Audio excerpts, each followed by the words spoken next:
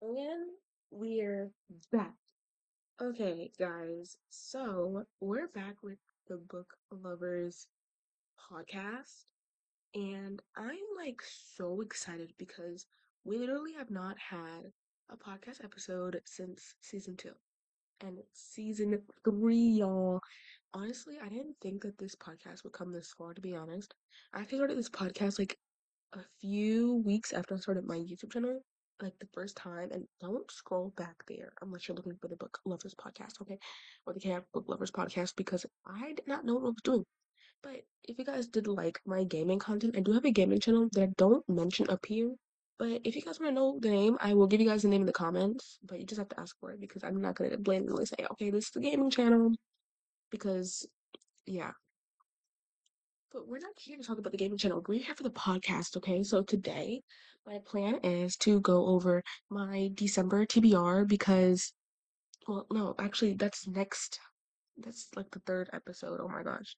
But I didn't want to like say because we have a lot of new subscribers and they're here from like my actual videos, like with me in them and everything, like my face and everything. And I know you guys like might not be used to this specifically.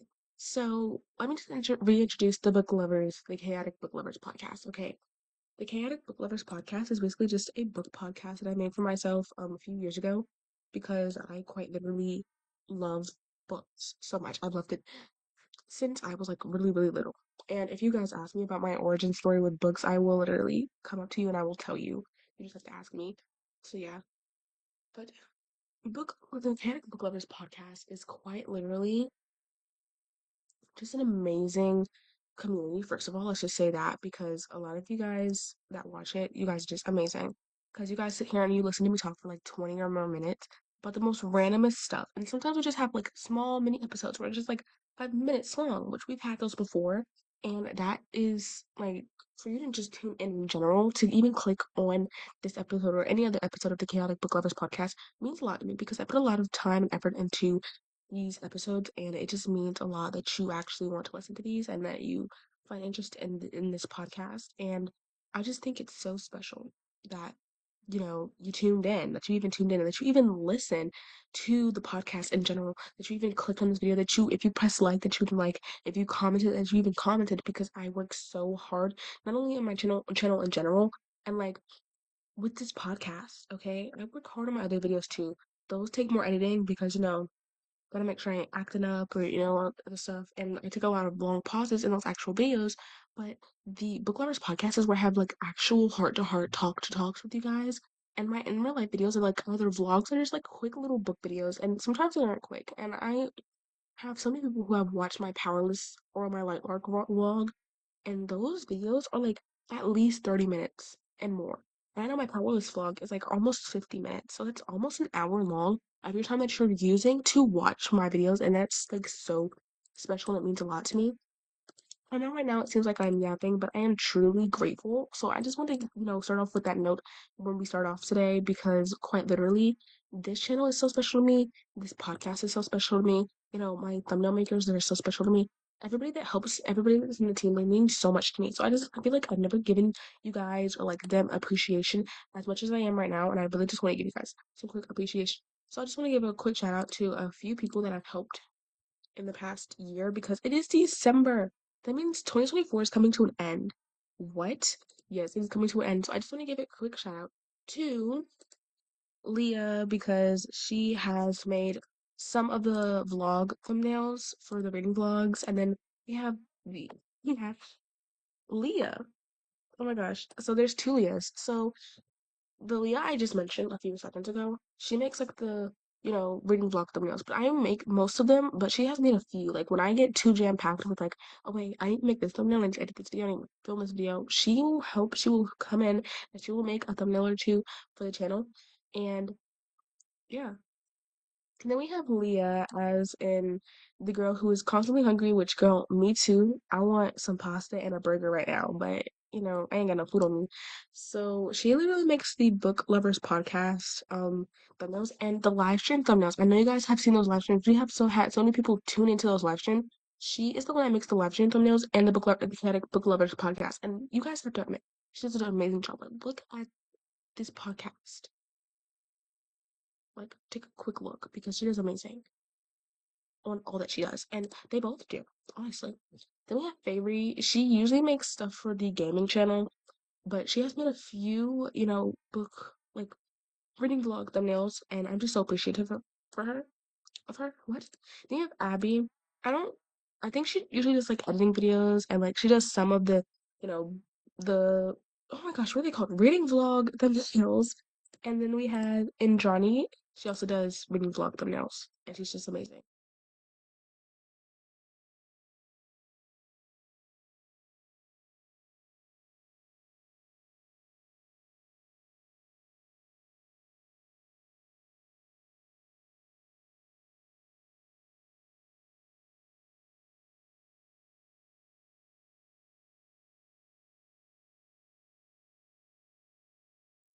So yes, now that shoutouts are over and all that good stuff, I just want to go ahead and get into the actual podcast episode.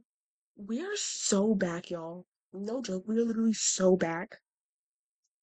Oh my gosh. Okay, I need to check real quick. When was the last podcast episode? Because what the heck? Was like not even talking about like the marathon.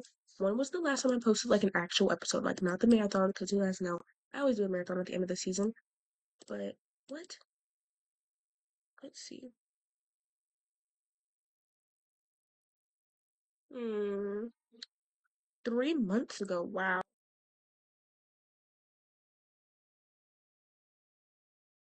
Yeah, it was 3 months ago. That's actually crazy. That is wild. What the heck? Okay. 3 months ago that we did a podcast episode is crazy. What? So, like, I know this episode so far has not been about books too much, too much, but we are trying to make do with what we got, okay, y'all? And I'm sorry there's like long pauses of silence. I try to keep these as unedited as possible because I want them to be like raw, you see the real me, because I edit a lot of the videos that I post. So I want to like not edit this one. I don't like to edit the Chaotic Boulevards podcast because it's supposed to be chaotic, it's supposed to be crazy, it's supposed to be fun, it's supposed to be weird, it's supposed to be, all this crazy junk, okay? But yeah. So if you really want to like catch up, you can go watch the other videos that I posted because I've been posting really frequently. I posted a lot in November because November, I don't celebrate Christmas, but I do celebrate Thanksgiving. And Thanksgiving is one of my favorite holidays because I literally always celebrate Valentine's Day and Thanksgiving. So, you know, I, oh my gosh, what is it called? Literally celebrate Thanksgiving. And I was like, if I'm gonna get fed on Thanksgiving, you guys are gonna get fed all month. And I know, like, at the end of the month, I fell off, okay? I'm gonna say one thing, my phone broke. So I couldn't film anything. I don't have a camera, I don't have a professional camera. I use my phone to film, and my phone is broken. It is still broken, and I'm hoping to get it repaired today. But yeah, but in the recent times, I have done a lot, and I had so many videos planned that I wanted to finish off the month of November strongly, but I couldn't. And if you guys don't know, the Chaotic Book Lovers podcast is actually filmed from my computer. And the last few days of November, I was actually really, really busy because I was back to back baking, been writing my book for my project that I'm doing for you guys because I really want to finish it. I have been Black Friday shopping. I have been trying to get this done. I've been trying to film from my gaming channel because my sister Anaya, she has been on this podcast before, but she let me use her computer, her iPad, so I've been able to post on my gaming channel. But she does not let me record my book videos on, her iPad because you wanna know why? Because I take 7,000 years to film those. I usually take up to an hour of filming and I have to come and edit it. And my computer runs extremely slow, so I can only run like one application at a time.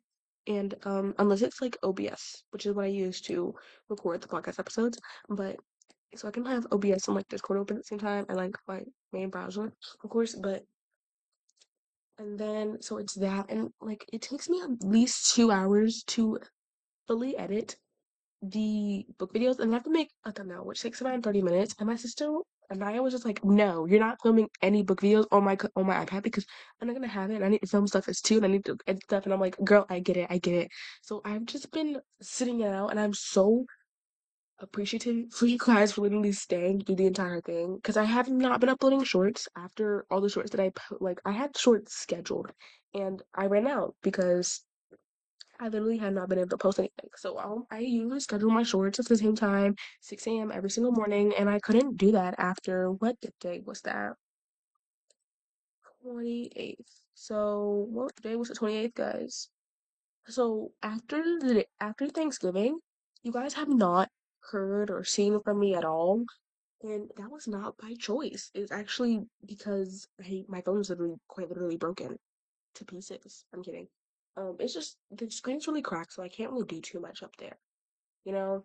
And I'm scared of attaching it to the tripod because I can get to the camera and I can start recording because it's literally just a swipe and then I can click the volume button and it'll start recording for me. But I'm scared of attaching it to the tripod because every time I press too hard, it literally starts glitching out. And I'm scared that if I put the tripod on it, which the tripod holds it tight so it doesn't fall, I'm scared that it's quite literally just going to either shatter the screen or it's going to start glitching out like crazy and I'm not going to be able to use it ever again. So to the point where there's no repair because I'm a really paranoid person. But it's okay. So yes, by force, I have not posted since Thanksgiving. That was definitely not a choice. Actually, like I said, I had so many other videos planned, like full-length videos, not just shorts, full-length videos that I want to close out the month of November with, but I could not. And I was so upset. Like, there's this challenge called Blind Deaf Mute. I really want to do that with my siblings, and I want to, do like a cake, where we bake a cake, blind deaf mute. But we couldn't. You wanna know why? Because my phone was quite literally broken. And then I want to do like book vlog at like libraries and everything because I've been to libraries and I've been to bookstores ever since my phone has broken and I really want to do that. But once again, I could not. You want to know? Because my phone has been broken and it's not working and I literally cannot edit it and I can't transfer my videos anywhere. Like I can't even open up an app without it start like tweaking out, without it crashing out. So yeah, well, I've had so many videos planned. I've also had like just normal vlogs, like day in a life vlog with me and all the other stuff. And I don't celebrate Christmas, so that means you guys aren't going to be getting like Bookmas or Vlogmas from me. Which for me it's Bookmas because book YouTuber, obviously, but you guys are getting that from me because I don't celebrate Christmas, so I don't see the point in doing it. But it's just crazy. So I'm just hoping to upload frequently this month to make up for what I didn't get to do at the end of November. But it's gonna obviously be like mostly podcast episodes because yeah, hopefully I can like come in, jump in the middle of the month with an actual video of myself if my phone gets repaired on time. But yeah, so at the start of January, I am gonna be taking a week long break from the channel because y'all, all you guys are gonna be getting is like shorts if I can manage to do that. But like actual videos themselves, nope, not for me, not for a full week. Actually, because why just take a break, okay? Which sometimes we need to take a break. And yeah. Also, since we're like here, this is not a wrap up, but I have told you guys how much I love Five Survive before. And I'm looking at like the little thumbnail thing and Five Survives up here because yeah, obviously I chose Five Survive for the thing. But it is literally so cute. Okay. What? The thumbnail. The thumbnail is so cute. Not the book. The book is actually terrifying. But Holly Jackson is coming out with another book. Guys, she's coming out with another book, and I'm just shook to my core because Holly, girl, can I get an arc? I ordered the special edition to Hook's Guide to Murder, so can I get an arc? Also, I figured out that so on Amazon they have all of the Hook's Guide to Murder trilogy special editions, and I just thought Killjoy didn't get a special edition, but I saw this video and this girl was like, "Yeah, I got the special edition," and it was in the same theme as the one that you see on Amazon. So I had to look it up on eBay, and apparently, the Killjoy special edition is only available in the UK. So I'm gonna have to get one off of eBay because I really want it. Because even though I didn't enjoy Killjoy as much as I enjoyed the rest of the series, it wouldn't hurt to have the special edition, right? Right? So it really wouldn't hurt to have the special edition. 'Cause, yeah. And I've also like I also have the signed copy of The Striker from Anna Huang, and apparently, well, not apparently, because I got the email and I literally announced it in my Discord server, but Anna Huang has the like, not a special edition, oh my gosh, she has a signed copies, and she said they're limited, but it's actually for the past week, and there's still some in stock, so I think it wasn't as limited as they said it was, but still, I didn't enjoy Twisted Games that much, but I think I might get it. I think I might get it. And you know why? Because it never hurts to have, an extra signed copy of something.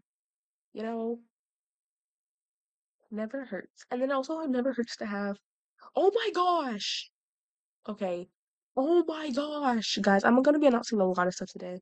Hold on, I'm gonna tell you guys up here because quite literally we're talking about quite literally nothing, but it doesn't hurt to have an extra signed copy of something from one of your favorite authors. Y'all, I was checking my email because I was like, is there any like cool, exciting news I can say on today's podcast episode? And I can, guys.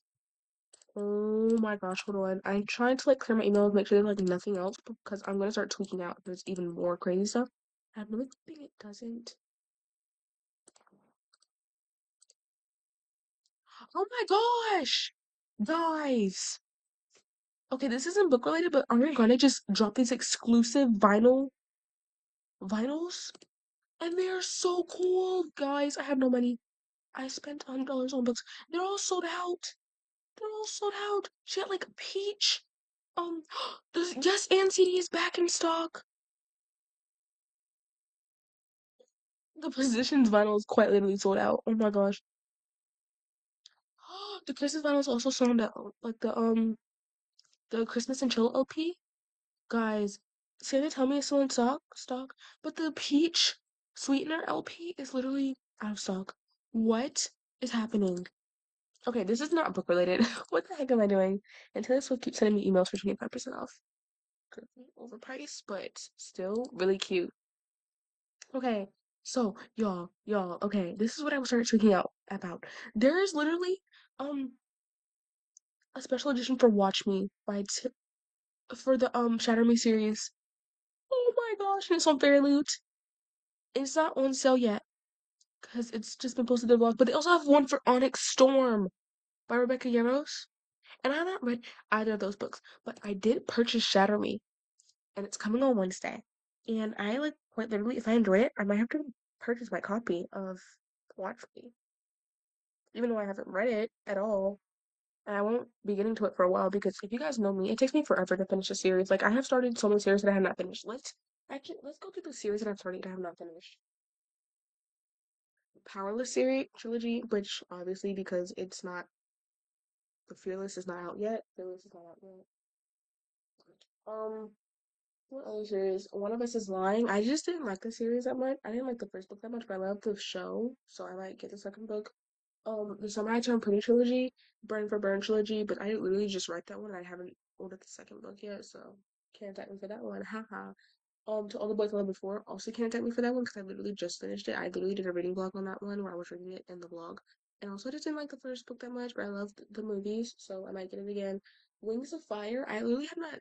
I started it, like I started it a while ago, but I have not, you know, actually read it. So I'm gonna like try and read that. Maybe January. Maybe I can read that in January. Mm-mm.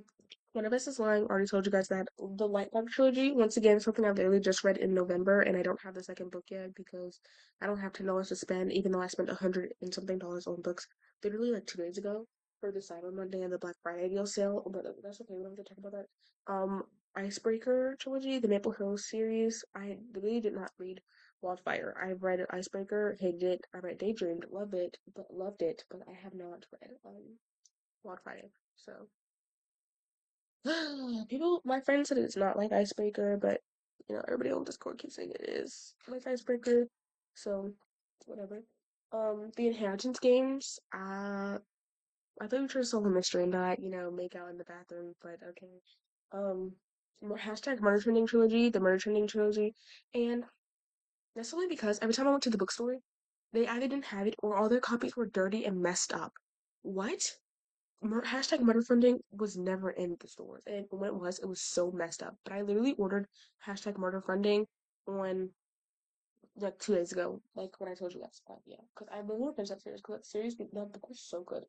The Liar's Beach duology. I rated Liar's Beach like 2, 3 stars because why so many side plots? Why so many side plots? What the frick is all that noise outside? Sounds like someone's doing a choir. Harry Potter. Oh, that's downstairs. Harry Potter. I just didn't like the first book because I'm not big on fantasy. So yeah, the Tristan Strong series or whatever. I'm butter reading that with my mother. I mean, I've not finished it yet. So better than the movies. I just read that book just finished reading that book like a day or two ago. So cut me some slack, guys. The Pumpkin Spice Cafe, guys. I would if the books were not $18 a piece, but they're on sale right now. But I didn't get one because don't ask me why am I. Because I was like, I want to read the Christmas Tree Farm because it's in winter and we're in winter right now, and I want to be in the mood. But that means I have to read the Cinnamon Bun Bookstore, and it's not that I don't want to because I definitely want to see like you know Hazel and Noah's story, but guys, I really just want to skip the book and then go back to the cinema bookstore, but I feel like it's gonna spoil so much. Just spoil so much. And I think the Christmas Tree Farm is like quite literally just, our little mini Lorelai and oh my gosh, guys, let me stop. Trying to make so many references. Um, I call her Jenny, because I don't know how I'm supposed to pronounce this. But Jenny and Logan, I think that's their marriage for the Christmas Tree Farm. Whatever. But I really just want to read that one, so I think I am gonna get Cinnamon Bookstore and the Christmas Tree Farm at the same time. So I can like as soon as I finish the Cinnamon Bun Bookstore, I can go.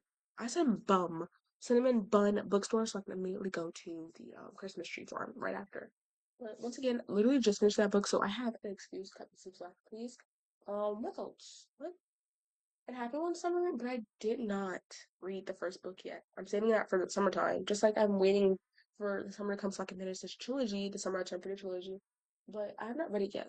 So technically, it's not something I've started. I just own the first book. And I think that's literally it.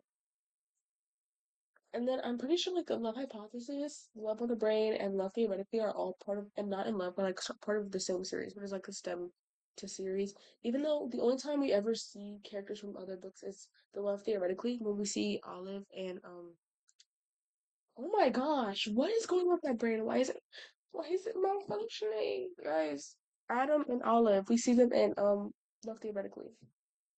So yeah. And then also the Kings of Sin series, but in my defense, the rest of the series is not even out yet because the King and Greek doesn't come out until like April, and I finished all the other ones. And the wait, what's the series called? Goodness. Guys, I'm not gonna go searching for the series name. Guys,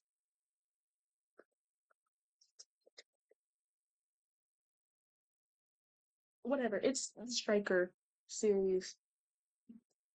The soccer players or the football players depends on what. It's football in the UK, but it's soccer in the United States. And I didn't get confused one bit because I like to watch a lot of UK, like United Kingdom stuff, so I'm used to them calling soccer football. But I quite literally, Anna, for her first ever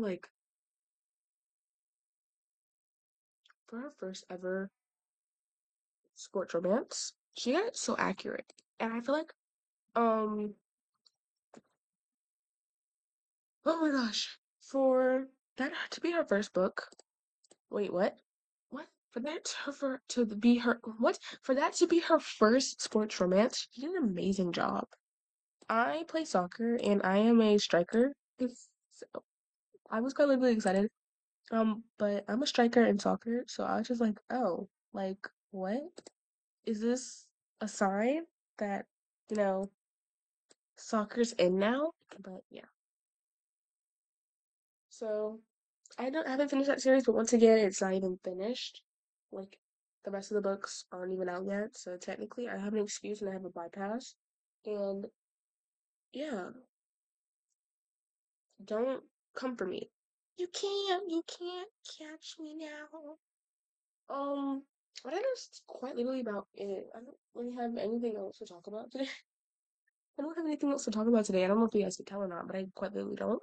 So I will see you all in my next episode or my next video. And love you all so much. Thank you guys so much for watching. My name is yeah, and goodbye. Make sure you guys like, subscribe, hit notifications so you guys never ever miss a video. I'll see you guys. And make sure you guys comment down below what else you guys want to see me talk about on the podcast. And we are back.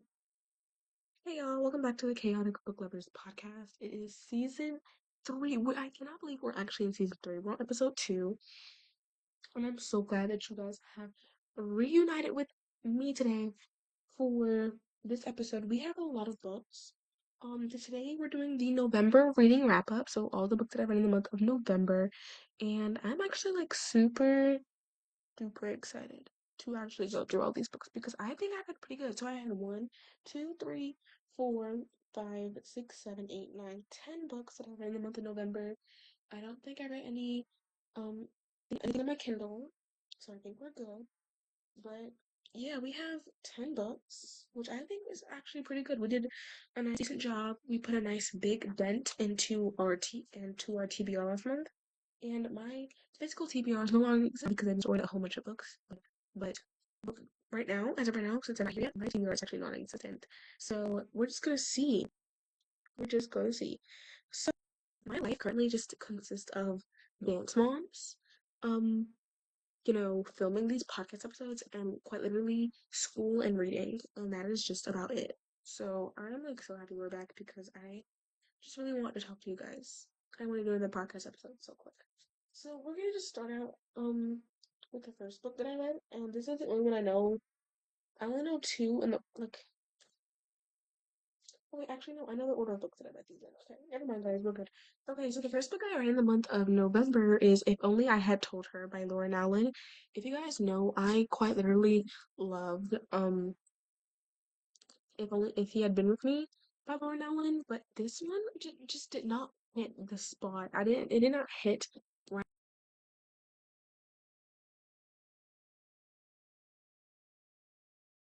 I thought it would hit. I thought this book was going to be amazing. I thought this book was going to be on top, but it was not.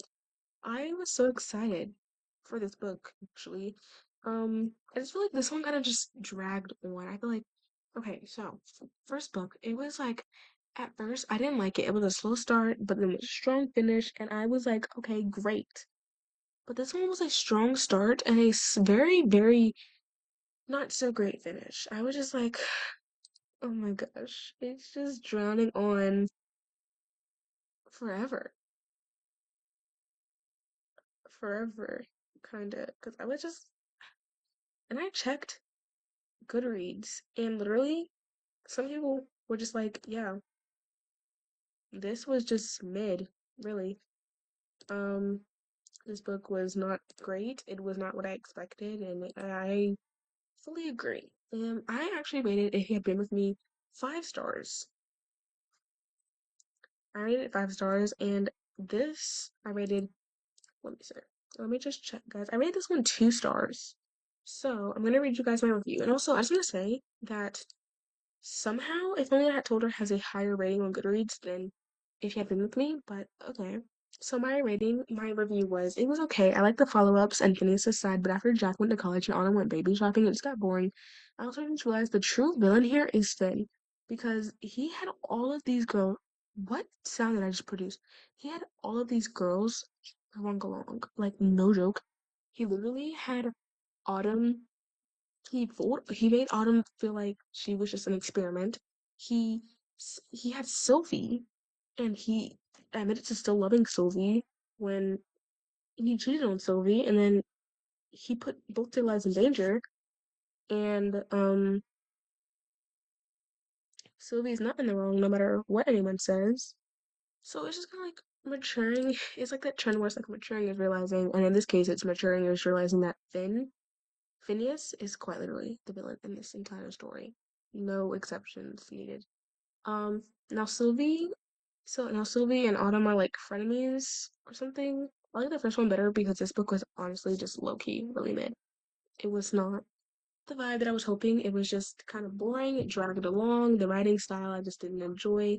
Um, I just feel like there was like something where I was just like we could have gone without, and we really could have. Honestly, we really could have. And I mean, I'm glad we got to see it and everything, but still, we really could have gone without it, honestly.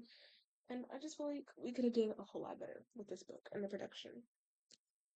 The next book that I read this month, why am I saying we? Whatever, I'm just gonna say we. The next book that we read this month was The Striker by Anna Huang. I rated this book 5 stars. It was amazing. I love it. I love this book so much. What does this even mean? What is this little tab right here? I mean, I'm gonna go check that. Okay, I love this so much. Okay, I know this one has an average rating of like 4 stars in general, but that is okay because I gave it 5 stars. Um, I'm gonna read you guys my review right now. Pull it up real quick. Okay.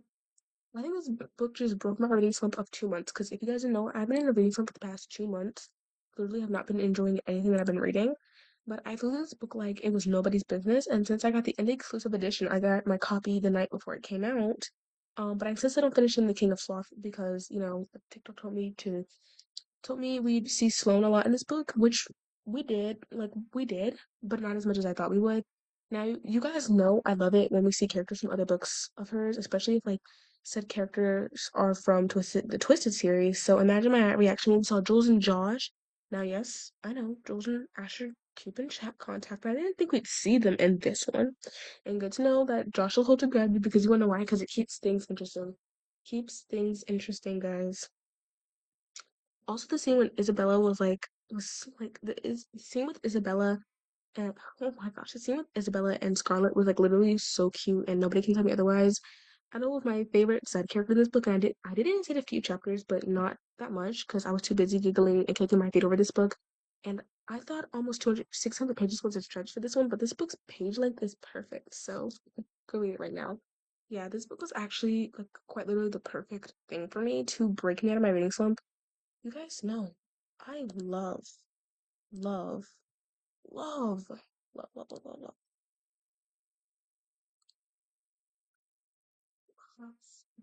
Anna Huang's writing. I love to be broken out of reading slumps. So bring on the action for sure because I am welcome to it all.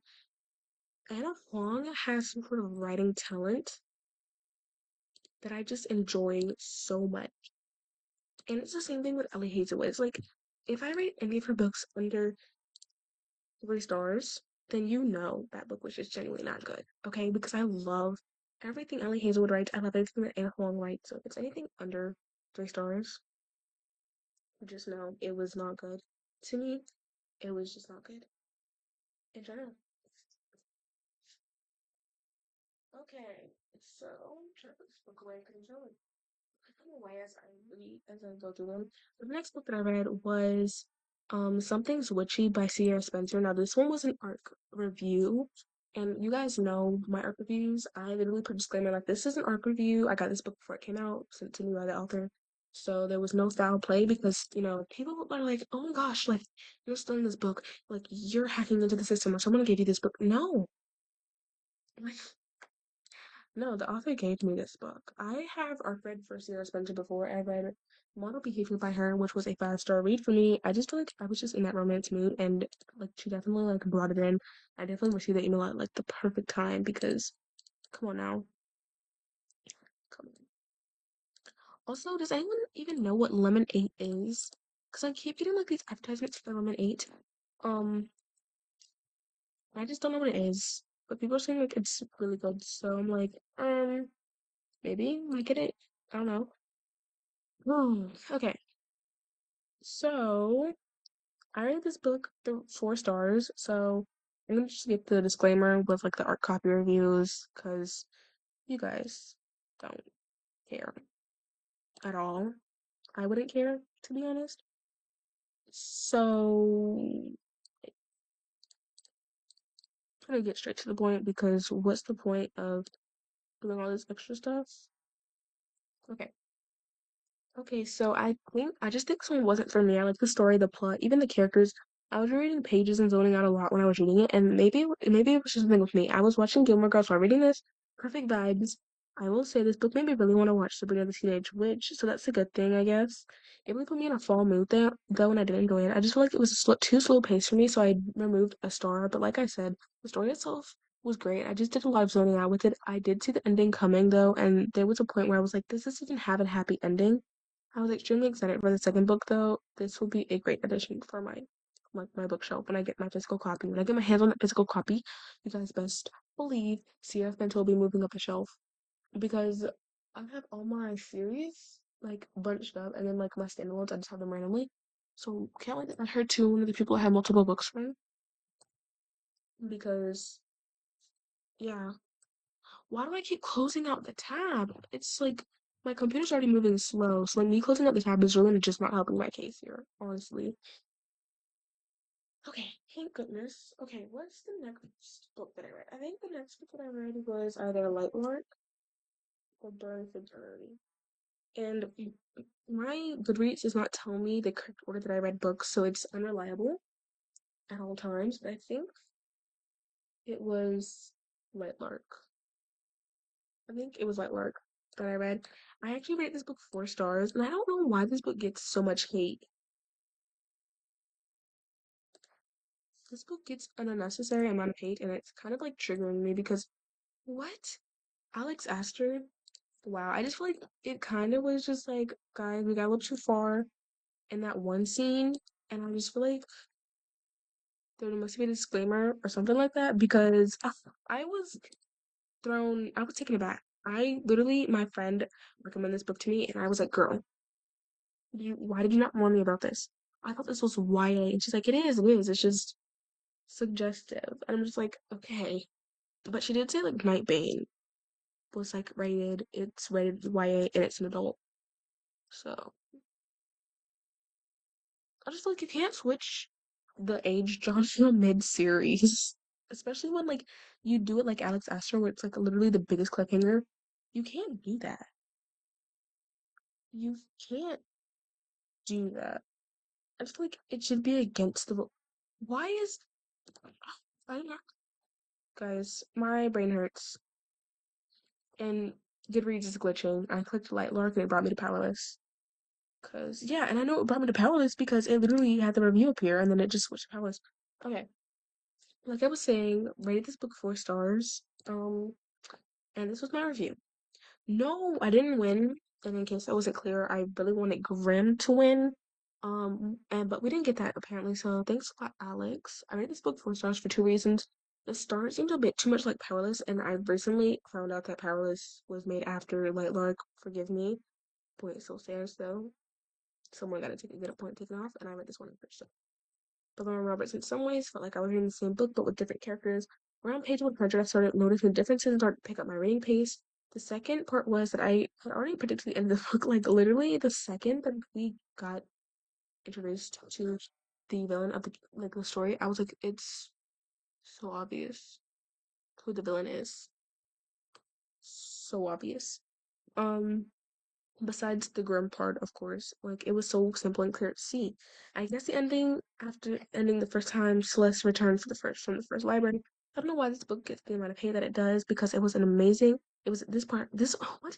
This was amazing. I got to the point where I turned the audiobook on while I was cleaning. I was giggling, kicking my feet. You know the drill. With me by now. Go read this one, give it a chance. Come back to me and let me know how you feel because this book was amazing and it gets so much unnecessary hate for copying other books. Obviously, you guys did not read up to 100. You guys obviously DNF'd a little too early before you even got to the juicy bits because it was good. It was good. Maybe it's oh wait, no, I meant Sky Shade. Sky Shade, as in like the third book. That's the one where it like crossed the boundary line of the age rating or something. But yeah, I don't know what it is. I feel like with me, I don't mind similar books because it's just like, oh my gosh, I love this book, so read this book because it's basically like has the same plot. We're following the same thing. Like it's so easy to get into. There's less world building if you think about it. Because everybody's always complaining about like fantasy series have so much world building and like I can't start another one for like another 7,000 months because I can't do all this world building stuff again. Well, go read a book similar. So I don't know what people compare this book to, but read Lightlark if you enjoyed that book because like guys, please. But I feel like it's just me. But I just cannot stand predictable endings. I'm just like, I'm hoping it's predictable. I'm hoping that it's so predictable that when it's not what I thought it was, I'll be surprised. But it's never that. That's never the case. That is never the case. The next book that I read this month was Burn for Burn, and I'm checking it right now. But I believe I gave this one 5 stars. Yes, I give it 5 stars. Um, this has a disclaimer, but this is like content warnings, and I don't know. But please read my review. I'm not gonna say the content warnings up here because I really don't feel like it. I'm tired. But please read the review before reading this book. Um, because yes. I am canceling my friend because what the heck? How did she ask me to read this book when she knows I hate cliffhangers? I'm kidding. This book was amazing. I flew through it and I can't wait to read the second book. I need to go ahead and order the second one. This was published back in 2012, so I'm glad we got some early 2000s slang. It was really nostalgic to me, to be honest. Kat is such a vibe. Sorry, I was like checking the publisher again. Kat is such a vibe. I love her so much. Mary has issues. I can already tell, but I still love her. And I like got my nerves on a lot. Like, do you not see how this is wrong? Like even before we came up with the plan, Rennie was so controlling and brushed off a lot of things. Like if you read the book and like you read the trigger warnings that I put up there, you'll be like, oh my gosh, she brushed off a lot of things that happened. You know, she was just a bad friend in general, and was the reason the trio fell apart. Like that has a good reason to hold a grudge. No joke, no lie, all truth. Can't wait to see what happens next in the second book. I feel like I shouldn't even have to say things. I feel like that review just kind of just explained every single thing, like all the emotions that I felt when I read that book. Okay, okay. The next book that oh my gosh, I'm pretty sure I like trashed this book so hard. Trashed this book so hard. And I'm so sorry to anyone who loved this book. This is a really popular one, but I give this book 2 stars. To All the Boys I've Loved Before by Jenny Han. No, no, no, no, no, no. Okay, I scrolled through it and there's like a lot of 2 star reviews. Like,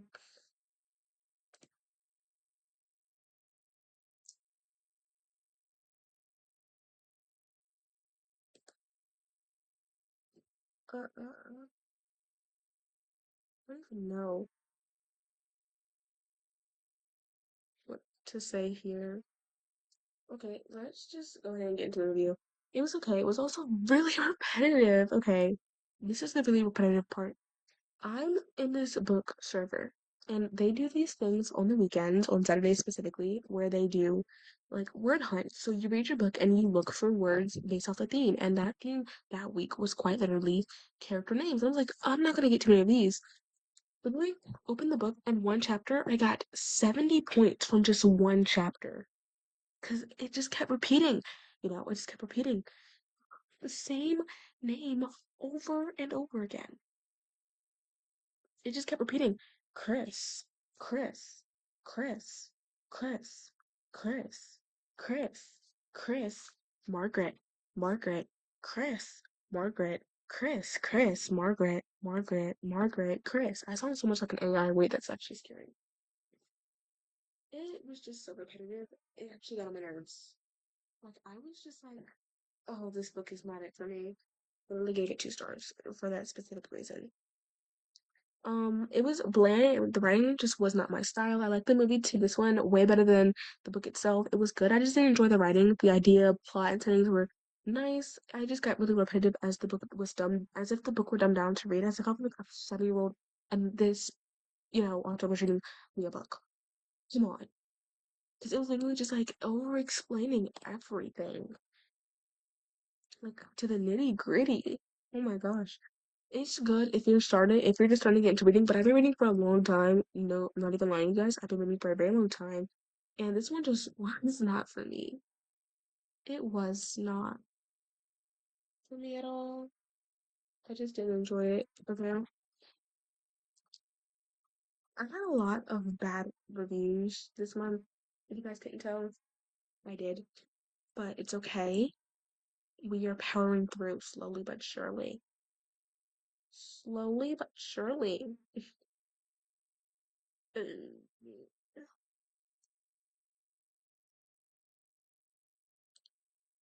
Slowly but surely.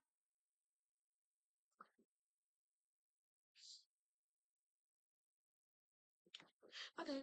So the next book we have is quite literally the Book of Fall. And if you guys know me, I call a certain show the show of the fall because it is so fall themed, and I love this show. And the show was on the November live stream thumbnail. If you're getting my gist and you're seeing where my boat is flowing and where I'm trying to land, where I'm trying to sail my ship, where I'm trying to land my plane, you'll get it. The Pumpkin Spice Cafe, the book based off of Gilmore Girls. 4 stars. This book was amazing, but it was not 5-star material. Okay. So my rating was a 4.2, and since we all know Goodreads does not let us put, decimals in our reviews, it's just a straight up 1, 2, 3, 4, or 5. I put 4.2 in the description, but I had to round it down for, Amazon, Goodreads, Amazon, please update Goodreads, please, Amazon, please, Amazon, Amazon, please, Amazon, please, Amazon, please. Round it down. It's over. So this book is literally the definition of Gilmore Girls coded. It's amazing. Logan is so Luke vibes. Oh my gosh, I love this book so much. I read it in a day. What was that? I read it in a day. It's not good enough for 5 stars, but nothing below 3. So I put it right in the middle of that, which is a 4 star. It was cozy, fast paced, and the perfect book to end my fall reading season.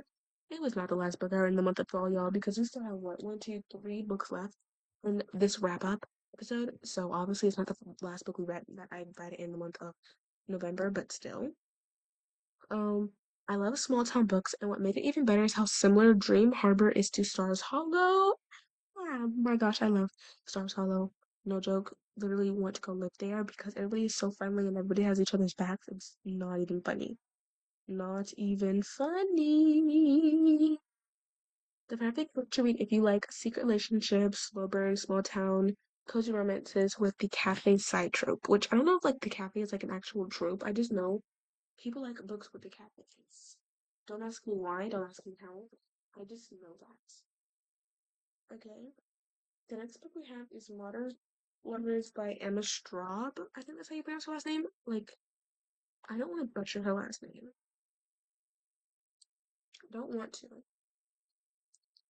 But this book is actually rated so,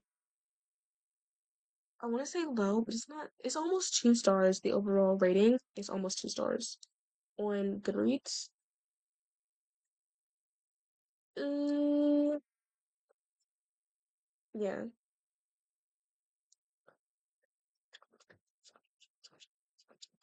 It just was not for me. I think, wait, what other books has Laura written? Because I feel like I've written, I mean, yeah, what other stories has Emma written? Because I feel like I've heard her name before. Look at the good read profile right now. Okay, I've never heard her name before. Just amazing. So I'm gonna just be straight up honest with you guys. I thought this was gonna be like an Emily Henry book because of the cover, but I rate this book 1 out of 5 stars. It was just not for me. It was not good. It was boring. It was not riveting. It was just kind of like, okay, okay. But let's go ahead and read the review. No, just no. Okay, so this book started off slow, then I picked it up and dropped it again. It was a bad adventure reading this book. Honestly, I thought it was gonna be like an Emily Henry kind of book based on the cover, but I read the synopsis as soon as I received it. I got this from a blind date with a book on Etsy, which the person that sent me this, I hope you see this video. Because when I got this, I sent them my Goodreads, and this is just supposed to be a normal nonfiction. It's not even supposed to be a romance or anything. Most of my Goodreads is consisting of romance. So what were you thinking sending me this? They sent me this, and then they sent me It Happened One Summer, which I still need to get reading, but I'm gonna wait till freaking summer to read that book because, girl, as if I'm gonna be reading a summer book in the middle of winter. I do want it to be, I want it to be summer, but I'm not going to spoil my summer reads from it like midlife crisis, okay? And I knew from the start I would not like this book, and I was correct. But I tried it anyways, and it just wasn't for me. I finished it, you know, and that's all there is to it. I just wasn't into it, and I couldn't get into it. Okay? Oh wait, I didn't read one more book besides the what I told you guys. 'Cause I told you guys I read 10. But technically I did. I only finished 10, but I did it my first ever DNF for this year. Crazy, right? We're gonna just go ahead and get into that one. Um, before I forget it again. And that book, something I was like so excited to read. I was so excited to read this book. Wait, guys, oh my gosh, it's glitching out again. My Amazon Goodreads is, guys, oh my gosh, no, my browser is not responding. Oh, this was, let's go let that do its thing. This book was a 1-star rating for me, but I DNF'd it. I thought it would be better than the movie. It was not better than the movie. So I don't know what exactly I was thinking, what my thought process was,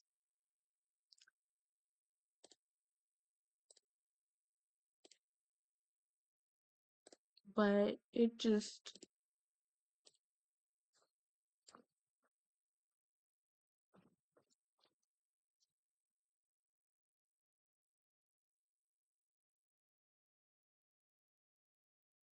wait, oh my gosh, it's actually November. I don't remember what day I read it. My Goodreads says I didn't ever put it up here. Okay, I think that's when I think that was like the days that I read it and everything. So that means my thing is inaccurate? Has it not been tracking? Is that why I can't seem to find anything? Oh my gosh, guys. I'm like actually gonna crash out. Okay. Okay, so this was a DNF. Leave the World Behind was a DNF because it was just boring to me. Um, I just really wish it was better. I thought it was gonna be, better than the movies. Hint, wink, wink, hint, hint. But it was not. It really was not. And I was so hopeful. But it was over explaining. There was an entire chapter talking about her grocery list and what she bought that day and what brand she bought and what kind, like the gluten free and like the the freaking down to the nutrition facts. I just did not need to know that. It just dragged on. It was boring, over explained, bad writing style in my opinion. I just did not like it. Oh, I'm so sorry. I'm so sorry. Oh my gosh. Okay. The next book that I read in the month of, I would say February. Whoa. Whoa. And then after that, I was about to say January. Whoa. Okay. The next book we have is Better Than the Movies by Len Painter. This book was a 4-star read for me, but this is not what I closed my month of November out on. No, because I need to end it up with a bad book. Because I just love doing things like that to myself. But this book was a 4 stars. So this is my review. This book was really good. Honestly, only took 1 star off because Liz was getting on my nerves. For someone who loves rom-com stories and will fight anyone who doesn't or does not understand it, which me too, girl, but still, she missed some really big signs. Lynn has an amazing writing style, and I'm angry because I didn't get to read this before now. It was a slow burn. I hate slow burns so much, but I'm willing to ignore it this time because I am in a good mood. Amazing story. Would recommend to anyone wanting to get into reading. I read this book in one day. It was so fast paced and cute. It does have long chapters, but it means more content and excuse to continue reading. We'll be reading Nothing Like the Movies, and that one's already out. I forgot that was already out, and I was like, oh my gosh, I should have just bought both of them at the same time, but I was scared I wouldn't like it. So, cause you guys know I'm the hater of all books. I'm the hater of all books, honestly. So I was scared I wouldn't like it, so I didn't get the second book. But I did like it. I need to get the second book, okay? I need to get the second book. I also need to get Cinnamon Bun Cafe because what in the world? That book was amazing. Oh my gosh, the next book I read is rated historical fiction. And then it's just rated historical.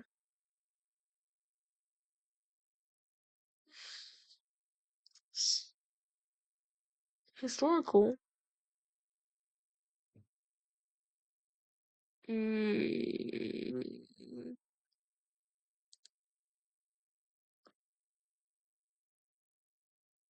No, Beauty and the Beast is not historical. Okay, the next book I read in this month was Rebel Rose by Emma Dearbolt. Hopefully, I'm not butchering her name. This book has so many good reviews, and I wish I could have been one of those good reviews, but I rate this book 2 stars. It's in the context of um like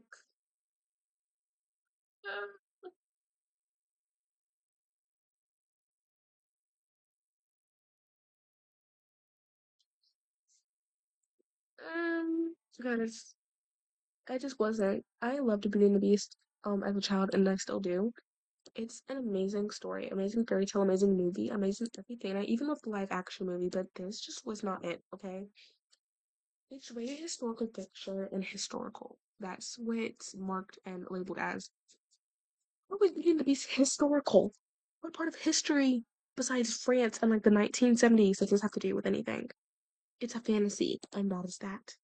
Is this dystopian? Would you guys consider this like Dark Academia dystopian? No, it's not. Wait. No, it's not dystopian. I have no clue what dystopian even means. Okay, I'm gonna have to look that up later on in my life. Not today though, because this is the last book that I'm like really tired. I'm gonna go take a sleep. Take what? Take a sleep, Maddie. I'm gonna go take a nap or do something with my life, okay? Because sitting here complaining about a book is not it, but it's okay. This book I read it 2 stars. It was okay, and if you guys know, I read these books out of order. I read the one about Jasmine first. It was basically the same as the second book in the series. It was kind of boring, basic. I was gonna read the last one in the series, which I think is about Mulan, but I might. If the entire series is like the same plot, kind of, but with different Disney princesses, it was okay. Definitely a maybe read. Not something I'd recommend if someone's like, "What's your favorite fantasy?" Not this one. Not this one, guys. Obviously, guys, go read Lightwork or read Powerless or read Tristan Strong or something like that. Read Wings of Fire. I haven't even read that, but I can already tell it's gonna be amazing. So, let's do don't read this. I think my overall rating for this one, like in stars, if I'm calculating, I think my overall rating is like a 2.22, 2.30 something because I had a lot of 2 and 3 stars this month. I really wish I could have had more 4 and 5 stars this month, but I had no 5 stars this month. If I wait, no, we had Burn for Burn. Oh my gosh, I think we had a lot more 2 stars than I could have wished I had, but okay, yeah, that is it. Thank you all so much for listening to me yap for the past 35 minutes. I'm gonna see you all in my next episode. Thank you all so much for watching. I'll see you. What am I saying? Okay, make sure you guys like, comment, hit the notification bell so you guys never ever ever miss a video. Make sure you guys comment down below what was your favorite book on your November, reading wrap up. Like, what was your favorite book that you read in the month of November, or just tell me your entire. Show me how far obsession goes. Mm. Could have been more, now we'll never know. Y'all, the Spiderweb music video by Melly Martinez drops tomorrow. So I've been re-listening to Portals because duh, DBR for this year, for the year 2025. What? What? Oh my gosh. Guys, it's all coming to an end. I'm like so oh my gosh, I'm just like, what in the world? What the heck? Honestly. Well, enough of all of that. Obviously. I'm like, what in the world is like going on? Because there's just like a lot, and I'm just trying to figure out like where do I stand within all of this? It's just a lot, and it's confusing. That doesn't help the fact that it's a lot, you know? It really doesn't. But we have to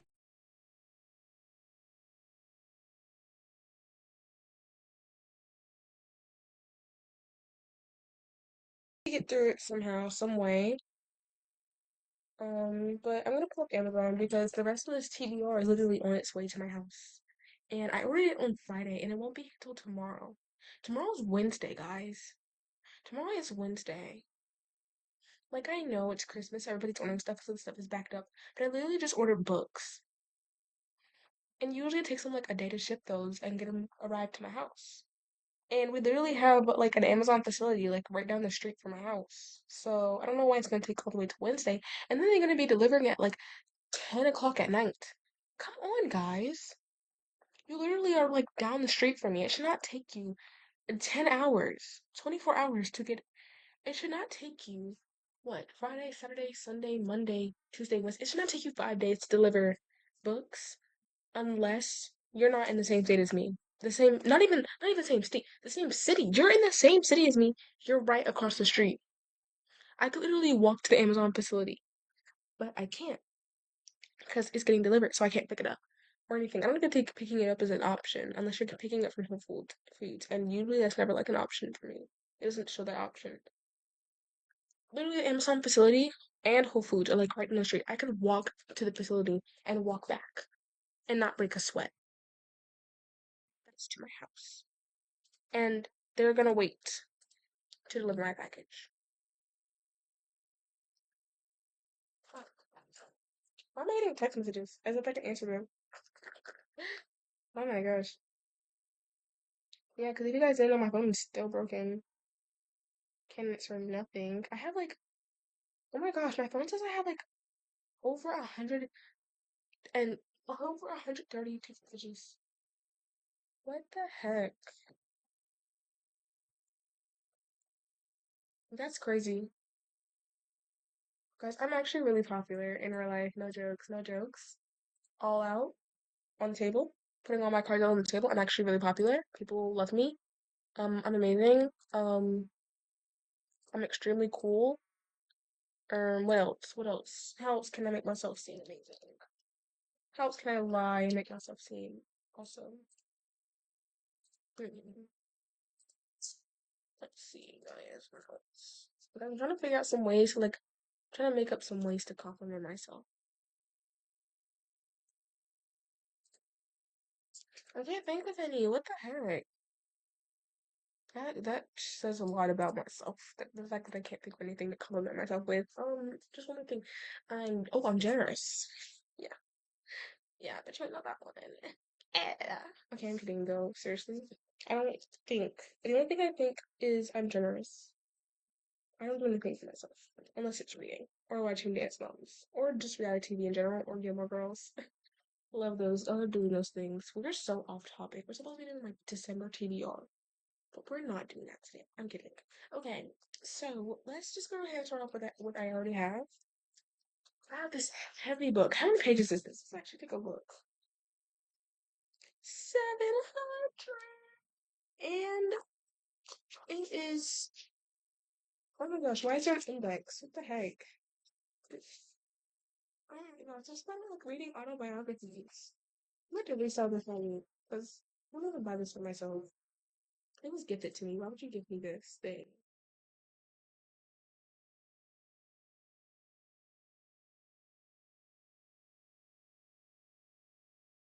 I don't know why anyone would ever gift this to me. Like everybody that knows that I read knows I don't love um autobiographies, like unless they're like general memoirs from something that I actually care about. This is a political memoir. I don't even like politics. I don't like getting involved with politics. Right. It's 700 pages exactly. What the heck? Okay, I don't know if I'm gonna rate this one. I literally this was literally handed to me. I don't even want this, and it's heavy. I feel like the only time I could do this if it was Fourth Wing. Because that's something I've been wanting to read for a long time. That's something I'm actually interested in. Wait, let's see what this is about. What do I know? Wait. Oh yeah, presidential memoirs. This is the Barack Obama Promised Land. I'm not reading that. So that was gonna be on my TBR until I like saw the pages and I realized how heavy that shit was. But okay, why is there a plane taking this book? Where was I traveling to? Okay, so the next book we have up here is this janked up, poorly taken care of Wings of Fire book. Oh my gosh, it's like random things. The pages are glued together. What the heck? What kind of condition? Okay, if you guys are wondering, yes, I own this book. This is mine. I bought it in perfect condition, and now it's like this. I actually have no clue what happened to it. I got this like when did I get this? I got this like 4 years ago, and I lost interest in reading. I really wish I could pick up anything that I could like force myself into reading because I was just really trying to get back into it, and I couldn't. I really couldn't. And so this happened. Yeah, I got this like 3, 4 years ago, and like all my copies except for the third book. Well, actually, the second book's really good. It's the first book. The first book is janked up, but like the second book is like it looks like I just got water on it, but it's not janked up to the point where I can't even open the pages. And then the seventh book, which don't ask me what happened to the rest of the series, I cannot tell you because I don't know. The seventh book actually is just perfect. It just looks used because it has like the little cracks and spine, like in the spine and everything. It's like yeah, it like honestly. So, but the first two books we're adding to our TBR is Wings of Fire, Book One, which is the Dragonet Prophecy. I actually been wanting to get into fantasy as of recently, and you're gonna see this more as I go through the rest of my TBR. And I'm trying to read more fantasies in the month of December because I want to go in the month of 20. I want to go into the year of 2025 reading a whole lot more fantasies. Like I want to be able to come back and give you guys like back to back fantasy, recommendations and like reviews because it's like I don't like fantasy. Okay? I don't like fantasy at all. It's kind of like I think it's just the world building in my case. It's the world building that I do not like. Um I don't like to read fantasies. I used to love fantasies. I don't mind watching fantasy movies, but reading fantasy books I just can't do because of the world building. It takes too long. I'm really impatient. I like action immediately. I like, getting something or if it's, the only time I can't do action is if it's like in a romance. Unless it's like when the spy romances. So, yeah. But I want to try and get into it. So I'm going to start off with something simple. So currently, for the past, this book with my mother called the Tristan Strong Trilogy. And we're on the first book, mainly because she's just extremely busy, which I totally understand, I totally get. So we haven't finished it, but that is going pretty good so far. But the world building is actually insane, and I'm like tuning out a lot during that book. So I want to be able to focus on it, and I want to give it a nice, decent, good review. So I am going to read the Wings of Fire series. Um, and I feel like I'm trying to try and do 2 books from the series a month. I think. Hold on, I'm gonna see how many books are in the series in a second. But let me see. Wings of Fire. I don't want the graphic novels. If I like the novels themselves, I'll get the graphic novels. What the heck is going on? Who's this author? I just guys, I don't. Oh my gosh, I have a limited edition of the first book. I'm gonna have to get it. I haven't even read the first book yet, and I'm like, I need the what's it called? Okay, here it is. There are 15 books. And I'm pretty sure it's like Warrior Cats, where it's like they're the same series, but they're different series. Yeah, like there's this one that's like Wings of Fire Legends. Wings of Fire and then Wings of Fire Legends. Oh my gosh. Okay, so we're gonna start off with Wings of Fire. Obviously, there's 15 books, so I'm gonna try and like read it like 2 books a month from this series because I just want to stay committed to something. If I have more than one of the books a month, then I'm gonna stay committed. I'm gonna want to finish it. So we have the first book, which is Wings of Fire: The Dragonet Prophecy by Tui T. Sutherland. I hope I did not just hear her butcher her name. I actually have no clue what the series is about. Ew, it's all crumbly. Oh, what did I do to this poor book? But it looks interesting. It's about dragons, and it's children's book, so there's not gonna be any unexpected gross stuff that I don't want to see. Because if you guys know, the only time I can do romantasy if it's YA, because I don't like random things popping out at me in adult fantasy. But this is a children's fantasy.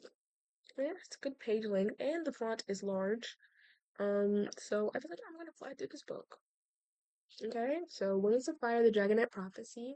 The first one, how many pages is this? It's about, yeah, it's like 200, it's about 300 pages. Okay, pretty short fantasy. And then the second book is The Wings of Fire, The Lost Heir.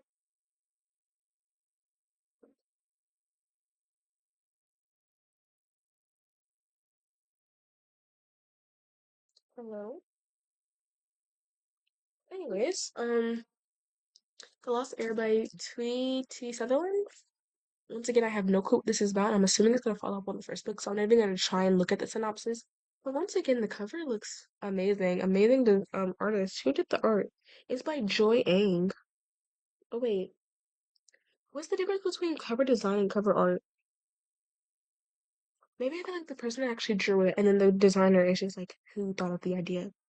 Well, I'm just gonna say Phil and Joy did the cover, and it's amazing, amazing job. I love it so much. It's literally so cute, actually.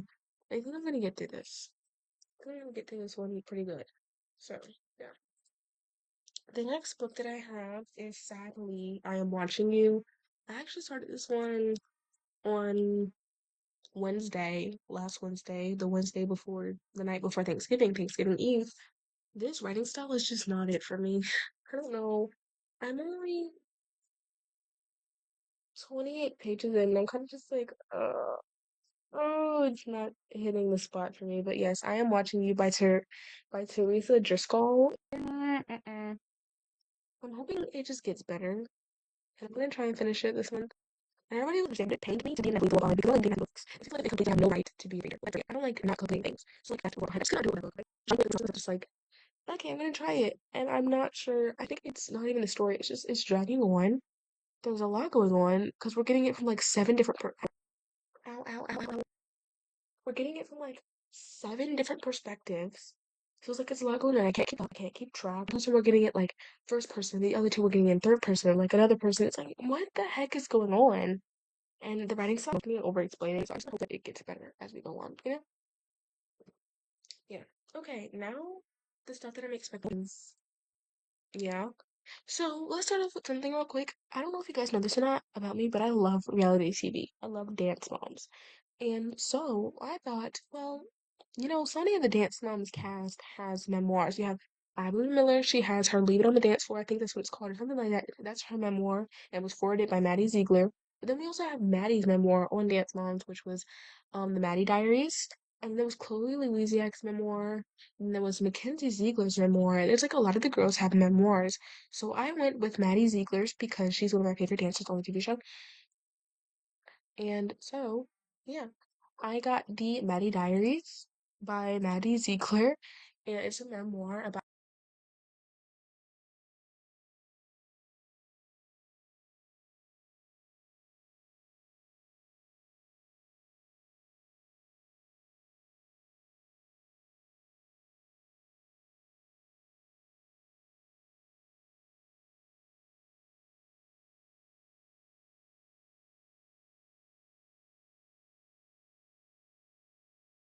her time on Dance Moms.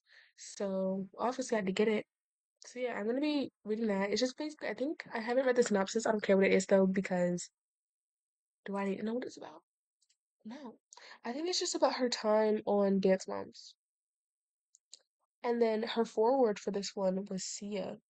Oh my gosh, why do most of these people like have are you guys gonna open it? No. They all have forewords. They, they all have forewords for this. And I'm just like, oh my gosh, that's a lot of forewords. Not over my bed, please.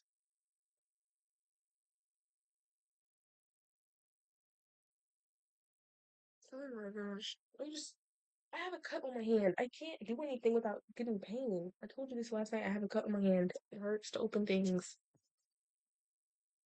Y'all, I was literally working out every day and I cut my hand.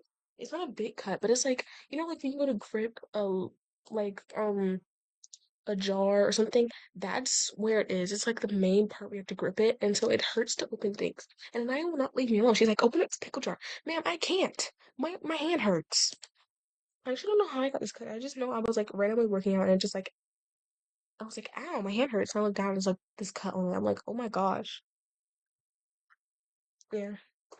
Then the next book that we have is hashtag murder funding, the second book in the murder trending trilogy. Oh my gosh. If you guys didn't know, back in I want to say like June, July, I read hashtag murder trending, and it was one of my favorite thrillers I've ever read before because the ending was like what? It was crazy to me. And like there was a lot of deaths in there. The deaths were like kind of emotional. I was like, oh my gosh, wait, I don't actually like what? So yes, that was a 5-star read for me, and it became one of my favorite thrillers. And ever since June or July, I was like, I need to read the second book, but I never did. So I ordered it. And I'm hoping to read it this month because I just really want to read Murder Monday. Because what might have I been missing out on? I actually have no clue what Murder Funding is actually about. I heard it follows different characters, which is actually kind of a bummer because D was literally like, we had that a cliffhanger with D, and then we're not even going to see in the next book. What in the world? Okay, next up we have Percy Jackson and the Olympians, Book One's The Lightning Thief. And I really want the original cover because it looks amazing, but the only one available was literally the Disney Plus edition, which looks so basic. It's literally just a trident. What the heck? Okay. But it's okay. It's okay. Like I said, I'm trying to get into fantasy more, and I asked, everybody was like, what's your good fantasies? And everybody was like, Percy Jackson. There's been people in my comments like Percy Jackson, Percy Jackson, Percy Jackson. Like this makes me feel Percy Jackson vibes. And I'm like, I've never actually read that book. So here we are, Percy Jackson. So the next book that we have is actually the book club book of the month. It is A Christmas Carol. Y'all, I did not choose this, but guys, want you guys to know, I did not want to read this. I've heard the Christmas Carol story like a million times, and it's just a no-go for me. Honestly, because it's not that I don't like the story. I just feel like since when you heard it so much, you don't want to hear it anymore. But I let you guys vote, and you guys voted for A Christmas Carol by Charles Dickens. And I don't celebrate Christmas, so it's kind of just like, okay, this is just another old book for me. Nothing seasonal, nothing to get me into no Christmas moods. It's kind of just there. So I'm hoping I enjoy it. It's A Christmas Carol by Charles Dickens. I got the Penguin cloth-bound classic version because I was like, if I'm gonna get this, I'm gonna get the nice version. I'm gonna get the version that I actually want to look good on my shelves. So I got the cloth-bound version. Simple as that. I also want to read Great Expectations by Charles Dickens because yeah. Okay, and the last book on my December TBR, guys, is Shatter Me um by Tahira Rafi. Guys, I know I just say her and butchered her name. I'm so sorry. Please forgive me or don't. But I'm just like, oh my gosh, everybody's been talking about the Shatter Me series, and I'm just like, I'm missing out. I'm missing out on so much. So, Shatter Me, I have purchased, and Shatter Me, I shall read. And it's a 6-book series, right? Oh wait, so it might be ongoing because the next book actually isn't out yet. It's April 5th, 2025, and that's Imagine Me, which is the 6th book. So there might be a 7th, maybe. But there is Shatter Me, Unravel Me, Ignite Me, Restore Me, Defy Me, and Imagine Me, which is the 6th book that comes out in April. Hmm. Unless my Amazon is just tripping. I can add it to cart. February 2021. Oh, okay. Okay, guys. Okay. Watch Me might be the 7th book. or it's just in a whole other series. Oh yeah, yeah, it's a whole other series, and it's a deluxe edition. I want it. I haven't even read the Shadow Me series, and I'm already looking. So Watch Me is Shadow Me, the New Republic. Um. Oh wait, no, I don't want to read that. I don't want to read it. No, don't read it, Maddie. Don't read it. Don't read it. Don't read it. Ugh, don't read it. You might spoil something for yourself. Okay. Oh my gosh. I hope this doesn't find you. I hope it doesn't find me either.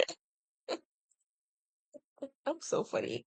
Okay, basically, I do want to actually read I Hope This Doesn't Find You and some Colleen Hoover books for a video because I Hope This Doesn't Find You is such a controversial book, and so is Colleen Hoover books. So I want to read those for a video, but let me know what you guys think. And I'm gonna do like a video where I read like controversial books, and I Hope This Doesn't Find You is one of them because of the violence that's in the book for a cute little quote unquote rom-com, which people say it's not a rom-com, it's a horror story. But we're gonna see. We're going to see. Okay? I mean, that's quite literally all I have for you guys today. I don't have any other. Hold on. Before we log off,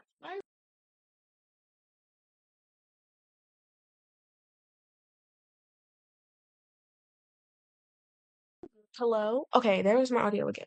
My audio went out for like a second. I want to quickly discuss this one with a fire. But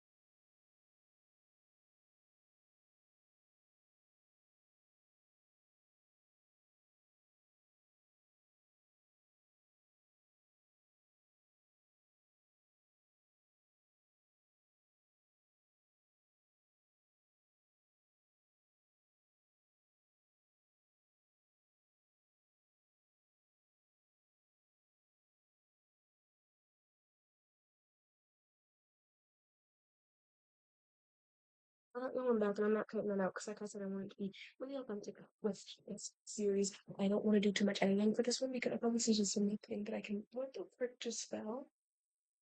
I just want to be really authentic with the series. I don't want to get anything out because I feel like this is the series I can actually relax and I can like, just have you guys listen and everything. So I want to talk about my copy of here, the Dragonette Prophecy, because why is it so jacked up? There's like pages bent, the pages sound crusty. There's like the pages are glued together. Quite literally, they're like glued together. You can't separate them. Like here, it goes from page 130, and you can't even go to the next page. It just flips all the way to page 46. I'm gonna try to like separate them right now though. Like real quick. Wait, it's actually gonna be really satisfying. Wait, okay. Because I've been at Barnes and Noble and it's like whenever they have like the sprayed edges on paperbacks, you guys know like the sprayed no, I just ripped it. Okay, there we go.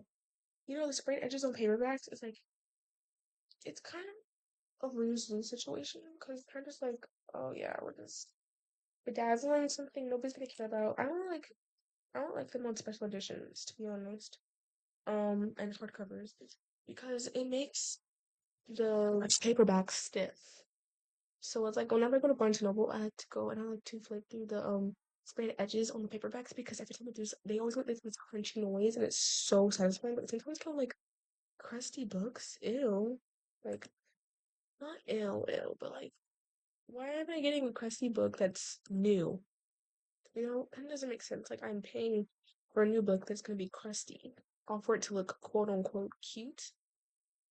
That's not cute. That's just weird and gross, man. Yeah, but before I end this off, I just want to go ahead and say from now on, I'm going to start doing um any day that I'm not posting, I'm gonna go live. Only because it is December. I told you guys I'm not doing like any vlogmas, bookmas, or anything. I just feel like I haven't live streamed in a long time, and since I don't have my phone, I want to try and get as much content as I can out this month because I told you guys I was making a few to you guys for editing you guys on like the last 2 weeks of Thanksgiving. So I'm gonna try and go live at least any day that I'm not posting a podcast episode or like quite literally anything. But before we end this off, go ahead and join the Fable Discord? Yeah. Go ahead and join the Fable Book Club. My phone is broken, so I can't control it right now, but you guys can go ahead and join and discuss the book. Um, Make sure you guys like, subscribe, notification, post case, never ever ever miss a video. Join the Discord server in the link down below. If you guys want to shop my Depop. I sell old books up there. Then you guys can go shop my Depop. I have like the Butcher and Blackbird up there because I'm not reading that. I'm not reading that. That's too dark for me. I can't do dark romances. But yeah, if you guys want to go buy Butcher and Blackbird for $6 on a discounted price, because even though the actual price is $10, if you buy it immediately it's $10. But if you add it to your cart or like it, I will send you a $6 offer. And if you get the $6 offer, you can actually buy it for $6 plus shipping. So, I mean, you didn't say that, honestly. You didn't hear that from me. So then you'll end up actually only paying $10 instead of $14 that Depop's gonna make you pay. That's just what I'm trying to advise you guys to do because I'm just trying to, be a nice girl, be a nice person. But that's all for today's video. Thank you all so much for watching. Wow. So, it is. I'm just tired. I don't want you guys to know that my energy is off. It's like I'm so tired, honestly. Bro. Because I know I just came in here and did not close my door. I just realized I also don't have water. Oh my gosh. I hate not having water when I'm filming these because I be yapping. No breaks accepted. Just straight up yapping. But yeah. Today we're just doing what the title says. We're reading bad reviews on books that I love.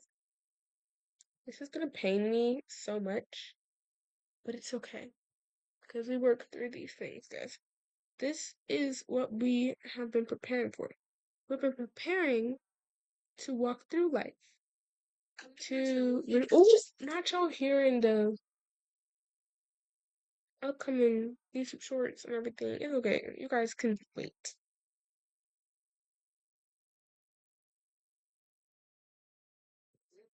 Okay, she's talking about she's talking about she closed my door. No, she didn't. No, she gosh diddly darn didn't. You wanna know how I know that? Because it's wide open right now. That's how I know. She what? She could get away with it, but she did it. She told me to do it. She was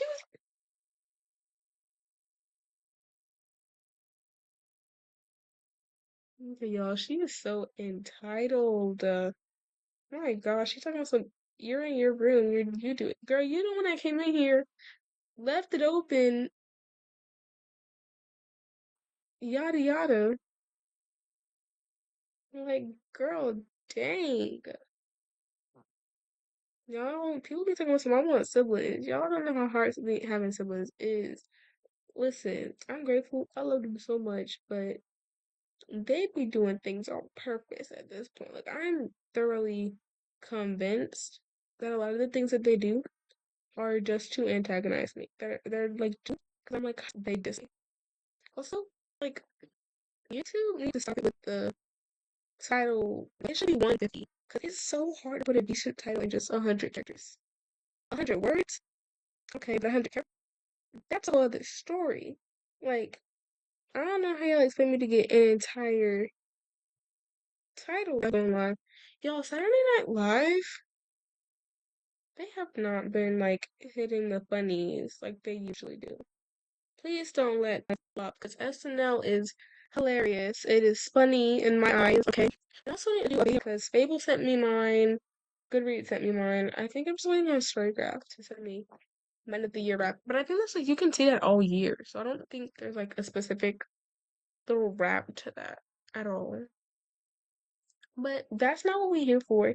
So we're gonna go ahead and get into this. Wait, no, recently read. Okay, so we're gonna go to my 5-star reads specifically. And we're going to read the bad reviews to my 5-star reads today because yeah. And the reason I'm like doing only 5-star reads and nothing below is because I want these to be like my favorite books, my 5-star reads. So yeah. So the first one we have that like first was Burn for Burn by Jenny Han and Sayobin Vivian. So I'm actually kind of scared. Okay, so we're gonna do 1 star. We're not even gonna do 2 star, 3 star, 4 star. No, we're gonna do 1 star. And it says there are only 769 1-star ratings. Okay, first one is, oh, this one is not too lengthy, but it's kind of lengthy. Yeah, no, was not a fan.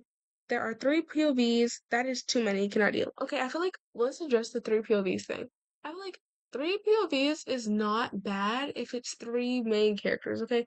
I think it's only bad when it's like you're mid-story and then you add a new point of view because it's kind of confusing, but like we get all 3 point of views right off the bat, right?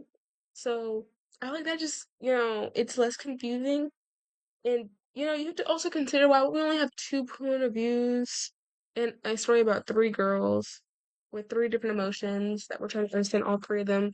And it's supposed to mainly focus around these 3 girls. And people were always talking about some like it wouldn't have been like such a problem if I could actually like tell them apart. Well, you'd be able to tell them apart if you were like paying attention. And I like the only exception to like hate on a book for having multiple point of views is if they have 2 point of views already, right? Two, and actually there were points of views already, like in I Am Watching You, and they just kept adding point of views in the middle of the story. I'm just like, I cannot keep up. Can you get it with? But this in particular already started off with 3 point of views. So you should just be paying attention because if you're paying attention, you would have been able to decipher each character from each character. So much stereotype. Okay, wait, hold on, I skipped the entire thing. Nobody has logic or character motivations. Why? No character motivations? Wow, where do I start? Where do I start? When Kat literally was betrayed and lied to for 2. Are I like wow? The heck? That's why I can't stand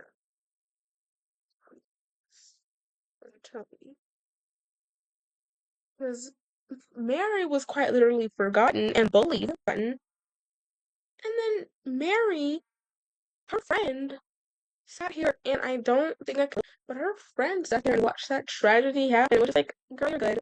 No character motivations to want to get back at anybody. Like, so much, but even at the end, I couldn't remember who went revenge or who for what. Okay, I'm not gonna comment. I hated all the characters, so that was great. Not all their plans were really dumb, childish, or dangerous. Just not fam.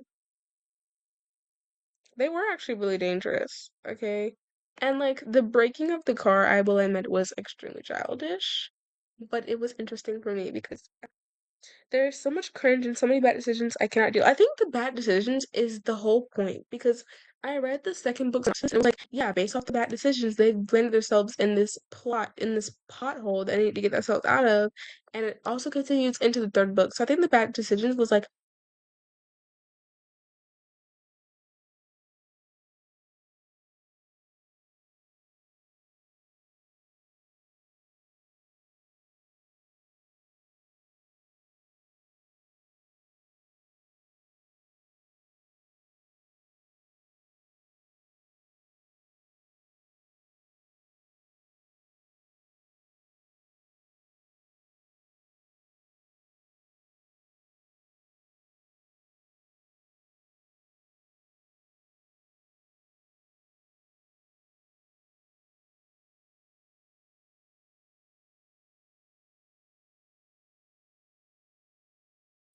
on purpose. It was on purpose. The bad decisions were supposed to be on purpose. They were supposed to like drop them into this dark hole. Because I think the series is supposed to be, I think the trilogy is supposed to be a dark series. Okay, and I don't see at all what what was like about this book. I had such high hopes, but I was disappointed. Okay, this one has spoilers. I'm not trying to do anything with spoilers, and this one has a lot of trigger warnings in the review. My review had trigger warnings as well. Proceed with caution, but I won't do anything with trigger warnings. Okay, next one we're just gonna do like two for each book. This book was filled with every ridiculous high school stereotype ever and was so unrealistic. Also, to my opinion, this book was way too childish. I mean, most of YA books gather young people, but I've never noticed as much childishness in most of them. I think, okay, so a lot of people comment on the childishness, but you also have to remember, I've never read anything by Xiaoben Vivian, but you have to remember the way Jenny Han writes. Okay, this Jenny Han writes as if the book is supposed to be dumbed down for people. If you read To All the Boys I Loved Before, you guys would know that it's like all these repetitions of words over and over again, as if you weren't, as if it wasn't supposed to click the first time that it was mentioned. There's like it's a whole bunch of repeating of words. So you're just gotta remember that's how Jenny Han writes. Like if you guys were gonna go into anything that Jenny Han has like worked on, you guys have to remember she dumbs a lot of things down. So yeah. Next one we're gonna do is The Striker. I feel like Anna Hong's bad reviews are always like the funniest, so I think I'm going to be giggling at these. Okay, this one is short, so I'm gonna do three for this one, but someone said Vincent and Asher had more chemistry. I said what I said. I'm pressing like on this one because oh my gosh, that's actually really funny to me. I like that one. Okay, so the next one we're gonna do. Oh my gosh, this one's actually really lengthy. Do I want to do this one? No. I don't know how much waterfall this. All these, okay, this one's not as lengthy, but this one is like a full breakdown. Oh my gosh, all the one-star reviews for Anna Huang's books are breakdowns. I can't. Okay. The striker made no sense, and the characters were as bland as plain chicken. Raising Cane's? Raising Cane's mentioned, guys. We mentioned Raising Cane's. Okay, I know you guys are gonna come at me, but Raising Cane's does not season a chicken. It's just chicken with flour that's fried, and they give it to you. There's no seasoning. This is why I like Zaxby's. Zaxby's is the original, and Zaxby's is on top. Anna, please do us all a favor and stop writing. I want to see how many books by Anna this person has read, because if they don't, I'm gonna see like if this person has read a lot of books and just doesn't like her books. Why did you read The Striker? Why did you read The Striker? Okay, that's one book. But I also like this. Yeah, she has like this person. Not she. My God, I don't know what this person is. This person has a lot of 1, 2 star reviews on Anna Huang's books, so I don't know why they would go into Striker knowing they didn't like her books. But I think The Striker is like their lowest rated book for Anna. And like whether you liked it or not, you also have to remember like when you're saying like stop writing, first of all, this is this woman's career, so I don't think she's gonna stop writing anytime soon. She has like two books coming out. And second of all, it's her first sports romance, so obviously it's not gonna be like on top, top notch, peak, amazingness, it's her first, you know, yeah. Yeah.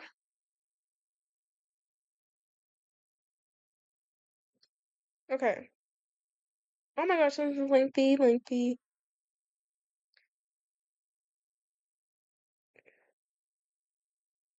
This one is just like quite literally what like okay.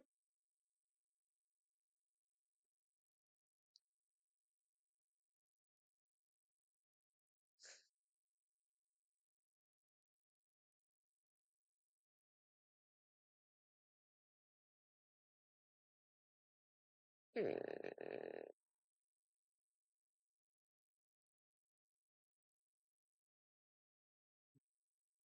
just like trying to find a good one that's not too lengthy, but it's not too short. Okay.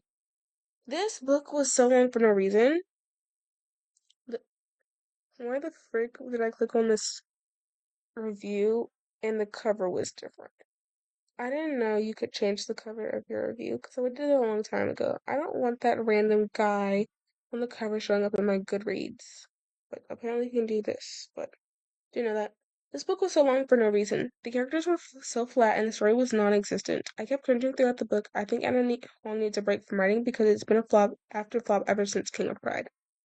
I just think the entire Kings of Sin series is just a major flop in my opinion. The Kings of Sin series is just, I don't like it. I only like the first book, and then after that, it was just not it. And I like King of Sloth, cause Sloane, duh, cause this is Sloane's book, yeah. Sloane, duh. And then King of what? Wrath, I think. Yeah. Okay, next one we're gonna do is If He Had Been With Me, and I think this one's gonna hurt me the most. Ah, okay, 1 star. Okay. Oh, I've actually read a few of these bad reviews before because I was actually really curious. Okay. I'm Autumn, and I'm smart and edgy and unusual. My mother made her high school sweetheart and now spends her time in seemingly loveless marriage to a man who's absent most of the time. So guess what my plans are? You got it. I'm going to marry the boy I met the first day of high school, after college, of course, buy a house, raise kids, and become a teacher. You know, I'd rather be a writer, and everyone assures me that I'm really talented, but I just couldn't expect my awesome, handsome, wonderful boyfriend, husband, to support me while I try to live my dream or to wait to get married until I have explored some of life's other options. Of course, you understand because he tells me I'm pretty all the time, and what else do I need? But then I mentioned how smart, edgy, and unusual I am. I'm so nerdy and out there. Oh my gosh, I can't read. I can't read today. I'm so nerdy and out. Wait, I'm so nerdy and out there that I wear tiara all the time. Isn't that great? I'd like to wear my cool bomber jacket. It's like my best friend. My boyfriend doesn't approve. He likes me to be feminine and girly, and although I'm super smart, it does truly make sense to let him make all of my wardrobe decisions. Sorry. I just like needed time to process what I just read because today my brain's not processing anything.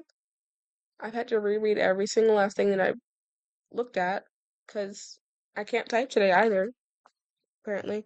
So ignore it if I take some long pauses after reading some parts. But it's not done. This review's not done. Ugh. The only way I can hate this book more is if it was written by Ann Coulter. If the ridiculous characters and total lack of plot were enough to throw Maddie, tune in, please, Maddie. If the if the characters, yeah, if the ridiculous if the ridiculous characters and total lack of plot were enough to turn me off, the grammar errors would probably do it. Believe it or not, the supposedly edited coffee? I want coffee. I need it. This supposedly edited copy of a novel is filled with improper use of pronouns. By page 80, I was already counted 4 instances where I was used where it should have been me. I kept going back to the front of the book to make sure it was an advanced reader's copy, but sure enough, it was read and approved by an editor. I did think, like, I feel like after actually got interested and intrigued in the plot before, I think I was like gonna rate it a 2 star because it seemed like a children's book writing. Like it was so simple and bland.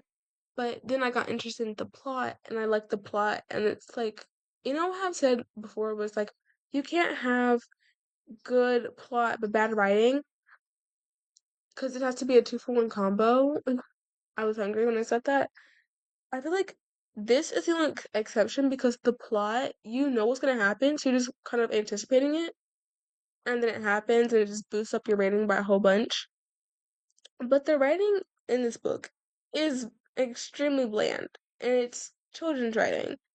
And if only I had told her it was worse, and I rated that one 2 stars. But we're not here for that one. We're here for this one. Maybe that explains how this book got published in the first place. Anyone who lacks a basic knowledge of grammar probably makes questionable decisions about publishing too. I had heard good things about this book and kept waiting for it to stop being so stereotypical and stupid, but it never did. Okay, what's the next one? I felt like I was watching a turtle make its way across the country, not to fall off a cliff at the last, just to fall off a cliff at the last part. Not fun. Okay. We're gonna see what else do I have here. It's like 5 stars. Two Can Play by Ellie Hazelwood. I actually am really curious to see the 1 star reviews on this one. Oh, looks like the 1 star review count is actually very small. Oh, only 409 out of 300 after out of 34,000. 536 ratings.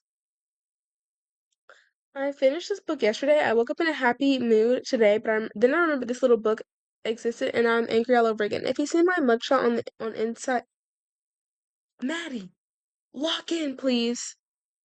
If you see my mugshot on Outside Edition, ABC News, or CNN 10, that's because I broke inside 𝙤𝙤𝙘𝙤𝙀's house, hacked her into a computer, and deleted every digital copy of this book. I also burned any remaining manuscripts. Sorry.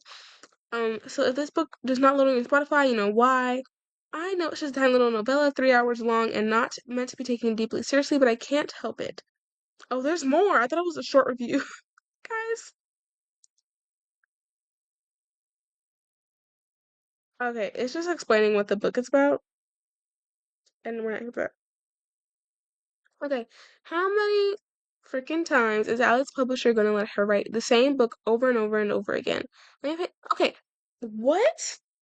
Okay, the same book turns to my bookshelf. Okay, we have chemistry books. We have chess books. We have romantasy books. We have um sports cool books that I've never seen a day in my life before Ali announced that. This is a book about video games, and it's not the same thing because we're more focused on the company, the first few chapters of the story. And the first few chapters of a lot of her stories focuses mainly on the main character. This one focuses more on the company for a good majority of the time. It's forced proximity, and they're sharing, not particularly sharing, but I feel like it's not the same thing copy and pasted for this one.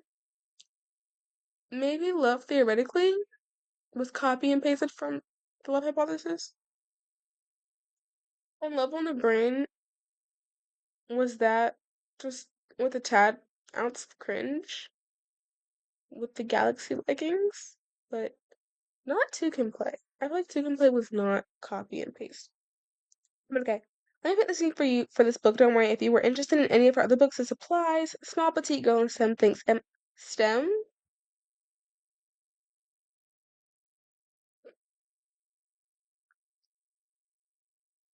STEM.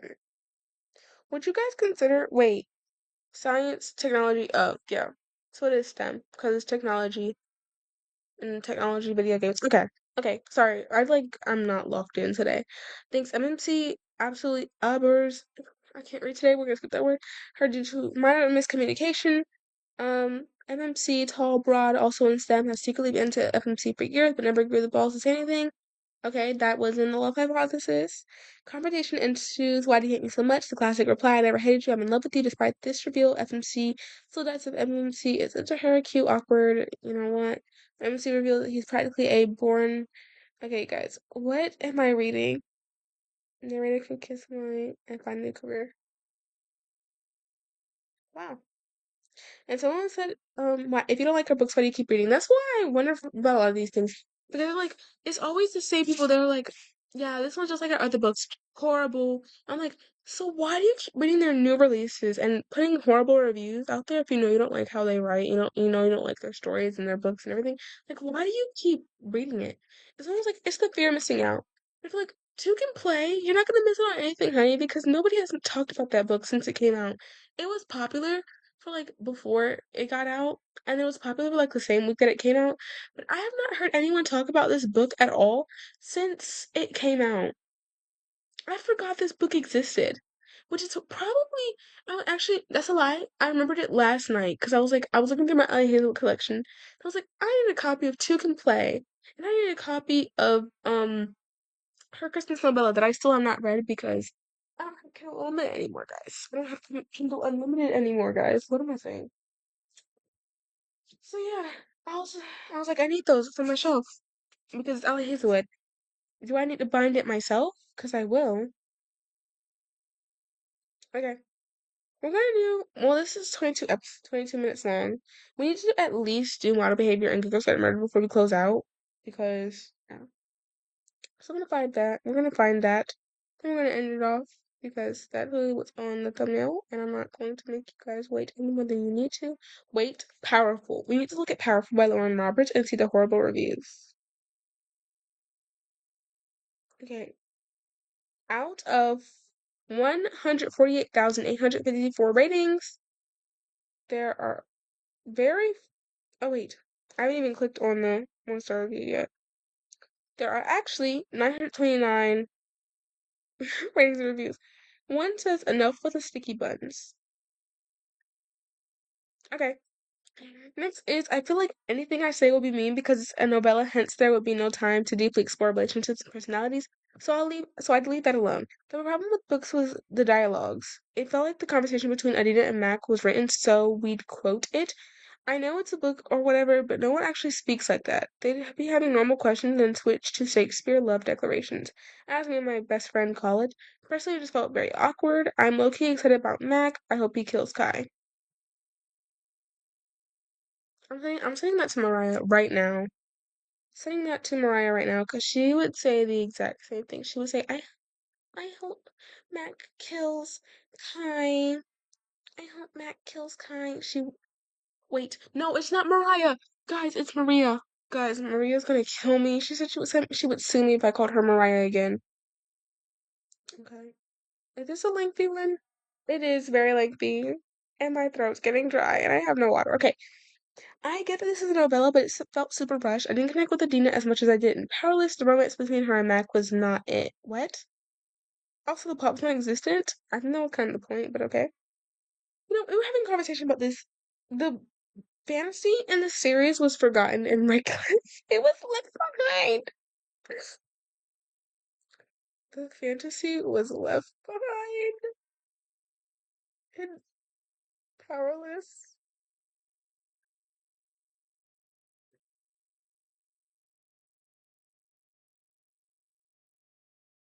Oh my gosh. I make myself laugh so much.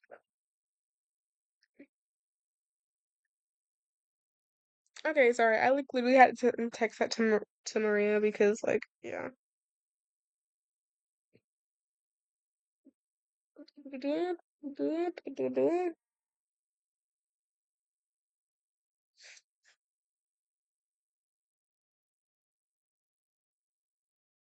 So yeah, I hope that makes her day to hear that somebody else hopes that Matt kills Kai. But now the stars of the show, model behavior and a Cook's Guide to Murder. I've been scrolling for quite some time now. This is a little scary. Where is it in my Goodreads? Oh, she sent me a laughing emoji.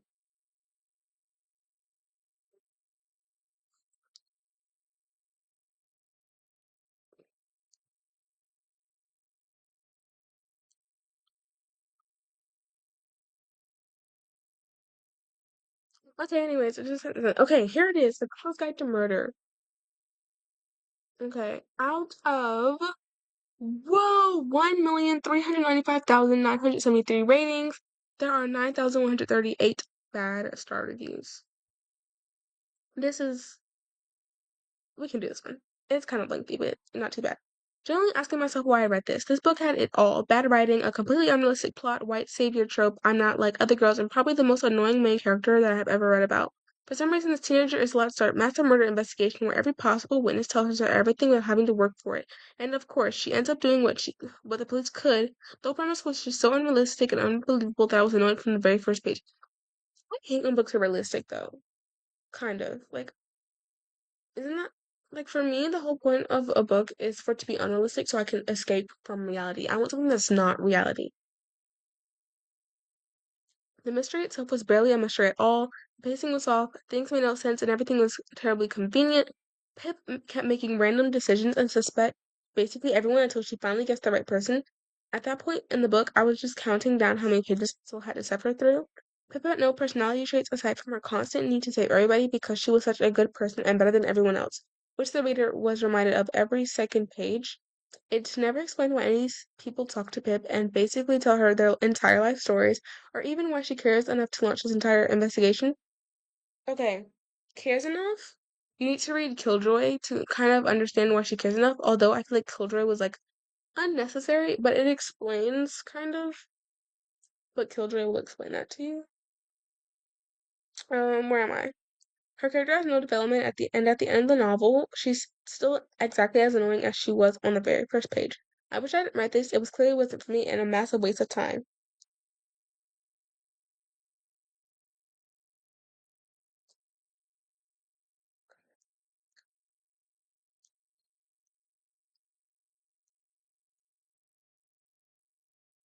Someone said I made a Goodreads account just so I could give this book 1 star. I'm gonna press like on that one because that's, yeah. I'm very concerned for this author. It appears they have never once met a human being in their life.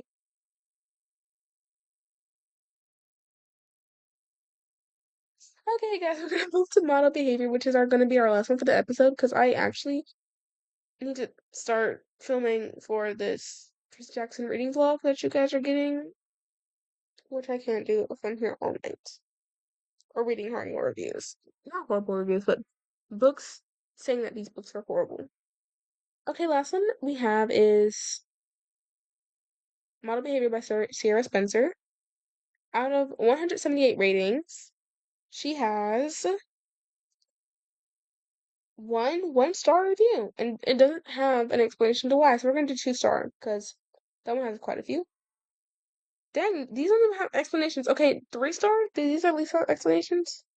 They're all in Spanish. Okay, like murder trending. We're gonna do hashtag murder trending because yeah, guys. Okay, out of 11,212 reviews, there are 317 1 star. Whenever I write books 1 star, I feel like I'm really easy to please with books, but I couldn't help but hate this one to my very core. In the simplest of terms, this book makes me really mad. I'm not even sure what Maddie, log in. I'm not even sure I want to write a full review about it yet because I don't think I can find many redeeming qualities, and to be perfectly honest, I don't want to spend more time thinking about this book than I have to. Any element that you mentioned, be it characters, romance, or plot, I had a problem with it in this book. I think what made it worse was the fact that I was super excited to read this because the concept sounded so grippy and thrilling. Let's get one thing straight, this was neither gripping, the more thrilling, I was very disappointed. This is lengthy, I did not notice until I scrolled down, so we're gonna finish it right there. Okay. This honestly felt like A Hunger Games was written by a 13-year-old on Wattpad with a love for blood and gore. Rant review. I have no clue what the author was aiming for here. The preface sounded like The Hunger Games, but instead of the morals about hope and not losing our humanity, we just have teenagers running around killing each other. I know our justice system is messed up, but who thought this was the answer? Teenagers killing each other. Teenagers were not allowed to kill each other. They had hired professionals. Wait, what? They had hired people to kill them, which were adults. And nobody on Alcatraz 2.0 was allowed to kill other contestants. Like, no maiming. Well, I don't know if maiming was like a rule because it just said like no killing. But the teenagers were not running around killing each other. Putting each other in danger, sure. Killing each other, no, not at all. Not at all, I must say. There's literally an ice cream shop called Ice Cream and Alcatraz 2.0 because why deal with real problems and at hand when you can just sell ice cream all day, right? Of course, let me. Well, because that's the job. Because the premise,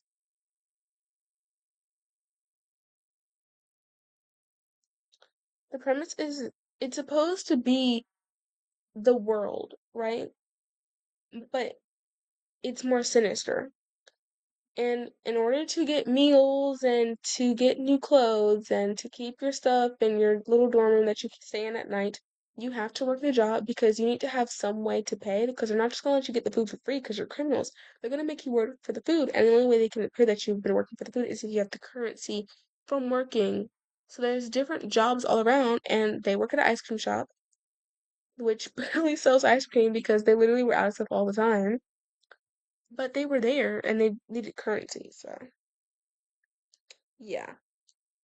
One of one of the biggest compliments I've seen for this masterpiece of fiction is that it's a more fun version of the Hunger Games. A more fun version? I'm sorry there weren't more rainbows and cupcakes, but children were, I don't know, being forced to kill each other. The children were not forced to be killed each other. You were not allowed to kill other people on Alcatraz 2.0. Yeah, that's just me, y'all. I'm sorry that you guys didn't get any bad reviews on model behavior, but that's good on Sierra Spencer's part. Because it just means she's a really good indie author herself. Let's be honest and let's be clear. Okay? Some of these trigger me, some of these make me upset. I gave my commentary on a few of these, on the ones that I felt like I should actually speak on, but most of these were like valid. I understand where they're coming from. So I didn't make a lot of comments on those, and I don't know if you guys can hear me, but I have actually officially snuggled onto my blankets as I'm filming this outro because I just want to lay down, finish this book, Percy Jackson, and I'm yawning. Oh my god. So yeah, just like, subscribe, hit notifications so you guys never ever miss a video. Make sure you guys comment down below what is your favorite book. Because I might do an episode where I read bad reviews on your favorite books. Because, yeah, that'd be fun. And what else? Hmm. Yeah, I think that's just about it. So, night out kisses. Wait, what? Night out and goodbye. Hey, everybody.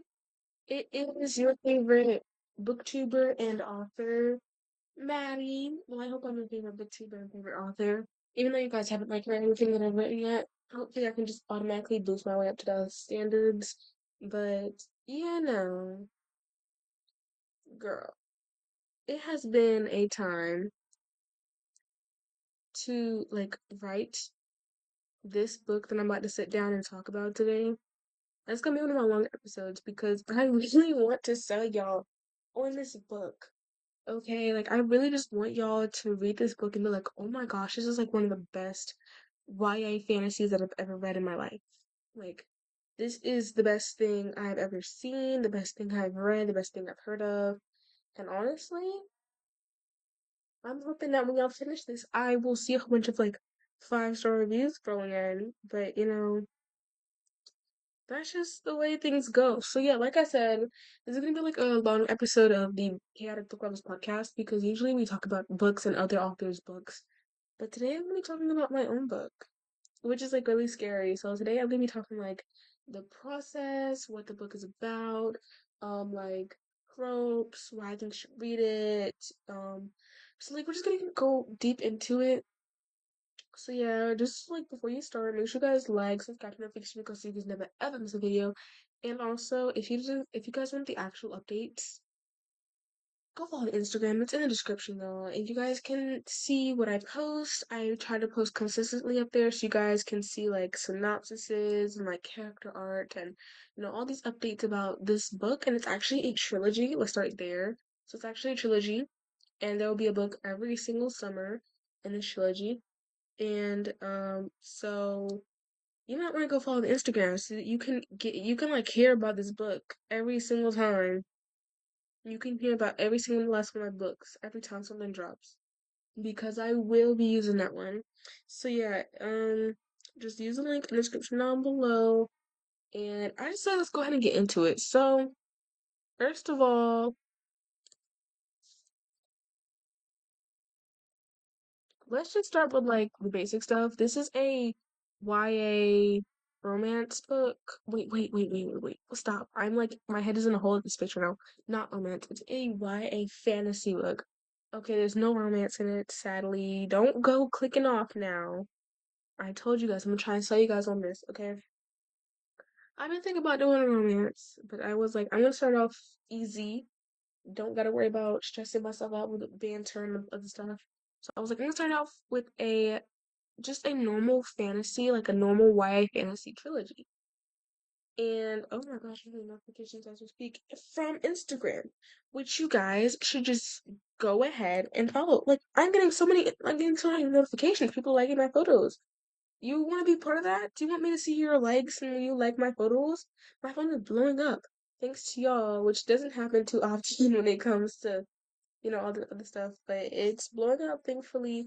So maybe you should go check it out because I will be posting like other stuff like teasers and I will be announcing the release date sometime soon. I will be announcing the synopsis. So please go follow the Instagram because that's where you guys are gonna get all the updates from. That's where you're gonna get all the updates from. But I'm just trying to tell you guys because I don't want nobody to miss out. And then y'all come at me talking about some, you ain't tell me this. You ain't yes, I did. I mentioned it like the past few videos. But you guys should go watch because I do a lot of book videos on this channel. It's literally the purpose of this channel.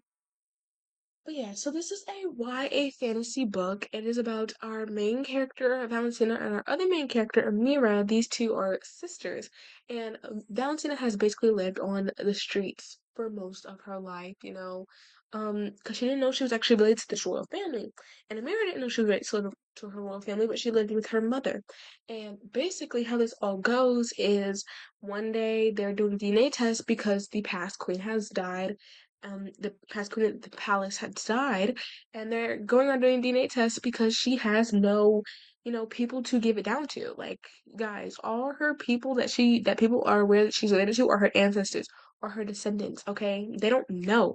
So they go around doing DNA tests, and it turns out one day guards show up at the door talking about something, yo, y'all are related to the royal family. And someone comes up to, Valentina, and they're like, you're part of the royal family, so pack your stuff and go to the castle. And so we go into the castle, and everything's cool. But Valentina's trying to adjust this new life where she's just, living with family and trying to get to know these people that she's never known in her life before because she's never seen any of these people before. Because she was literally like abandoned on the streets, and so one day Amira's just strolling through and she's like, yo, Valentina, do you see what that is? And I was there like, what are you on about? What are you yapping about? Because I don't see nothing. And she's like, look me in my eyes and tell me that these guards are not looking weird. Like, they're not staring at us, they're not spying on us. Tell me that they're not doing any of that. And like, Valentina takes a closer look and she's like, whoa, you're right. They are staring at us. They are doing this and they're doing that. And they're doing this and this and that. Okay?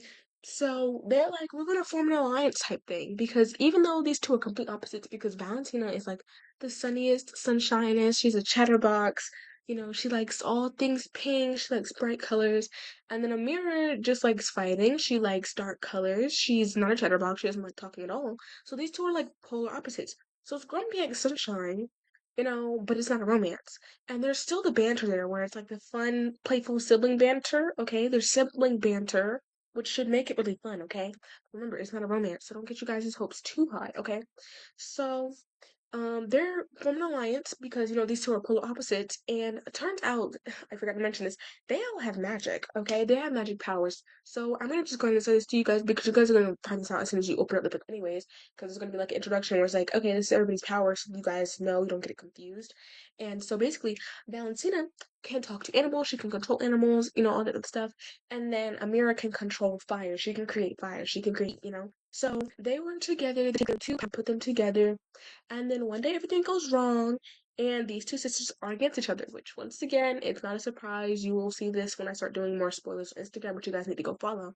But something happens, and these two sisters split up, and they're no longer in an alliance, so now they have to fend for themselves in this trial of error.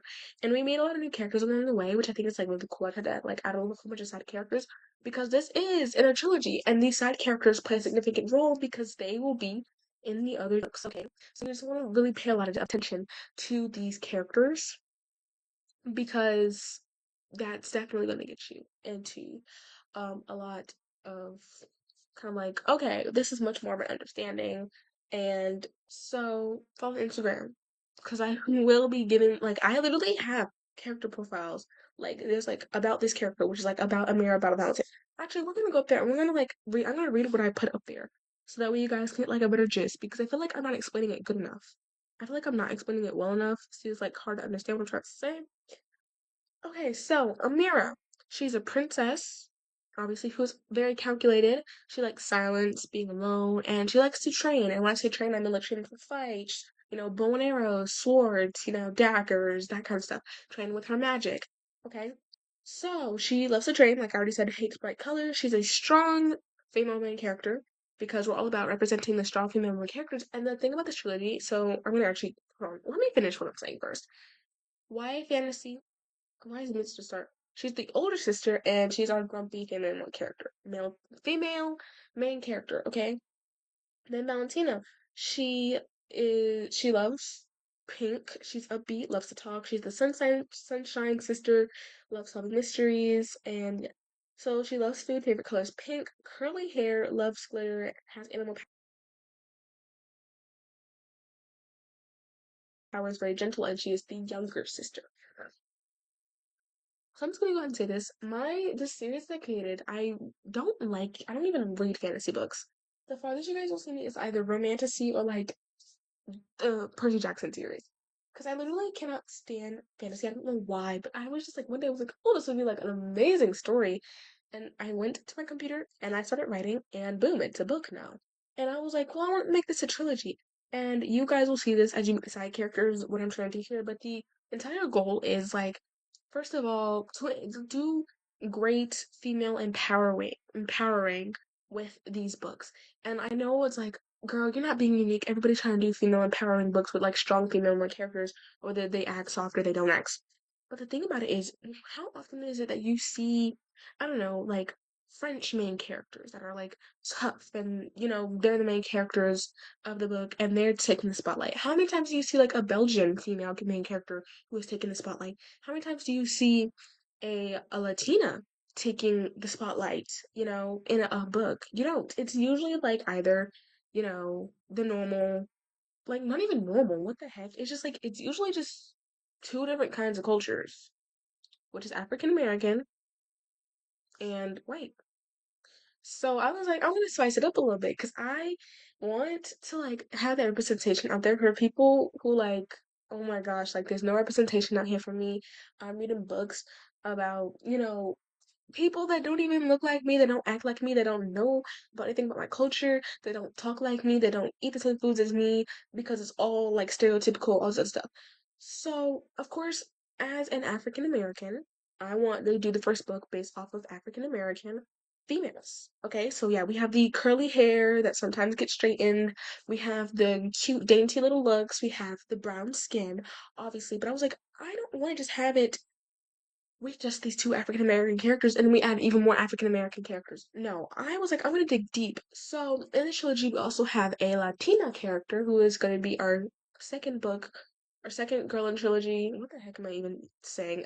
And then the third book in the trilogy is gonna be about a Belgian girl. And y'all don't understand. Y'all can be like, oh my gosh, she's gonna misrepresent it so bad. This has taken me a lot of research, okay?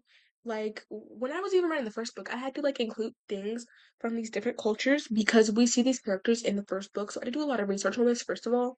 So I was like looking up like what are like, cute, unique Latina names because I didn't want to like put out here like some boring boring name that like that's so out there that everybody knows. I want to, kind of be a little bit unique. I want to be more unique with the names. So I had to do a lot of research for this. I was like, what do these names mean and like what cultures are they from and like what languages do like, certain cultures speak. And I was researching for hours and hours on end. Like I promise you my personal FBI agents probably like, why did she need any of this information? Why did she need any of it? Like, chill out, girl. It's okay. It's okay. Trust me, it's worth it. And like literally, I'm like really proud of myself with this entire project and all. To be extremely honest, because for one, I am glad that I am a source to other cultures that can, literally can just branch out and find books that are like more related to them. And the goal is to get this book into bookstores. And in order to do that, first of all, we gotta get orders up, first of all, y'all, because how am I supposed to be getting these books into stores if they're not selling? But I feel like that's also like the kind of the thing. Like we're supposed to be getting books into stores, but we can't do that unless like we need sales, which is why I want to put them in stores. But I also want them to, be easier way to find them. Like, what if you don't come across my Instagram? What if you don't know my Instagram? What if like one day you pick up my book at a bookstore and you find your new favorite author? That's an indie author. Let's start there. So there are like bookstores that like I've been wanting to put my books in forever. Like Barnes and Noble. I found a way to do that. Barnes and Noble. Um, I think it's like the Indigo Eagle bookstore. I definitely want to do that. So there's like a lot of things. There's a lot of processes that go into, being an author. And I'm just like, I feel like this is like one of those episodes I want to talk to you guys about the process most definitely. But I did want to like just go ahead and first of all like initiate like with the fact that I'm trying to represent, other cultures. Though I may not be part of these other cultures, I definitely want to give you guys like I want to shine a light on you guys. And the Oh, sorry. And the reason why I want to shine a light on you guys is because I literally want you guys to feel like I don't want you guys to come out here looking for books to read and you're like, ew, what is this? This has nothing to do with me. I can't relate to any of this. It's like it has nothing to do with me. Nothing like that. Like there's nothing about my culture.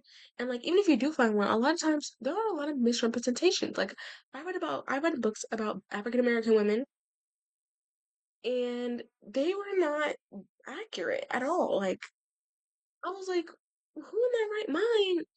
What? what are we yapping about? Okay. So I was like, I'm gonna put all my time, dedication, and research into this book to quite literally get it out here so that way there's representation for different kinds of cultures. And I have more plans for the trilogy after it's like finished trilogying, so obviously it's like not gonna end there. Um and of course I want to branch out. Like I said, it's not a romance book. I do want to write a romance book, but I want to start off with something a bit more easier, which has no romance, which is in this case a YA fantasy book. So though it might not be a romance, it is a fantasy. I know a lot of people like fantasies. I just personally don't, but I have so much fun writing the series, which is like it's kind of ironic, because I don't like reading them, but I love writing them. I don't know.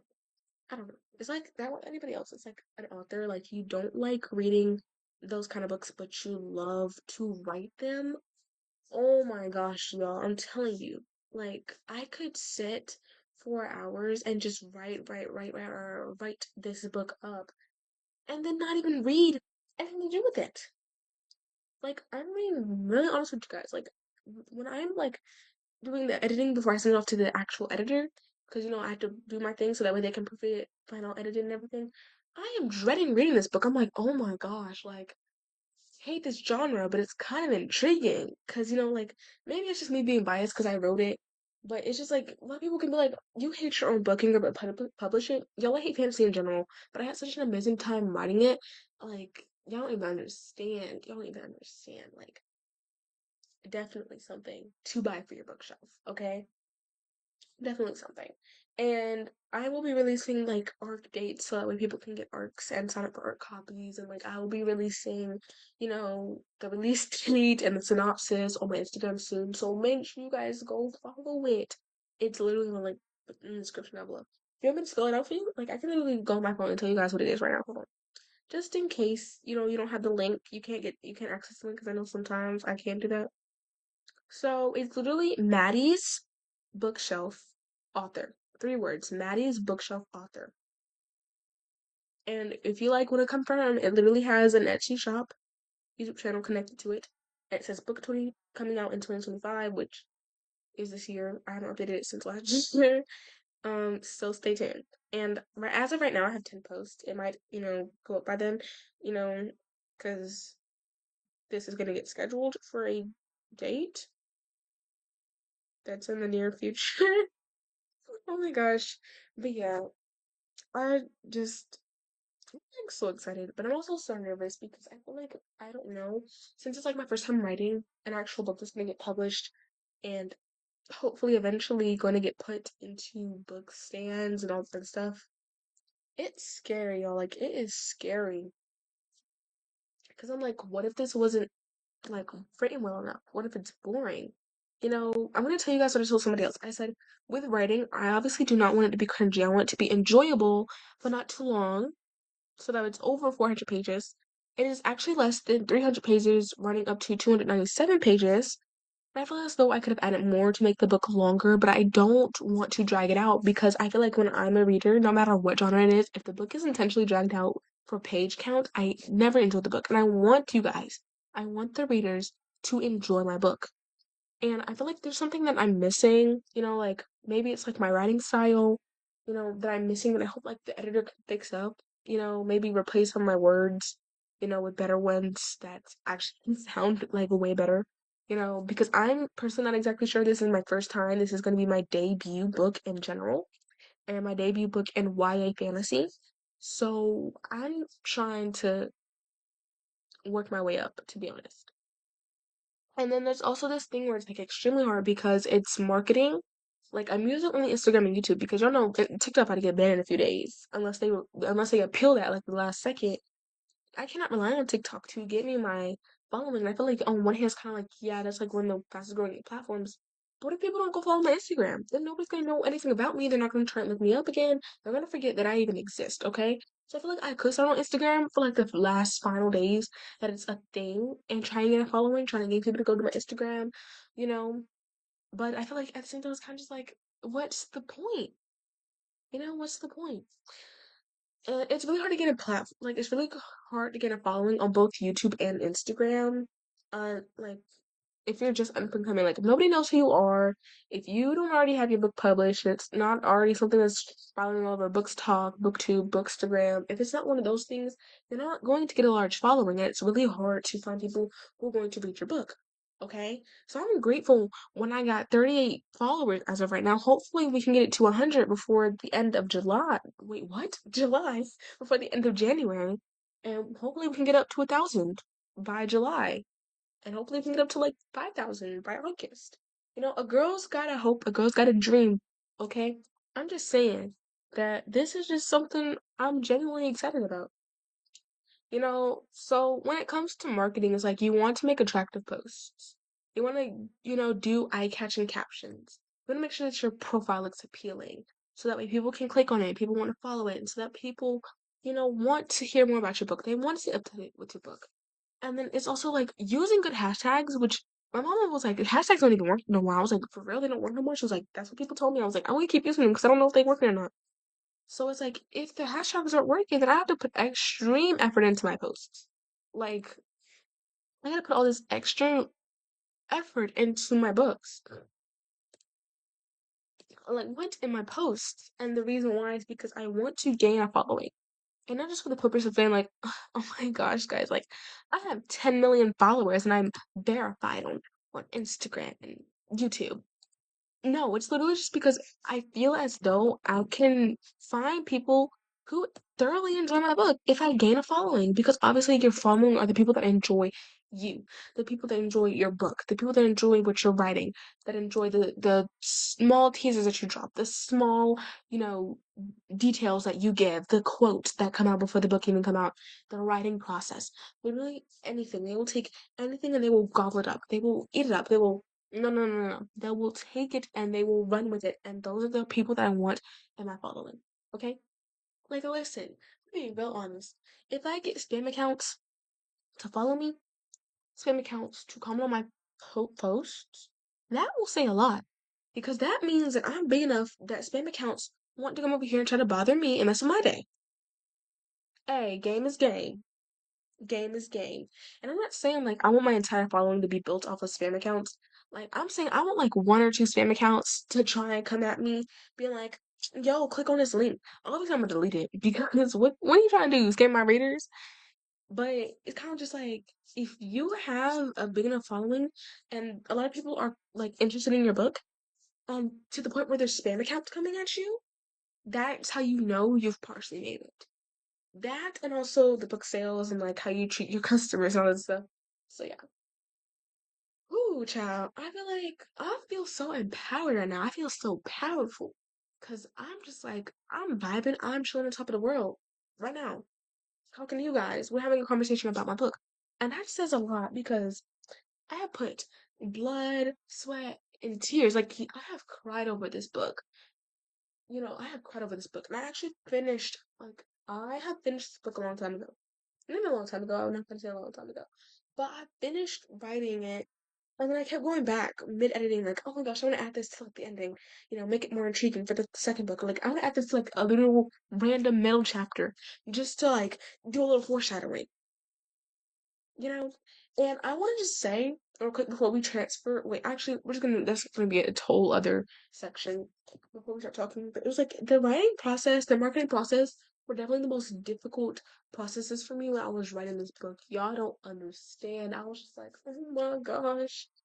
Like, oh my gosh, I have been like praying to God.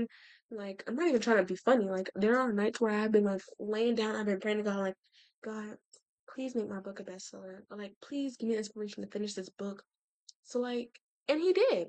He gave me the inspiration to finish the book. I finished the book, and that just goes to show you God will help you.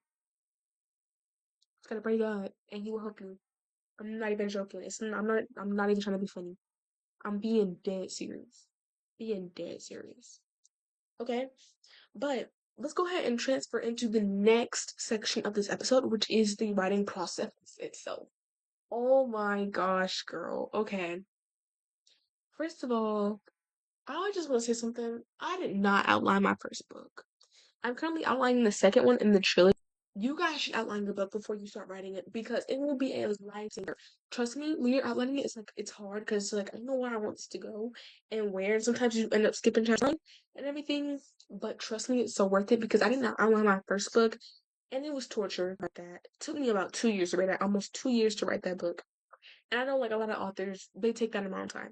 But I felt like I was slacking. And the reason why is because I literally had no plan. I had no outline. I had no clue what I was doing. And there were a lot of nights where I was like, oh my gosh, I don't know what I'm writing. I don't know what I'm about to do. And then I can't even do any foreshadowing because I don't know how I want the book to end until like 3 chapters before the ending. So it's like you need to pre-plan your books before you write them because then you cannot add any subtle foreshadowing. So it's like it's literally the biggest plot twist in the world. And it's not like one of those plot twists where it's like, oh my gosh, like the plot, like the subtle foreshadowing was there and I didn't see it. Now it's like one of them stupid ones where you're like, girl, ain't nobody even suspect that person because you ain't dropped no clues. So when I'm editing, I have to go back and adding subtle foreshadowing because I'm like, you can't tell what happens at the end because I literally left no foreshadowing. There's nothing up there that gives you the hint that this is gonna happen at the end and this is gonna happen at the end because guess what? I didn't add it because I didn't plan it before. And obviously, planning your books before you write them, it's not required, it's not necessary.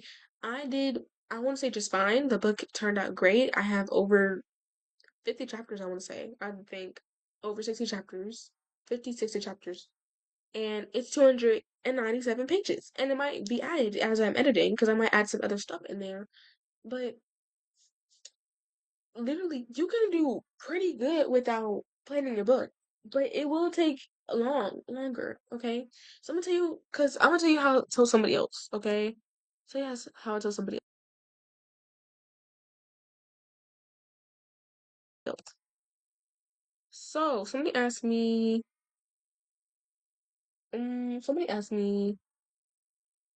like, what should I do? Cause I want to write my book, and I know you finished your first draft, and I was like, oh my gosh, like I'm so glad you came to me, cause I got the thing for you. Honey, I got that thing for you. So I was over here talking to her, and I was like, so the thing that you gotta do is you gotta, first of all, you gotta figure out, are you gonna play in your book? Hold on, I'm just gonna tell you guys step by step because, girl. So I was like, so this is like everything I had to think about in the writing process and like when I'm marketing. So first of all, do you want your book to be realistic?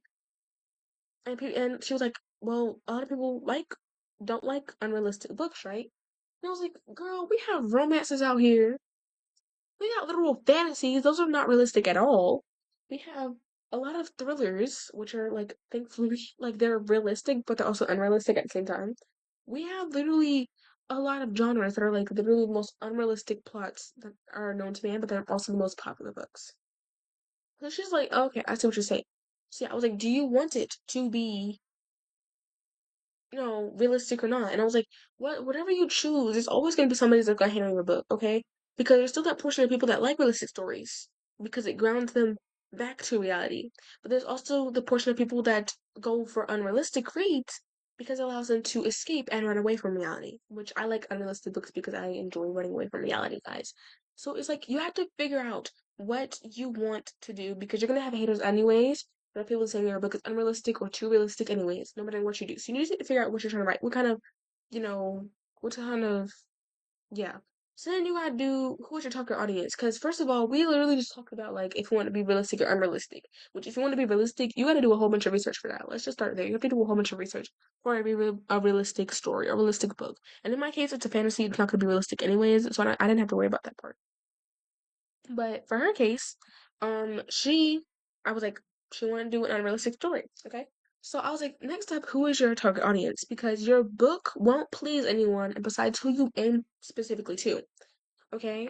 And so when I'm saying this, I'm not talking about like your age audience, like adult, YA, children, middle grade, etc., etc. I'm talking about who is your target audience. Who do you think would enjoy it? Whose For You page do you want to appear on? People who love fantasy, which is who I want my book to appear on, or people who hate fantasy? Obviously not that. thing.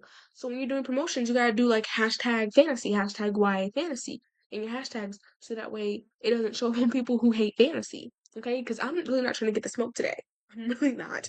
So yeah.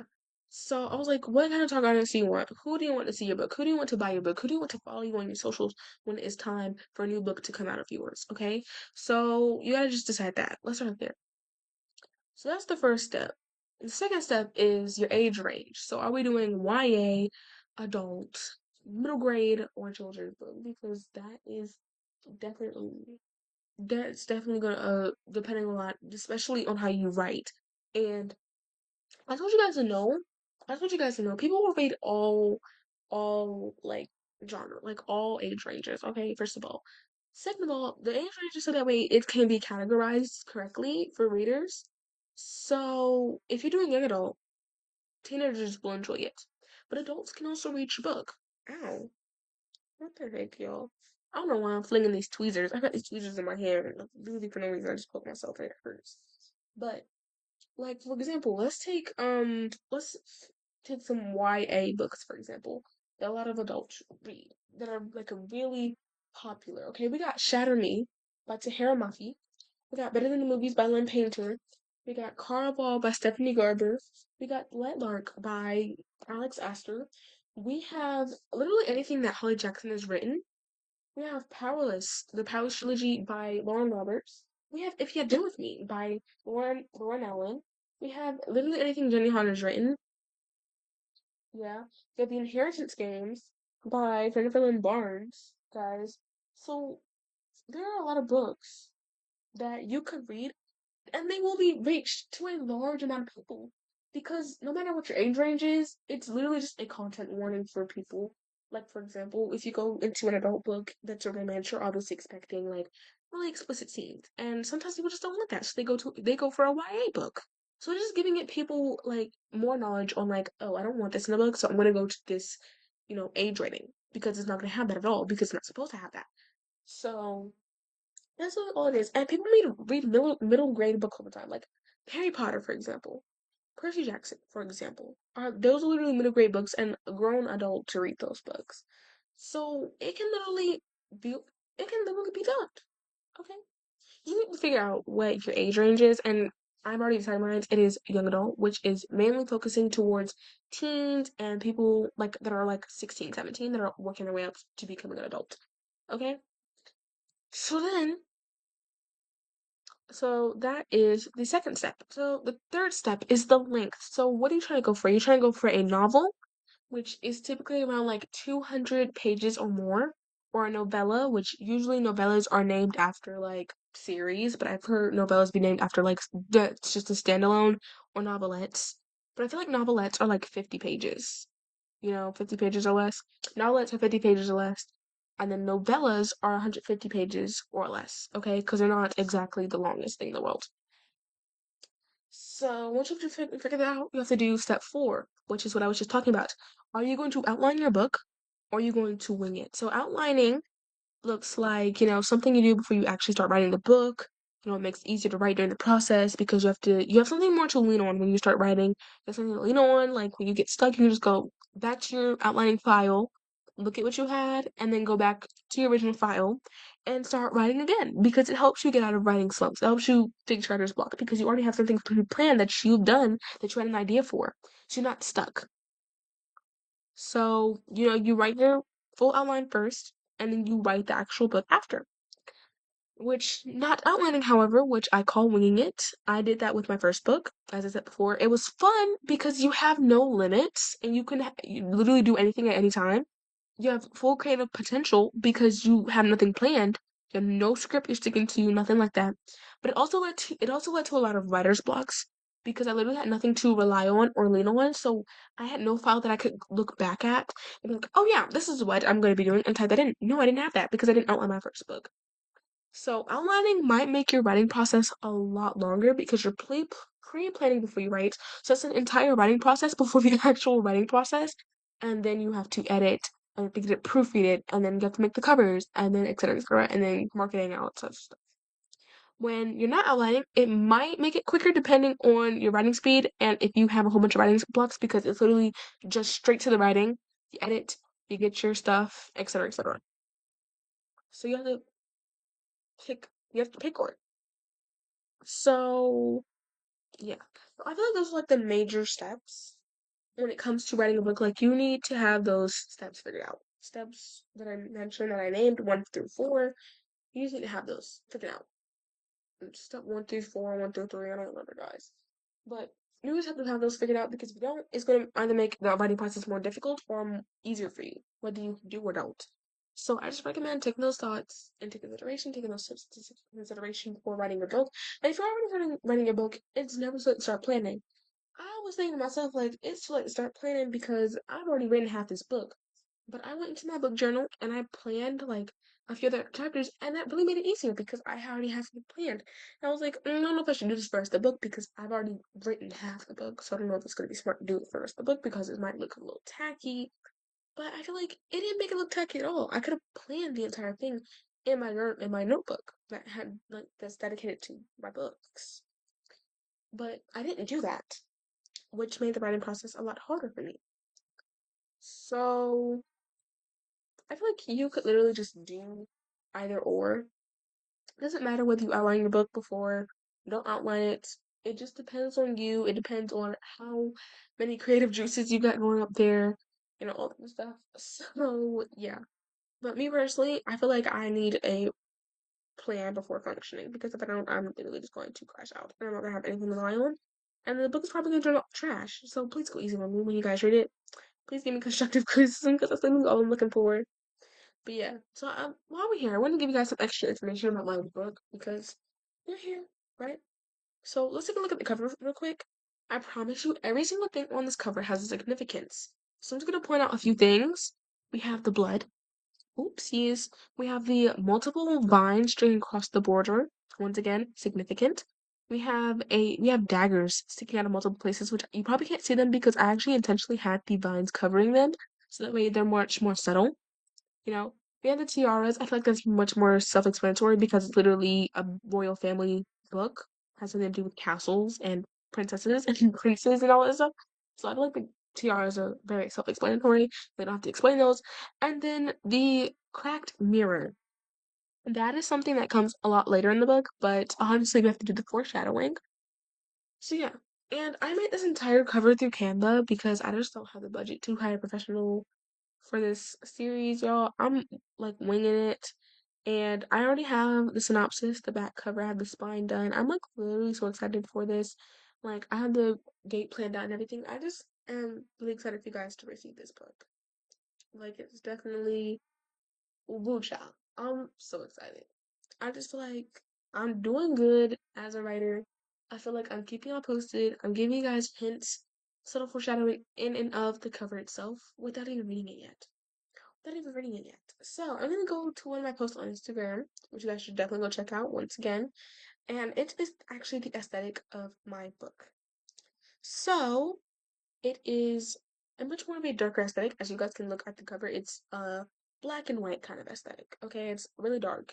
Colors are dark, mainly because of Amira. We see Amira a lot. We see a lot of her point of views. We see her a lot through the castle, and then also when the castle was first built over 200 years ago, the castle was originally built on a large dark hill, and the castle itself, its interior and exterior, is a dark color of black because the queen back then was not the nicest. She was evil, if anything. So of course she wanted to give it that wicked, spooky looking vibe.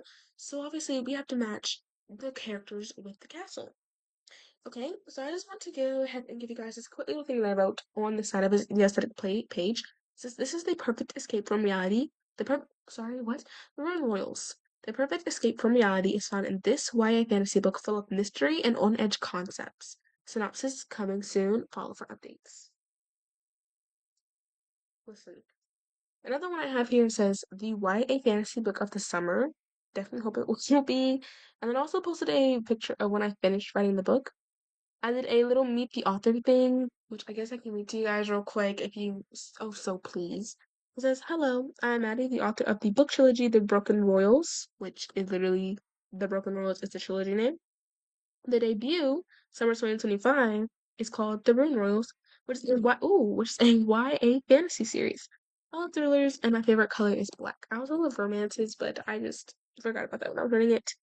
So yeah, and there's also a lot of things like tropes that you guys can find up here. So definitely check it out because you guys can definitely find things up there. So I'm just really hoping that you check out my Instagram. Hope you subscribe to the channel. First of all, like second of all, so you guys can be updated. I'm probably not gonna talk about the book as much up here until it comes out, where it's like much more promotional videos, so you guys can get your paperback copies. But Instagram, that's really the only thing I'm ever gonna be talking about on my Instagram is the book. So follow it because the synopsis I will be dropping soon. Um, I have a lot of fun content planned for the Instagram that's exclusively Instagram. So check it out. I did like at first I wasn't going to make this episode, but I was like, I want people from YouTube to feel included on something that's mainly Instagram exclusive. I want the YouTube community, the booktube community, to find this book. What? To find the book and to find this channel, so you guys can keep up with me, so you guys can keep up with the book, and so that way you guys, have something to also listen to. Like it's something that I hope gave you guys good advice in this episode. Let's start there. And I know, like, when you saw the Book Lovers podcast episode for season 3 pop up, I know you was not expecting an entire full length author rant video about how to make a good book and tips for writing and me explaining all the things about my book. I know it's like probably the last thing we expected because you guys know I usually talk about other books. I talk about other things, talk about other things in the book community. And so, what am I out here doing talking about my own book? Well, I just thought maybe today I could take this day and I could talk about myself. But I've always wanted to do like talking about myself, on this podcast, but I was like, it's a book podcast. And I have an excuse because you're probably like, oh Maddie, but it's your podcast that's dedicated to books. So like, can I really just do anything? Maybe, probably, most likely, but will I? No. Because it feels like I'm lying to you guys. Because this entire thing is dedicated to it's literally dedicated to books. So I turned this thing around and I said, okay, I got a book coming out. And y'all don't understand. I have actually been hinting at this book for the longest time. If you guys actually pay attention to my videos, I have literally said it like before, like, oh yeah, I have my own little writing project coming out. And like, oh yeah, fantasy, people hate fantasies and everything. So somebody did an unpopular opinion where it was like fantasies suck. And I was like, dang, really hurts for the project I'm currently doing. So yeah. I just feel like, it's really special to me. And although a lot of you guys may not have caught on, I hope it brings you joy to see this episode, to see me talk about my book fully. Because in my past few videos, I have like literally set up all the Instagram because I'm going to be talking about my book up there. And I don't know how many of you guys have Instagram. Maybe some of you guys don't have Instagram. Maybe you guys just don't rock with Instagram because Instagram Reels, people say Instagram Reels is really weird. Also, apparently there was this thing in the summer that happened with Instagram, and it was like really weird. So people couldn't really mess with Instagram like that for real. So I just hope like maybe you guys are like, oh good, like thank goodness she's talking about the book on her YouTube channel instead of just keeping it on Instagram. I just want to, branch out from Instagram first of all, so that way more people can find it, but also for my YouTube community because you guys have been here since like day one, literally. So I feel like I owed you guys like a quick little thing on YouTube. Like even though it's 40, almost 50 minutes of me just yapping and blabbling about this book and how to write this book and everything.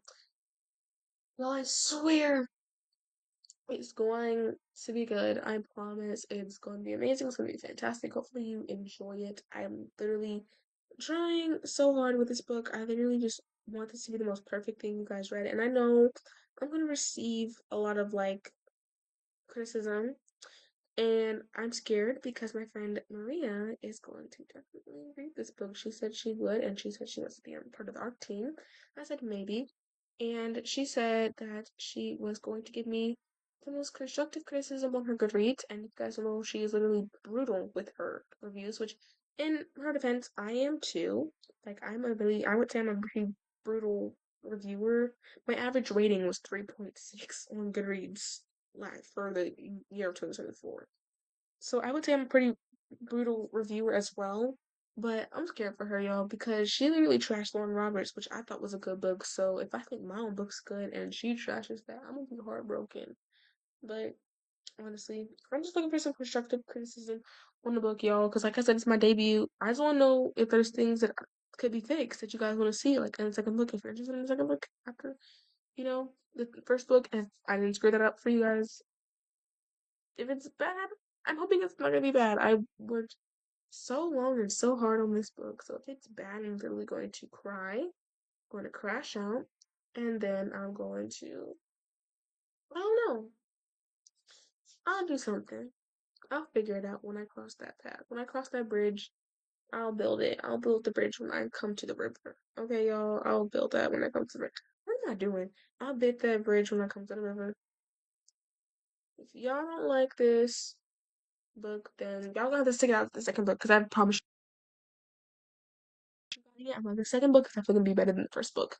Which I find in a lot of like trilogies or series where it's like the second book is always better than the first book. I'm not talking about Powerless. Don't bring up Powerless because love Powerless, but Reckless was okay kind of mid. Kind of seemed like the editor dipped out mid book. I'm not even lying. The editor dipped out. The editor was like, "Can't do this. Sorry, quit my job. I have found a McDonald's, a local McDonald's that wants to take me in, and I'm going to go do that." No shade to the editor, but I was just like, guys, there was some things in there were like really unnecessary, or like I just was like, Lauren, Lauren, no. But yeah. Woo child. Also, quick little notable thing. I promise you, I'm not trying to drag this out. I like literally just have so much to say, but I was like kind of nervous to say everything because I don't want to give too much away. But this book does have a playlist. There's a playlist at the beginning. So definitely check it out because there are a lot of fire songs up there. I might drop a playlist on Instagram after I drop the synopsis. Who knows? Um, so maybe follow the Instagram, so guys, because I'm only dropping the playlist up there and in the book. So unless it finds its way back to YouTube community posts, y'all gonna have to stick it out. Y'all gonna have to stick it. Okay. I'm being real honest with y'all. I'm being real honest with y'all.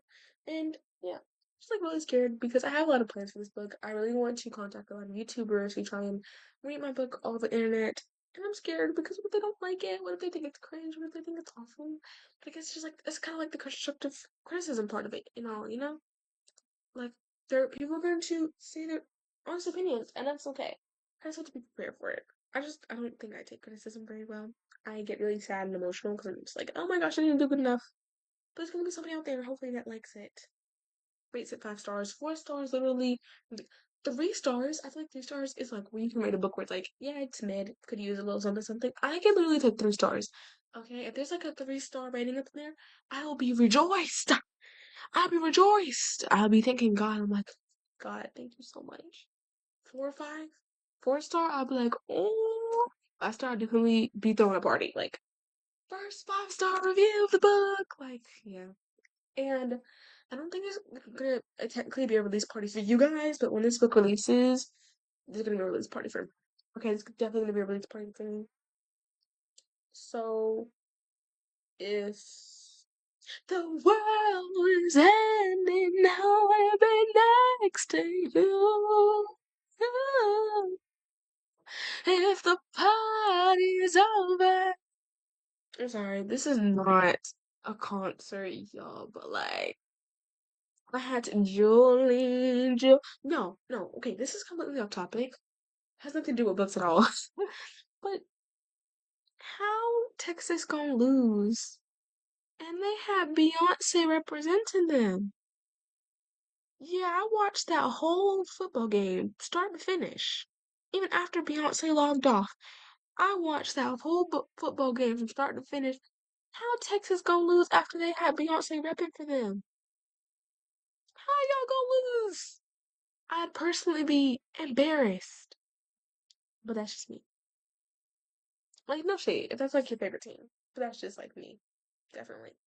I'd be embarrassed. Like, go ahead, bury me alive because oh my gosh. Oh my gosh. No, I can't. But I'm not gonna hurt you guys here any longer than you guys actually need to be because you guys probably have things to do. And I appreciate you guys tuning in. I know I told you guys beforehand this was gonna be a longer episode because I was yapping about my book today. I was getting the word out. I was telling you guys all about it. I was telling you guys aesthetics. I was telling you guys, about the characters and everything. And honestly, I'm surprised it's been 48 minutes. It feels like I just started talking, a few minutes ago. And if you're new to this podcast and you're like, this has no editing, that's the point. The point of Chaotic Book Lovers is there's no editing unless it's like literally necessary. But like, there's no editing. It's raw, straight up. I give it to you guys on a most free. So yeah, I told you guys I'll be doing a few episodes in January. I think that's when I would finish this series in January for season 3, so that way season 4 can come out, in January or like February. Season 4 might be coming out in March, y'all. I'm lying, y'all. I got a lot of plans for season 4, what I want to talk about, and so I just have to bear with me, first of all. And I know, like, it's crazy because I just started season 4 and somehow I believe we're like halfway through already. Like, this is episode 5, I believe. If, like, please let me know if I stand corrected, but like, I believe this is like episode 5. We're already halfway through the season because y'all know I only do 10 episodes a season. And then we're gonna do like the marathon where it's like we gotta do the marathon where it's like I put all through we're not even season 4 yet. All the season 3 episodes into one large episode so you guys can binge while you guys wait for season 4. So that's just crazy. Like to think that like we're almost at like season 3 coming to a close. And like literally we just had literally just had 2024 coming to a close. And we're about to have season 3 come to a close. That's mad crazy. That's actually mad crazy. But I told you guys I was gonna let you guys go 2 minutes ago, and I'm over here still yapping and rambling about the most random crap ever. Just like, but thank you all so much for watching. I hope you guys all enjoyed this podcast episode. I don't say video, but I guess it kind of is a video because it's only available on YouTube. So hope you guys enjoyed this YouTube video slash kinda, aka also known as YouTube exclusive podcast.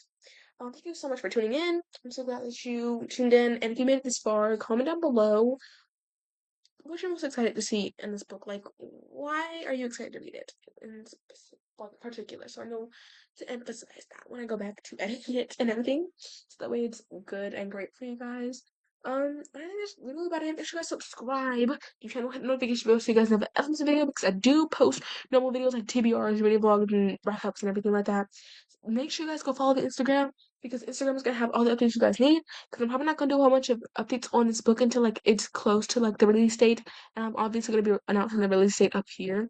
But other than that, you guys are not gonna get any updates. There's gonna be like no character profiles and other stuff. That's exclusive to Instagram. You guys are not getting the Spotify playlist up on YouTube. So you guys have to go to Instagram to get the Spotify playlist. I'm just saying, if you guys want all the exclusive stuff, literally just go to Instagram. It's literally free to make an account. You guys can find all this cool stuff. And sometimes you don't have to make an account. If you guys are on computer, because I don't know if it works on phone completely or not. If you're on computer, I believe if you click the link, you can literally just view it. Okay, I don't care.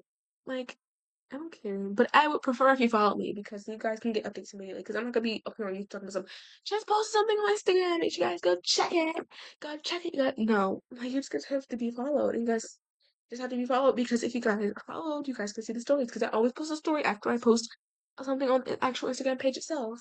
Letting you guys know it's like the easiest way to keep up with me. I try to make it so easy for you guys. Welcome, welcome everybody back to book, the Chaotic Book Lovers podcast. I'm so happy to see y'all. Honestly, the last time I spoke about my book, y'all. I did come on this podcast to talk about my book and what about it exactly. So last time we spoke on this podcast, at least because I have posted videos since then. I spoke about my book that's coming out this summer, which first of all, go follow the Instagram so you guys can keep up with me and the book. So you guys can figure out release dates and everything like that. But today, I just want to talk to you guys about books and your book goals. Like, I want to talk book goals. Let's talk book goals, first of all, because we need to figure out how we're going to keep, what are our book goals for this month, for this year, for this month? What are book goals? What are goals in general? Um, yeah, and I'm also gonna have an episode that comes out right after this. That's going not right after, but like the next episode is most likely gonna be like how to hold yourself accountable to these goals. And so, we can hold ourselves accountable. So first of all, I just want to start out with what are goals? Goals are something that we wish to accomplish by a certain amount of time. whether that is making this much money or doing this every single day for this many days, or in this case, reading this many books within a time period. And usually that's within a month or it is within a year. So we all have our yearly book goals, especially if you use apps like Fable, Storygraph, or Goodreads. They will ask you what is your goal for the year, so that way they can hold you accountable. They can try to hold you accountable for your reading goal. And you input your goal and you try to work your way up to it. Now, the also goal is like how many books can I read a day? That Yeah. How many books can I read in a week? That is not a goal. That is a how many. That's kind of like a what can I do in a certain amount of time. A goal is a distinct number of things you want to get done within a certain period of time, or a certain thing you want to get in a time period. So you have to have a specific time period. So if you say like, oh yeah, 3 books this week, that's your goal. 3 books within 7 days or a week. Or in this case, my goal is 50 books this year. So that is 50 books in 365 days. So, yeah. So when it comes to making goals, how can we create our goals based off of things? For me, I base my goal off how much availability and how much time I'm gonna have. Last year, my goal was actually 100 books, and I completed that. I actually did 131 books. But this year, I know I'm gonna be extremely busy because my book is coming out, and I have a lot of things that I wanted to get done. I have a lot of things planned, so I chose 50 books. I cut it in half. Okay. So in this case, my goal specifically was based off what I knew I could do, what the availability to do, and I did not go over that. Now, I might up my goal to 100 later this year if I can surpass 50 by a great amount, like around 70, 80, and I can see if I can make it towards 100. But as of right now, the goal is 50, and I don't know if I'm going to go over that. I might not. I guess we will shoot together. So first of all, before we get into this, I want you guys to comment down below. What are your book goals? Because that, first of all, what you gotta do. How many books do you want to read in a month? And how many books do you want to read in a year? Let's start there. Okay? So I know you guys have definitely, if you're on side of Book Talk or BookTube, you have heard of a TBR, which is to be read, and people always say my monthly TBR, which are the books they expect to read in that month. So that is a certain amount of books. So for example, I don't remember how many books I said in mine. I think it was like 4 or 5. I think it was 4, right? Because it was 1, 2, 3. Yeah, it was 4 books. So I want to read 4 books within how many days in this month? Within 31 days. 4 books versus 31 days. See, that is a manageable goal. That is a completable goal. Because now, obviously, if I say 4 books in a week, that's also completable because that just depends on how much time you have. But I'm saying like 4 books an hour, probably not the most realistic. You want to make your goals realistic, something you can accomplish, okay? So, yeah, I just want to, get it into your mind what are your goals, okay? And today, guys, we do have water because you guys know I'm always yapping and I usually don't have water near me. Yeah. Oh my goodness. Refreshing. So, now that we've figured out our goals, now that we've figured out what we're going to be doing, let's just go into the episode.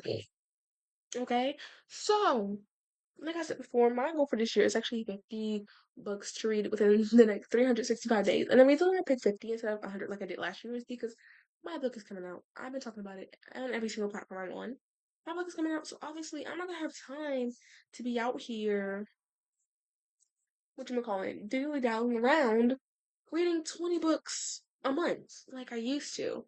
Which even then, I feel like I didn't even read that much. I feel like August was just that month where I read a whole bunch of books, thanks to Anna Huang. But yeah, I'm not gonna be out here reading 300 books. Come on now, let's be realistic. I just want to go ahead and put it out there. Everybody always tries to make it a competition. I always hear people saying, oh, well, book goals are useless because everybody makes it a competition and they're totally unrealistic. Well, first of all, is everybody making it a competition or are you making it a competition? Are you comparing yourself to others? First of all, reading is quite literally for fun. So you should not be comparing yourself to others when it comes to reading books. When you are reading, you should basically be doing it for you, not for anybody else, not to compete against anybody else. You should be reading because it's something you genuinely enjoy doing, okay? You should be reading because it's something that you find passionate, that you find joy in, that you find complete comfort in or interest in, okay? Whether that is self-help books, towards fantasy or dark romance books, okay? And everybody's gonna like different stuff, first of all. So a goal to read 50 romance books within the next year. that may differ from your goal to read 20 dark romance books in a, a month. Okay, so all goals are going to be different. All goals may seem unrealistic to some because that's just something they don't think they can accomplish, or just something they generally don't enjoy to do, but to others, it's very realistic. I've seen someone say, I want my goal to be 100 books, and somebody in their video commented, oh, that's unrealistic because who reads 100 books a year? It's always a competition between all booktubers. And I have never once, personally, on my For You page, and I watch a whole bunch of booktubers.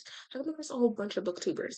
Never have I ever come across a page where someone's like, well, this person read this many books, but I read many more. I'm better. No, because nobody's finding the competition except the people who genuinely are finding a competition, who generally just don't see how it can be done. Which I get it, you're skeptical. Like, oh my gosh, 100 books in a year, nobody can do that. But I did it. My friends have done it. I've seen booktubers do it, book talkers, bookstagrammers. I've seen them all read 100 books in a year, or maybe more. Okay? People are going to the news reading 300 books a month, okay? I mean, a year. So some goals may seem unrealistic to some, but to others, they are not. And not every single thing is a competition, especially when it comes to reading. A lot of people find reading because it's just something they genuinely enjoy doing.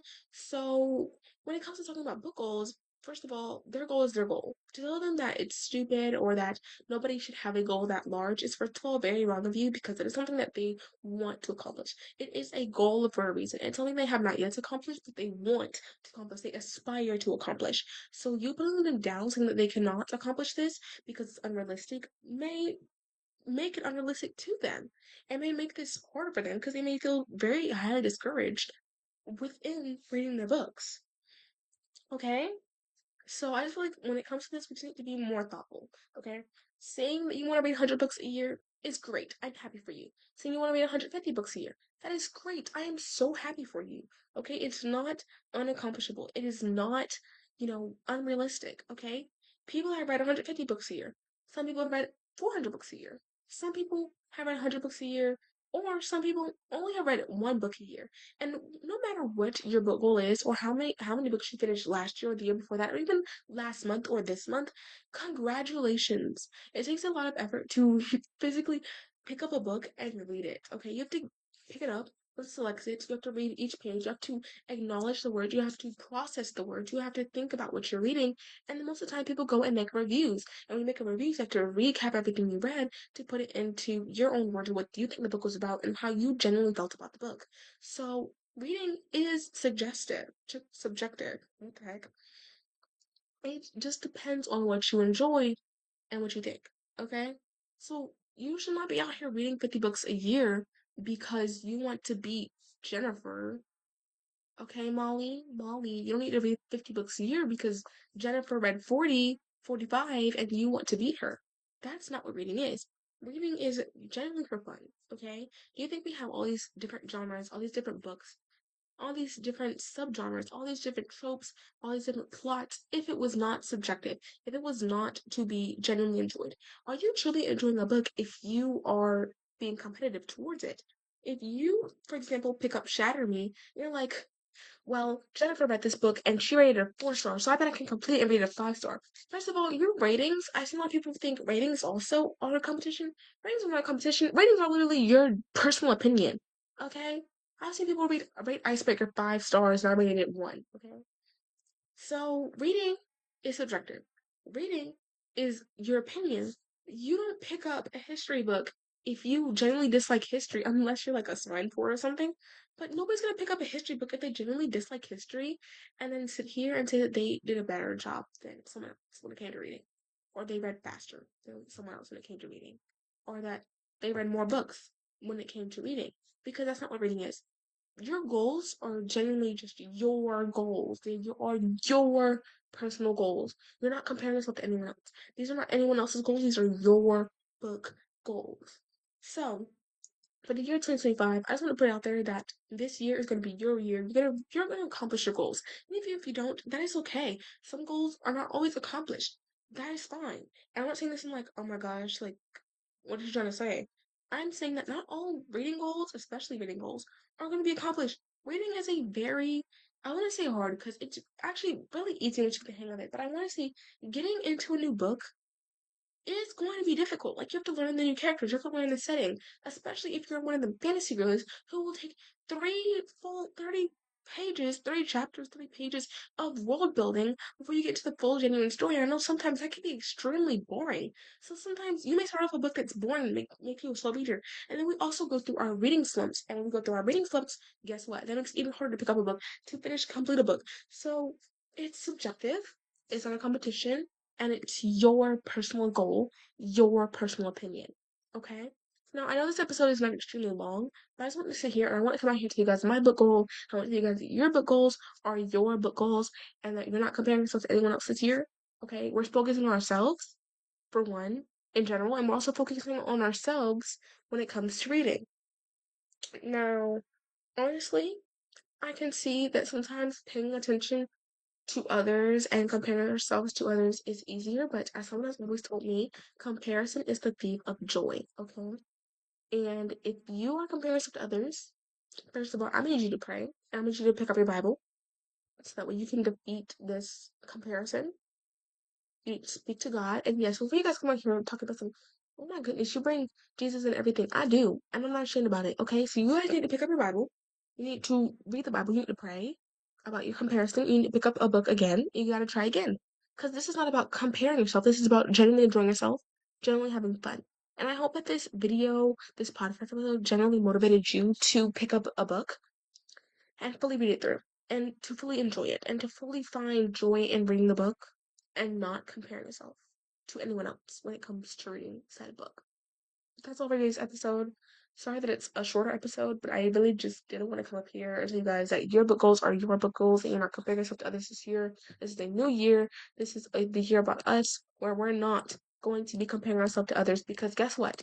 Others may not even take the time to acknowledge the fact that you are comparing yourselves to them. You may even know that. They're just living their life and their best life at that. So that means you need to do the exact same. You need to live your best life. Not because you want to beat them in living your best life, but because you just genuinely want to have your best life. You just genuinely want to enjoy your best life, okay? So, with that being said, I hope that this helped you today. I hope that this motivated you to pick up a book, to read a book, to finish a book, to do anything, to set your goal. Listen, if your goal is 10 books this year, congratulations if you complete that. If your goal is 1 book this year, that is a big accomplishment to pick up a book and to finish it. So no matter what your goal is this year, no matter what anyone else's goal is this year, your goal is your personal goal on which you think you can personally accomplish, not what you think someone else can personally accomplish, and that you want to be on the level of someone else. That's all for today's episode. Love you so much. Thank you so much for listening, and I'll see you on the next video or next episode. Bye, kisses, adios, and goodbye. Hey y'all, welcome or welcome back to the Chaotic Book Lovers podcast. We are on episode 7, which means we only have 3 more episodes left of this podcast to go, which is actually crazy. And don't y'all worry, even though season 4 will be coming out in the month of March, we already have all the episodes planned out for you guys. The thumbnails are ready to be created, and this will be much more consistent. I swear I know that the podcast is not been too consistent, but also I didn't want to just drop all the episodes in one day or like in one time because I didn't want to make this special. I didn't want to just drop it all at once. So when it comes out in the month of March, all the way the month of March to let's see, March to April, which will be the 2 months that the episode will be out in. It will be more consistent, like once a week or so, maybe because yeah. And once again, for each season it's only 10 episodes of podcast season. Wait, it's only 10 episodes a season, and we are in episode 7 right now, which means we only have 3 more episodes to go. And 2 of those episodes I'm really excited because we are going to be having special guests, so please be prepared. So let's see, besides that, let's see. So far, one thumbnail is made, but the rest are in, right? Yeah, but the rest are in creation as of right now as we speak, y'all. So, yeah, in episode 6, we talked about book goals and how to create the perfect book goal for you and how to stop comparing yourself to other people's book goals because everybody's book goals are different. Everybody's book ratings are different. Everybody's rating system is different. It's based off of your opinion and what you know you're able to do and what you're able to accomplish. And today, like I promised in episode 6, we're going to be talking about how to hold yourself accountable to these reading goals, how to stay consistent, how to stay true to yourself, how to stay honest to yourself about all this extra stuff when it comes to setting your book goals and accomplishing those and staying on track with them. So this is going to be a much more of a quicker episode like last episode because this is actually a really simple episode to go through, but I also want to disrupt you guys to tell you guys about this. And yeah, so let's go ahead and let's get in to today's episode. So, first of all, how to hold yourself accountable. First of all, the easiest thing to do is monthly TBRs. You guys know that at the beginning of every single month, I post a video that is my monthly TBR. For example, this month it was my January TBR of 2025. And in this, I stated the books that I plan to read this month and the amount of books that I plan to read this month. And I also leave room for myself to read extra books, which can push me more towards completing my goal in a timely manner. But also, it helps me stay accountable. And also, with a certain number, it kind of makes me want to accomplish this goal more. And it kind of makes me want to complete this amount of books read in this certain amount of months. Okay?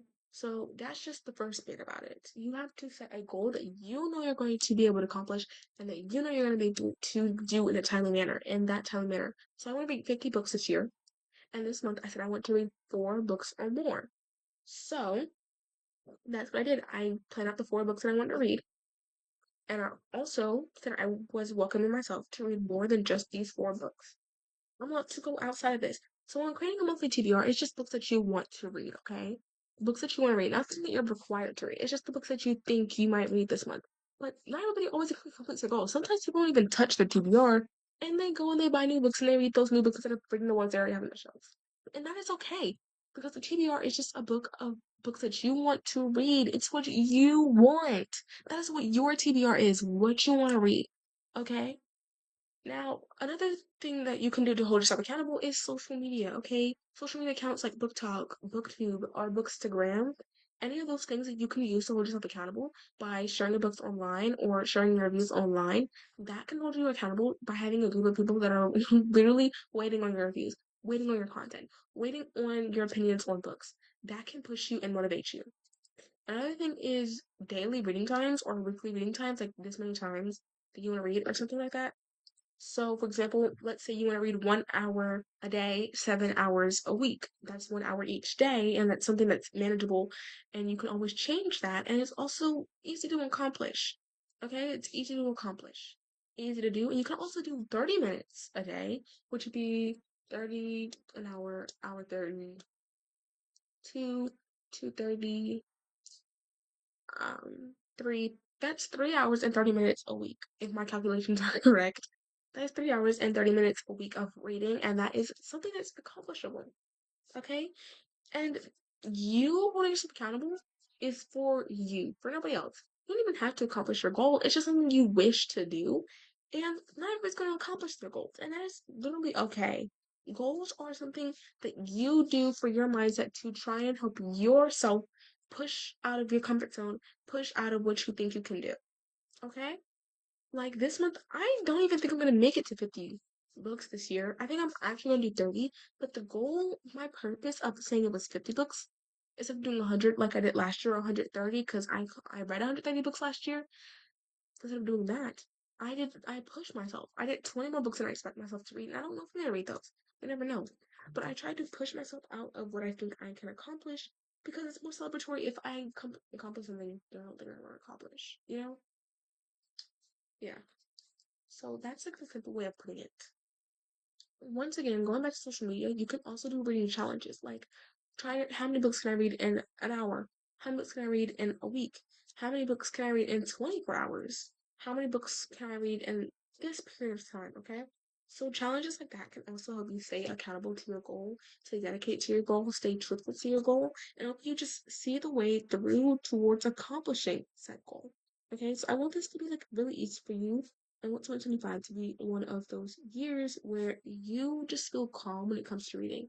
You're picking up books that you genuinely want to enjoy, that you genuinely hope that you like, and even if you don't end up liking it, at least pick a book that you think you would enjoy, that you think you would like. Don't just go pick up a book because it was popular, you know nothing about it, and you don't even know if you're gonna enjoy it or not. No. Pick up a book that you genuinely think that you yourself and yo will enjoy. Okay? So I think that's just like the moral of it all. Pick a book that you think you will enjoy. Set goals for yourself, like I said. Do challenges. Challenge yourself. Most definitely. Challenging yourself is always going to be the hardest part of it, but it's also going to push you towards doing that more because you want to complete the challenge. You want to win the challenge.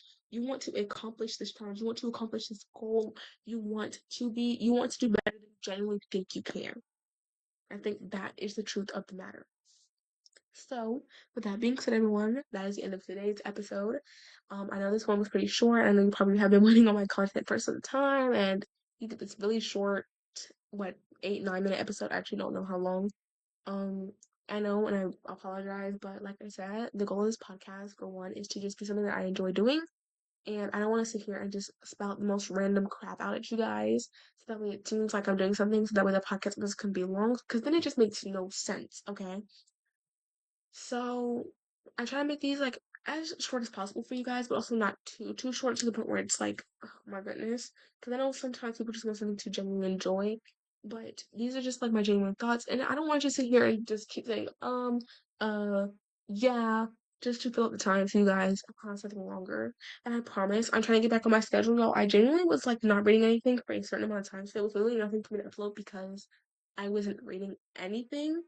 And so in that case, I genuinely just didn't post anything because why am I sitting here pretending that I read a book that I didn't read yet?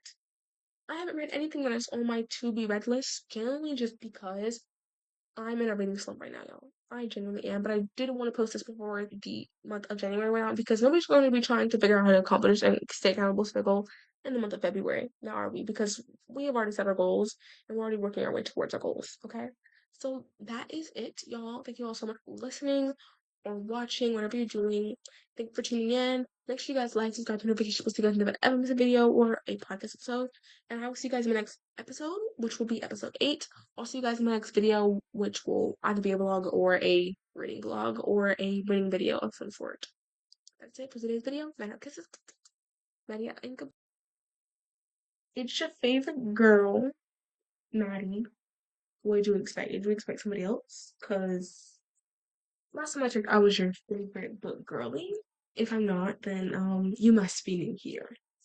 You must be new here. I'm kidding, guys. I'm like, if I'm not your favorite book girly, I'm not gonna take offense to it. I promise. But today is probably gonna be one of our longer episodes. I don't know. You guys know I don't come into these things planned, so I have no clue how it's gonna be. But yep, you guys about books, about authors, the jazz, because I know you guys like when I come here and I sit here and I talk to you guys because chaotic book lovers and y'all, this series is coming to an end. Like this is literally episode 8. After this, there are 2 more episodes left of this series, and you guys won't be getting me for a month or 2. I'm returning because this thing is like a seasonal thing. You guys see me for a season, and I go on break to the end of the season, and I come back at the beginning of the season. So you guys are getting me for the winter, and once this is finished, which I'm wrapping it up around like next week, is when the final episodes plan to come out. Then you guys will not be seeing me until spring, and then in spring. That's gonna do its 10 episodes. It's gonna do its 10 episode big one for season 4, and then season 5 is gonna come out in the summer, and then season 6 in the fall, and season 7 in the winter again. So yeah, I know that we weren't as choppy as quick with the episode releases with this one, but guys, I've been doing much more face videos, and because of that, I want to focus more on editing those because these are unedited. These are easy to film, but those are not as easy to film, and I want to put more time and energy into those because those are the ones where it's like I have to put more graphics, stuff like that. This is an unedited podcast, so I have to make sure that, if I'm gonna do this, it has to come out less time because there's less detail that has to go into this series, but you guys are gonna get me for free today. Today I'm just gonna yap about books. So we're gonna be talking about books up here. And we're gonna be talking about some stuff that I'm currently reading, kind of a thing. So let's just go ahead and get started. Caraval. I'm gonna just do what's on my thumbnail right now, so we can get out of the way. Caraval was a good book, but y'all, Donatella, I've told you guys this before. Donatella pissed me off. Like so bad. So bad. And I'm so mad because the rest of the book in the trilogy, if I'm correct, follow her. They follow her, so I'm just so mad because I didn't like Donatella. She was like my least favorite character out of all of them, honestly. Because like think about it. She endangered Scarlet. Wait, that's her name, right? It don't matter. She endangered and traumatized her sister. And she's just like, oh yeah, surprise, surprise. Like, girl. And like, let's just not talk about like the fact that at the beginning of the book she literally was not listening to her sister at all. She like didn't. She was like, "Oh yeah, I did this for us. No, you did this for you, honey, because I want to stay safe." I know it's not like I'm aware it's not the safest situation that they were in, but I feel like when it comes to those kind of things where it's like you're shifting locations to try and move somewhere else and you're possibly putting yourself at more risk if this plan did not go according to plan, you're you're basically putting my life on the line. And Valentella literally did not care. She thought only of herself. You know, when she's like, we did this for us. No, honey, sweetie, you did this for you. Because when it comes to stuff like that, that should be my decision and my decision only. You're not going to trick me into doing a little plan. I did this for us. Once again, no, honey, but you did this for you. Because you wanted this turnout, not me. I didn't want this turnout. You did. I literally stated that beforehand, multiple times beforehand, actually. And although your plan worked out how it was supposed to, I'm forever gonna have drama in my life because you just don't listen. Ooh, you just don't listen at all. So I would have a grudge against you. Oh, Shatter Me is the most cringiest, hilarious book I've ever read. I'm not even done with it. I'm actually only on chapter 9, and I'm buddy reading this with my best friend who doesn't even read, but she's invested in this book, and I am too. We're invested in it because it's cringy and funny. It's horrible, and we're invested because we want to see if it gets better. Okay, she doesn't even read. You know, it's usually we get on call and I read to her or we put on the audiobook and we listen and we laugh at how horrible the writing is, okay? I feel like this book, props to you, but I just didn't like it. Well, I can't say didn't, we haven't even finished it, but I'm not liking it, okay? First chapter, we have this girl in an asylum. Girl, we get it. This man, also, this is not a spoiler because this literally happens in like the first and second chapter. You learn this off the bat. This man stole your bed. Can I just tell you, me and her did not move from that page for a good 10 minutes because we were laughing hysterically, calling her stupid. We were calling Juliet stupid. We were like, oh my goodness, Juliet, this is like an idiotic move of you. Like, her powers, from what we've gathered, based off like the first few chapters, her touch can literally kill a person. I'm sorry, but if you're still in my bed, I'm going to be grabbing your wrist, smacking you across the face. I'm telling you, bro, you're going to go into cardiac arrest if you steal my bed. My bed, my blanket, my pillows. And the writing is like so cringy and it's kind of like blue eyes, crystal eyes. It's kind of just like we get it. The eyes are blue. And I've heard people say like, oh yeah, the first Shatter Me book is like really cringy, horrible writing. You just have to read the second one. I promise if I read the second one is worse than the first one. Because you don't know, a lot of book series have second book syndrome, whether it's a trilogy, a series, or a duology, they just have second book syndrome. You know, I've seen that with a lot of books that I've come across that I've read. If we go into this book, me and her, we go into this book, because I think this is a series we might be committed to if the end of Me intrigues us enough. But if we go into the second book, and the second book is the cringiest thing we've ever read, worst thing we've ever read, you know, something like that, then I'm just no. Okay, this is her introduction to reading, and I feel like I'm not setting her on a good note. Unless she finds this funny, because obviously she does, because we were cackling. We were cackling our tails off the other night reading this.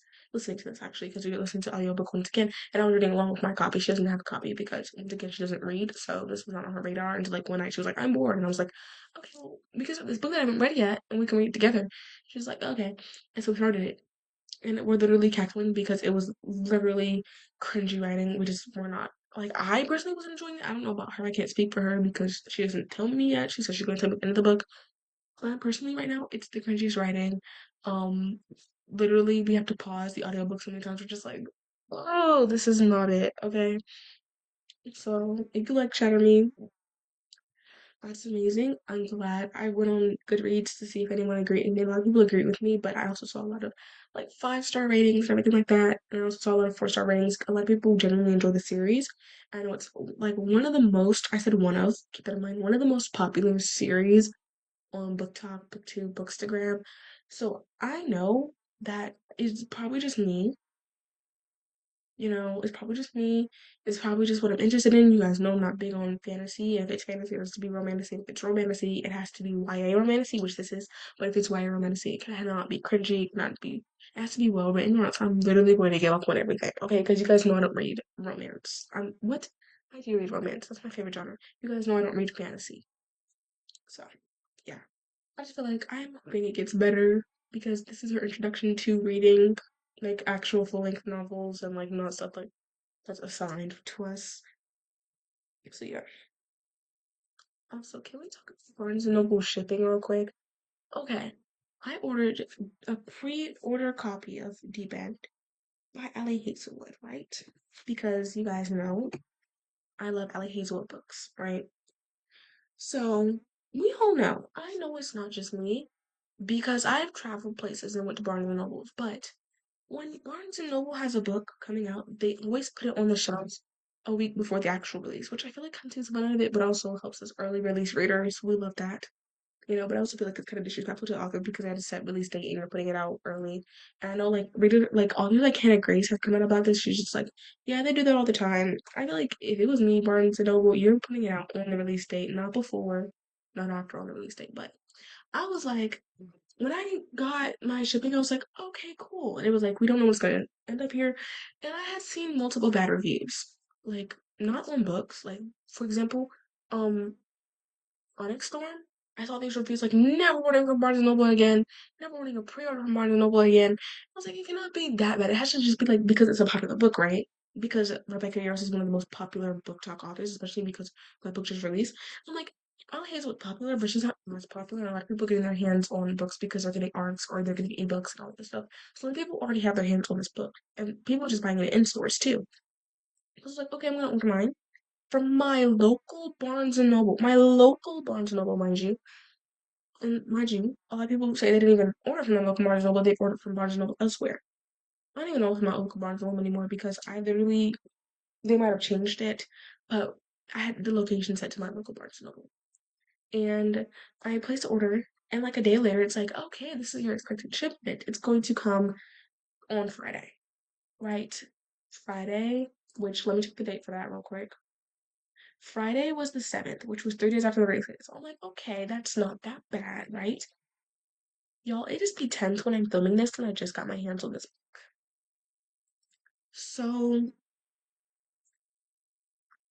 y'all, so, ooh, y'all, I'm trying not to be angry. I'm trying not to be. So, they keep pushing the date back. It was going to be the 7th, it was going to be the 8th, and then the 9th, and they even said it was going to come tomorrow, which is the 11th, Tuesday. And, which is, I think this is the day you guys are getting this. Tuesday, yeah. So, ooh. So, I'm like, what the heck is going on? So I go to track this, right? And they sent me to something that's like Narvar shipping. And I'm like, okay, what? Barnes and Noble has its own agenda talking about some Tuesday when the other apps say this date and this date. There's like 3 different dates going around, like Tuesday, Monday, and Sunday. And I'm just like, what the heck? Okay. So then they give me 3 different links. So I'm clicking on the one that is on the Barnes and Noble website. It's like UPS, right? United Postal Service. And they're like, oh yeah, it's gonna come Tuesday. But then under that it's saying being shipped with USPS. So I click USPS and it's like, oh yeah. out for delivery. And I just don't know who to believe at this point because, and I'm checking Shop, and Shop cannot even give me like the correct order number. If you guys know, Shop is like something you can do express checkouts, and you can also track all of your stuff through Shop. You can track all of your orders through Shop, and I love Shop. I've been using it for the past year. This is not a promotion, by the way, but Shop sponsored me. But I've been using Shop for the past year because it's actually really easy and efficient because I can just check everything because they list every single order under your email. So any order you have that's under your email, you can find it in that app or the website. Well, I don't think it's the website, but the app. You can find it under there and you can track it easily. And usually with Shop, they have it like, oh yeah, this is your tracking number. But even Shop was confused because they didn't provide me a tracking number. They didn't provide me a date. It was just like in pre-transit, which they don't do that with anything unless it's not been shipped, right? So Shop's confused. They're like, oh my goodness, like we don't know what's going on, right? They don't even know the location of my package. They don't know the location of my package or anything. So I'm upset. I'm angry. I'm like, okay, girl. And also, Shop is saying it's being shipped with Narvar shipping, as in that's what's shipping it, not USPS, not UPS. It's saying Narvar shipping is shipping my book. I've never even heard of Narvar shipping. And then it's another thing, it's talking about some Barnes and Noble shipping. So there's four different shippings going around. I don't even know where my book is coming from. I don't know where it's going to. And I'm afraid that I gave the wrong address. And so now it's tweaking out and it's going crazy. So I'm scared. I'm like, did I put in the wrong address? Did I put in the wrong email? But I'm like, it can't be the wrong email because Shop's able to detect it. And when I go to USPS or UPS, it's able to give me my order number and the address and the date that's supposed to come. And I'm just so confused. Like, I'm like, Maddie, you saw these bad reviews for it. Why'd you order it anyways? Y'all, it was free shipping day, if I remember correctly. It was free shipping day, or like there was a discount on shipping for members. I'm a member. So, and also I had a $5 credit and this was 20% off. So I was like, deals on top of deals on top of deals. So I can get this for cheaper than I would to get on Amazon because once again, I'm getting $5 off, 20% off on top of that $5 off. And then I know shipping is like an extra cost, but once again, shipping was on a discount or it was just free in general. So I was like, okay, bet discounts on top of discounts, shake my hand. Come on, I'm signing the waiver, I'm signing the form. So I don't know. I was like, I'm never ordering from Barnes& Noble again when it came today. But then I saw Spectacular. I haven't even finished Carnival series yet, y'all. I don't know, I just read the first one. But Spectacular is usually $20 for a hardcover. It's $10 right now because it's having a 50% off sale for Valentine's Day. So I might have to order from Barnes& Noble again. Like that might be my last time, right? But back to Deep End. So I get the cover today. I get my book today, and it's gorgeous. I will say she's a beauty. There's like the 3D kind of printings on the spine on the cover, all this other stuff. So it's like unique. There's like little water droplets and all that, and there's so much detail in the cover. The spread edges are gorgeous. The end pages are gorgeous. Honestly, it's all beautiful. Like honestly, they did their big one with this. But as I'm like, because you guys know, well, you guys probably don't know this, but whenever I get a book, well, the first thing I do is sniff it, right? Okay, there's nothing wrong with this. No, I'm kidding. I didn't sniff this book. I don't sniff my books immediately unless I think about it. But I'm like examining it. I'm flipping through the pages because I just want to see like the little waves of action, all the other stuff. I'm looking at the cover because I'm admiring the copy. And tell me why there's like at the top the pages are like bent and dented. And it's not noticeable, but like still, come on up. And then it's like the bottom right is like crinkled and the pages are bended and folded. And I'm just like, it's not noticeable. But if you're gonna make me wait this long, at least have my copy be perfect. At least have my copy be perfect because I did not wait. I did not suffer. I did not sit there in confusion, laying in my bed every single night. Like, is my book okay? Is it coming to me? Guys, my copy. I think every book is far from perfect. There's always gonna be some error mistake, whether we notice it or not. But like these very, very noticeable mistakes, like the employees really just said, "Oh, this one's slightly damaged, and we already know that it's not gonna get to them on time. Let's package it for them." You know, or maybe it was just the fact that there's literally no protection around the book. Okay, whenever I order books from Amazon, it's in a bubble mailer because it protects the book, it prevents it from denting. Or whenever I order a book from indie bookstores, and they do bubble wrap around it, or they do some kind of like packaging around it so the book cover itself, the book itself does not get damaged. The indie bookstores know better than big bookstores. Y'all been in the game for what? Years! These indie bookstores have probably been here for years, but they have less experience. Okay? They have less experience. They have less, manufacturers out there. They have less deals. They have less books in their store. How are they getting it better than you guys? I've only ordered from an indie bookstore once, and that was for my _𝙎𝙬𝙘𝙀 signed copy by Anna Huang. And that came in perfect condition. There were no flaws, nothing missing, no pages bent. There was nothing wrong with my copy. But then I ordered from big bookstores like Amazon. Wait. Not Amazon. Like Amazon too. Amazon and Barnes and Noble, and my covers are always damaged. And people are like, oh yeah, I just go in stores now because even though it's overpriced, like at least I can make sure that my copy's perfect. No copy's gonna be perfect. I'm perfect. I'm just gonna say that right now. But at least Amazon is like, oh yeah, you can return this and everything, and we'll exchange it out for you. I remember my friend, she got me check and mate for my birthday. And I already had check and mate. And so she was like, me and her were already planning on going to Barnes& Noble. Mind you, she bought this from Barnes& Noble. Me and her were planning on going to Barnes& Noble that weekend to hang out, get some coffee, read books, explore the store, because we just love to roam around Barnes& Noble pointlessly, mindlessly, and chat, be goofy. And so she was like, okay, just bring the book with you. I'll return it and I'll try and get you a new copy. So she's like, okay, can I exchange it or whatever? And they're like, we can give you a refund, but you can exchange it for a better copy. At least that's where we are. I wasn't with her when she said this. She was like, okay, where are you gonna go check out? Because I had books and stuff that I was gonna buy. She was like, okay, where are you gonna go check out? I'm gonna go and see if I can get this book exchanged for a different book. And they wouldn't let her exchange it. At least with Amazon, you can be like, oh yeah, my copy is damaged and everything like that. So can I exchange this book for the same book, a better copy of the same book, or for a different book? And if that different book comes back, I'm pretty sure you can exchange it for a better copy of that book. See, at least Amazon, and they do it in a timely manner too. Like the second I filed for the exchange, they had already shipped it out the next day. And then I didn't even return the book yet, but I still had my exchange copy already in the transit ready to come to my house. It was by the time that I had sent the new copy, by the time that I had received the new copy, I still hadn't returned the other copy. So at least they're fast with it. At least it's precise. At least they're fast with it. At least they're good with it. At least they know how to run a business. But Barnes and Noble, I need Barnes and Noble. No. Okay, Barnes and Noble. They made me mad. They made me extremely mad with this. I'm just gonna go ahead and put it out there. They made me extremely mad with this one. They did not do their big one. They did their little one. Okay. So yeah. That's just my little rant. I know that most of this episode so far has been me ranting about Barnes and Noble. But I will be ordering from them again. Because Spectacular is literally 20% off. Okay. Yeah. Yeah. Also, something I noticed with Barnes and Noble, this is not slander. Barnes and Noble, the difference between Barnes and Noble and Amazon. Amazon,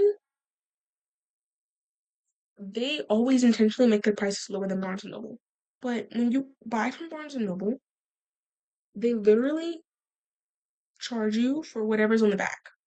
So let's say I'm in Canada, which I'm not, I'm in the US. I would have to pay $27.99 plus tax for Deep End.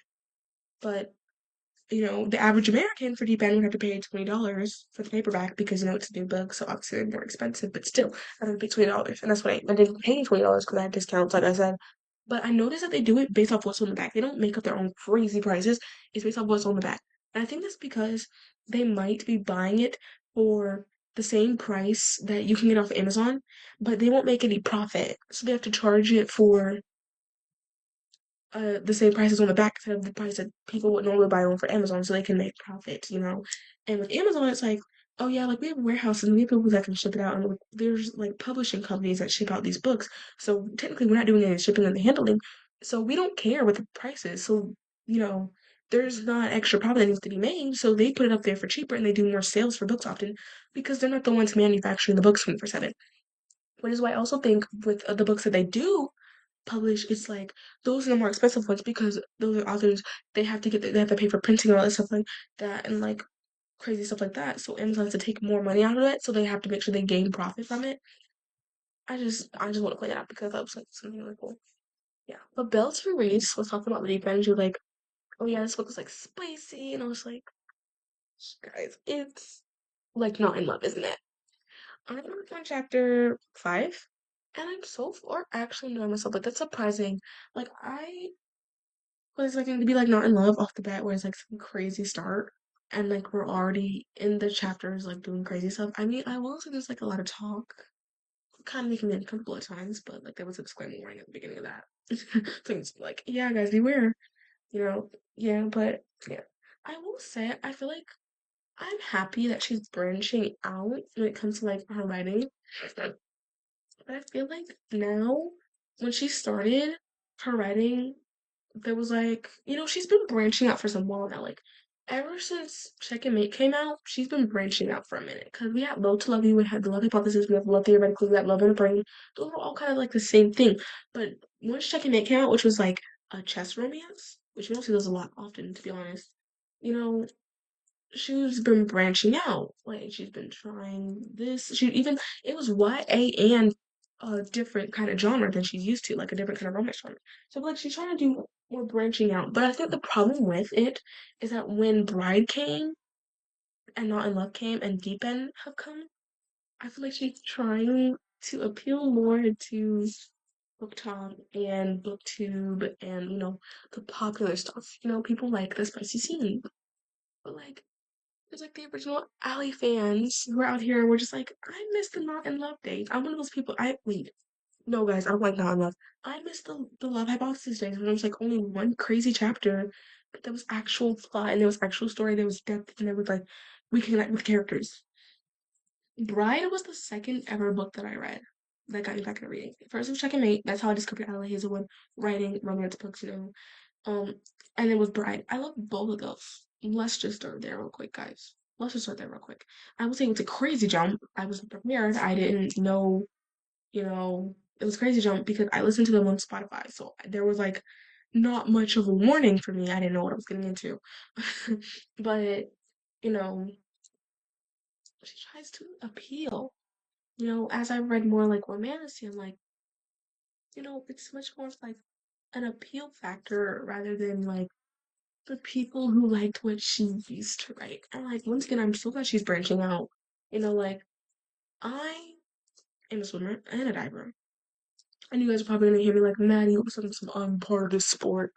I'm being dead serious because you guys have heard me like when I repeat this track, I was like, I'm a soccer player. I am a soccer player, but I'm also a diver and a swimmer. Those take precise stuff. So I'm feeling grateful that like these, parts are getting much more branched out, especially like since Deepan is like focused more on the swimmers and the divers. I'm glad we're branching out, all of the stuff, but I just feel like, girl, I feel like there's like a time in our lives where we need to do one thing at a time, like branching out, that's great. Appealing to TikTok, that's great, but doing them at the same time, I just feel like it's a lot. It's kind of overwhelming, and we're trying to do this in our same style. Not in Love was not an Ally style. I don't care what you guys say, that was not Ally Hazelwood who wrote that book. Like from the first 5 chapters that I've read and listened to, because I'm doing like back to back from Spotify to physical copy. From the back to back that I've done, this is more Ella Hazelwood writing style, but I feel like there's like much more appeal towards TikTok and YouTube and Bookstagram also. And it's kind of making me like not necessarily uncomfortable, it's kind of like awkward and it's cringe, most definitely cringe. And like I kept having to set the book down because I was like, what are we talking about? What is going on with the characters? Why are the characters like this? Yada yada yada yada yada yada yada yada. Okay. So yeah. And also I don't know what it is with our female main characters in books nowadays, but like Anna Huang did it and I like what did it. I know that Anna Huang released announced the striker after Deep End was released, so obviously like this has been, I don't know what it is. I feel like our romance girlies, like, not to mention they're both romances, like they're both sports romances, okay? I don't know what it is, but I think our sports romance, like our authors that don't usually typically do sports romance, they're branching into sports romance and then making sure the female main character had like some traumatic event with the sport they used to do. Like, for example, um, whoa, and they're both named Scarlet. Wait, one second, I'm gonna go grab this type of copy. Wait,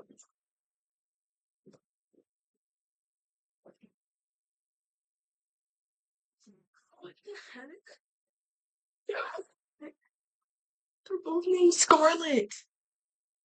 Right, Anna Huang and Al Hazel claim a practical inside joke on us because they have Scarlet Van Vandermeer Voldemort. It's called Vandermeer. And in the striker we have Scarlet Boyce. And both of these characters are in sports romances. And both of these characters have had past incidents, you know, and both these characters fall in love with professionals. Like professionals, uptight professionals, for yourself, that care a lot about their sport and their job. And they're both trying to get back into the sport. I like Dylan and Anna Huang playing a practical inside joke on this. Are they? I feel like they are though.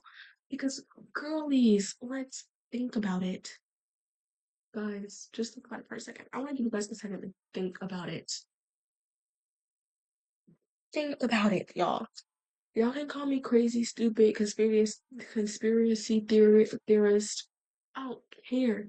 Y'all cannot tell me that the lines do not match up, they do not add up, because they do. It's crazy, y'all. It's crazy. It's really crazy, honestly. Y'all, okay, so moving on to the next thing I want to talk about, because you guys know I have a lot I want to talk about, but I do not want this to drag on too long, because I know you guys probably have better things to do than listen to me out. Or maybe you guys can do those things while you listen to me out because there's nothing to actually typically watch. It's something for you guys to listen to. Okay. If Only I Had Told Her was not good. I mean, you guys heard me say this in reading wrap ups, in my reviews on Goodreads, Fable, and Storygraph, but If Only I Had Told Her was not good. It was a money grab. I feel like we could have had a novella if only I had told her. And that could have been like a tiny, tiny sneak peek into what was her name? See, I've only had if he had been with me at 5 stars, but I don't remember. I don't remember Phineas, but I don't know. Whatever our girl main characters, our familiar character's name was, we got a tiny, tiny bit about what she was doing. We don't care too much for the best friend, okay? I feel like after, you know, we had that encounterment at the funeral, that could have been it, okay? And, that could have been all for him. And then we could have had like that short amount of time for her, to see how she was doing with the baby. But I feel like the only thing we actually could have cared about was Finn's chapter. Right. So I feel like the rest of it was just like an unnecessary money grab and an excuse to have more pages. A novella would have been nice because I don't care about his college life and I don't care about, shopping for babies. Okay, I really don't. I mean, it is nice. It was 5 star reviews, but I didn't care. It was page filler, it was money grab. I did not enjoy it. I mean, they grabbed my money because I got the red version originally. I was like, okay. And then I got If You Had Been With Me special edition. It's like, okay. And I got the normal white edition for If Only I Had Told Her. So they grabbed my money. I will admit it. I will admit they grabbed my money. Am I happy about it? No. It was a shameless money grab that could have been well spent on something else, dare I say. But it was a smart money grab. I will admit. I will admit it was a really, really, really smart money grab. Gotta respect a woman who knows how to hustle. Okay? Yeah, I will say. Also, y'all, Good Girl, Bad Blood. I remember nothing from that book. That book was page fillers on top of page fillers on top of page fillers. So there was an excuse for the third book. And even with the third book being as good as it was, the amount of, like, I feel like the amount of PTSD we got, it was just like, we get it. But sometimes I feel like it kind of makes it more realistic because, like, when you have PTSD, you have all the things that remind you so much of these events that happen. I'm not going to the events. I feel like it's really realistic to have those mentioned multiple times in the book. I think that's really clear. But yeah, I'm so excited, y'all. I'm gonna be starting a new series. I don't know when. It's whenever I start to get the supplies, but I'm starting a new series on my channel called Bedazzle and Chat, where I literally will bedazzle books and literally talk about literally anything that comes to mind. Not even related to books, but I will be doing book activities. Like we could be talking about movies. We could be talking about, the Bible. I love the Bible. If you guys didn't know, we talk about music. We can literally talk about my day. And I just talked to you guys about Bedazzle books. That is the plan. Actually, that's the plan. So I have found someone who I want to like quote unquote supply these things, but not exactly supply them because it's literally her small business. She sells bedazzled books for a living. And I think it's like a quart of bedazzled books, something like that, on Etsy.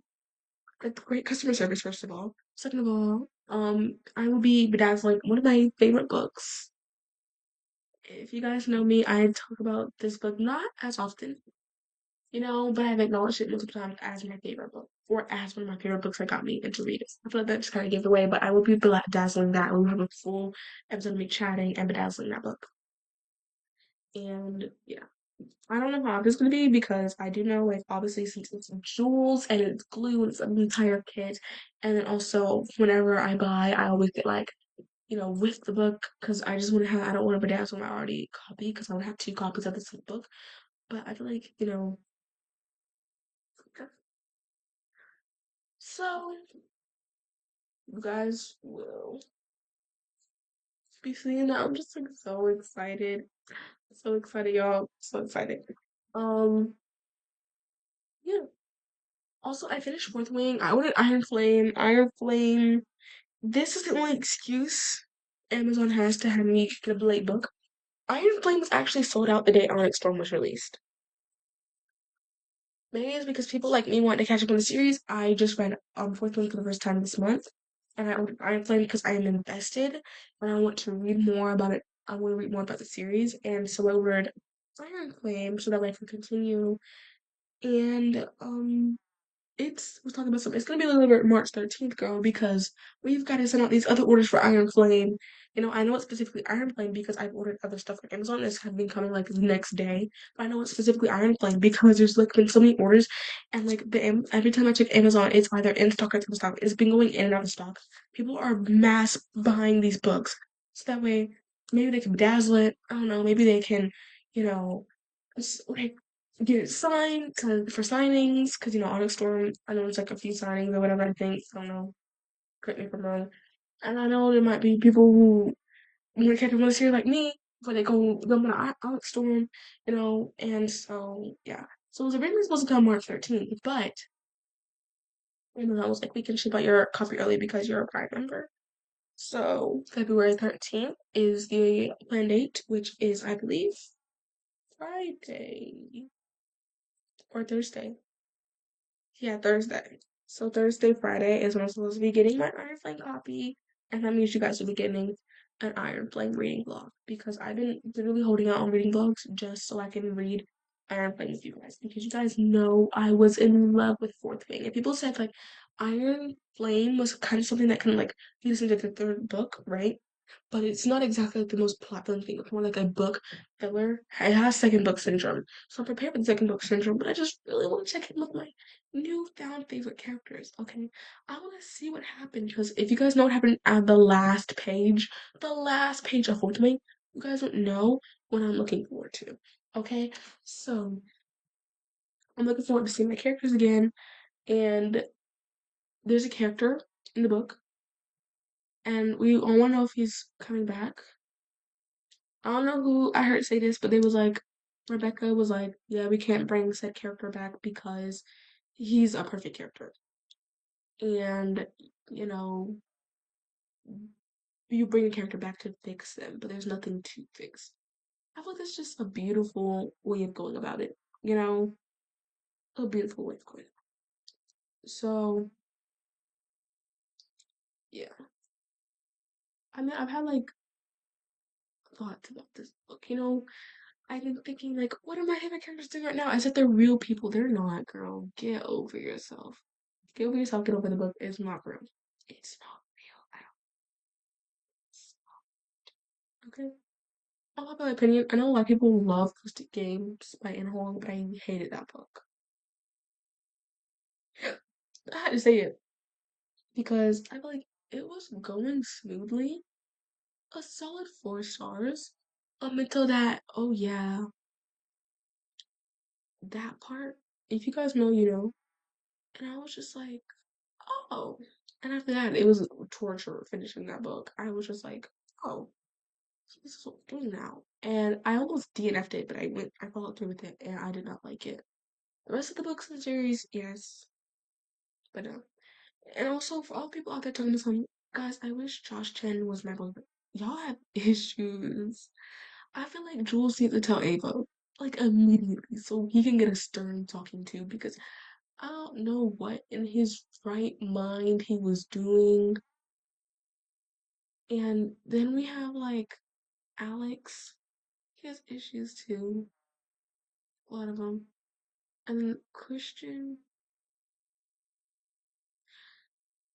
got his issues, but I would say he's the tamest out of all of them. Because this wasn't as extreme as like the other ones. I know technically in talking in theory, Reese didn't do anything, but like, no, girl, no. And also, I thought his name was like Rise or something. Rice. Oh no, like I mean Rice or Reese. I don't know which one I prefer. They both are some like foods. Rice, self-explanatory. Reese's cup. If your name is Reese or Rice, no shade to you. I'm just saying, like, every time I read that book, I got hungry. Like, I want to know Reese's peanut butter cup just because of his name. I'm sorry, y'all. That sounds so mean. I swear I'm not trying to be mean. I swear I'm not trying to be mean at all, guys. I promise. I just feel like that's like really cool. Like I know it's like me mindlessly babbling now, but that's the point of this podcast. That's the point of this episode. I'm mindlessly babbling to you guys. You know, I'm talking to you guys to enjoy it. I want you to enjoy my company. What did I just say? I want you guys to enjoy my company. I want to enjoy your company. So yeah, I do want to say, for all my Jenny Han lovers, we're talking about some. To all about Level 4 was the best series by Jenny Han. What are y'all on? That was the worst book I read by her by far. Like, it was written for little kids. I don't care for like, oh, but like themes at the end of no. No. The only thing good that came out of that book was its movie. Okay, the movie was good. That book though, Exo Kitty and the like Exo Kitty is cringy, but it was still a good show. Okay, I kind of enjoyed myself. I was content with it. But the movie was good. But the book is another story. The book feels like it was written for kids. I am in this bookstore and they host games and like you have to find certain things in books each weekend for a book activity, right? And so I it was names. And you get I think it's like 5 points for each thing that you write down. You can write down multiples, you can write down duplicates. Why is it that one page got me like 20 points? No, not 20 points. 60 points.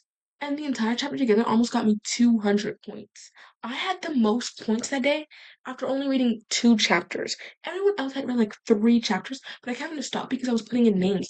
Because it's over explaining stuff. It was over explaining stuff. And like the names was mentioned 20 times. It was like, we get the point, Jenny. We get it. The best book written by her, Burn for Burn. The Burn for Burn trilogy? That's what it's called, right? The first book, Burn for Burn? Yeah, because then I was like, I was get the trilogy, the name mixed up. Burn for Burn trilogy, hands down. I know she wrote that with Sophie and Vivian. Hands down her best book. I don't care. I don't care. Give you your money. Y'all, go read Burn for Burn by Jenny Han and Sophie and Vivian because that was amazing. That was amazing. And that's not, I hate real people in covers, but let's just talk about how gorgeous the trio is on the covers of all these books. They did a fantabulous job. And I really wish I knew who these ladies were so I could follow them. Y'all, guys. Burn for Burn needs its movie. Its movies, because the trilogy and its TV show. So what's up? What's up with Jenny Han trilogies? No shade. I just want to know because like every single time I think about one of her books, I'm thinking trilogy. Name one Jenny Han book. Wait, she might have one. I don't read her backlist like that because I don't like her books like that. They're mid for me. Girl for Burn is a trilogy. The Sun Match Pretty was a trilogy. And To All the Boys I Love Before was a trilogy. I'm just saying, she got a thing for trilogies. No shade, myself. No shade because I get it, girl. You got all these trilogies. I can't keep up. Okay, I can't. I really can't at this point. Alex Astor got her book coming out, Summer in the City, I think so it's called. I keep telling myself I'm gonna pre-order it. Especially because she got signed copies up, I think, still. Unless I'm just late. And it also has all these alternative covers for each store you buy it from. And I want to at least get my hands on one of the cute covers, because there's like one cover in there that I don't like. But I want to get my hands on one of the cute ones, covers. I keep telling myself I'm gonna buy it, but I keep thinking back tonight, man. I'm just like, oh, I know. And this is her debut adult novel. Debut. Honey, ever since Night Vane came out, we've been doing this for a minute. We've actually been doing this since Light Lark. It was just really settled. That's not her debut. Those books are not YA. Let's face the fact that those books are not YA. Okay? Can we do that real quick? Because let's be real honest, okay? Let's be real honest. Just saying, y'all can say what y'all want, but if you guys think about it, is this really her debut? I don't. She seems like a sweet girl. Trust me. I've pitched in on some of her like Ask Me Question Fridays and stuff like that. But y'all, this girl, this is not her debut. She has played these games before. She knows what she's doing. She knew what she did from the very start. And Night Vane was not a good book. I'm just saying, somebody has to because Night Vane gets all this hype and it was not a good book. It was not a good book. Sky better be good, especially because this has been turned into a series. If Sky is a horrible book, I'm telling you, I'm gonna cry in my sleep. Light Lark so far is the only thing that I've read by Alex Astor that was actually good. Yeah. So I'm just saying. And I did that thing where you guys like I don't know how you guys have your bookshelf set up, but there's like this thing with bookshelf where you have your books sitting straight up, and then like you have your series. I call this series my baby House Trilogy by Lauren Roberts, and you take your baby series or whatever, and you lay it flat down on its covers, and you stack them, and then you put something cute on top of it. I was like, I'm never gonna do this to my books, but the other day I found myself rearranging my shelf, and somehow they ended up stacked with sandwich plushie on top of them. um, so about that. I will say it looks really cute. I also just want to put my plushie. So I will say it was worth it. It was cute. Props to y'all. But good. And you guys might be talking about some Maddie. You're always talking about how Palace was an amazing book. Why not talking about it today? Because, honey, sweetie people, I have something planned for y'all this week that has something to do with Powerless, and it's going to be an entire video talking about Powerless. So stay tuned on that because there's a reason I didn't talk about it today because you guys have a video coming out later this week. And hopefully by the time you guys see this, maybe the next day, the premiere is going to be up and ready for you guys to set a reminder for. Because I will be talking about Powerless, bashing it, but also building it back up. So stay tuned for that. Because Fearless is coming out and I gotta get my opinions on before Fearless so that I can do an entire video analyzing Fearless and talking about what I hate and what I love, okay? So, yeah. Stay tuned. Make sure you guys go ahead and follow my Instagram. I'm an author. I'm an author, y'all. And I have my debut YA clean novel coming out. It's a fantasy novel, by the way. YA fantasy clean novel coming out this summer. And you guys should stay up to date with it. So follow my Instagram, road to 100 followers. Follow it so you guys can keep up updates. I try to do Q&As for you guys so you guys get to know me, get to know more about the book. Try to keep it as, low-key as great for you guys as I can. Great experience. It's all linked down below. I also post about my community tab ever so often. And yeah, subscribe to the channel because I will be doing more videos where I try to make you guys asking for you guys' opinions. So subscribe, let me forget to guys another this video. So next video, Madam Kisses, and goodbye. Y'all, I have been avoiding this episode because after this one, there will be one more episode of the season, and then I will not see you guys again until May. well, technically, I will see you guys again if you guys are subscribed and you watch my videos where I do my actual videos with my face and everything. And this is not the podcast, but specifically the podcast, we will not see you guys again until May. And that's crazy, honestly, to me, because this podcast is literally where I yap about the most random things but when we come in for the new season, it'll be really focused on my journey as an author. That will be what most of the season will revolve around, but we will also have our interviews where we interview other book lovers and everything like that.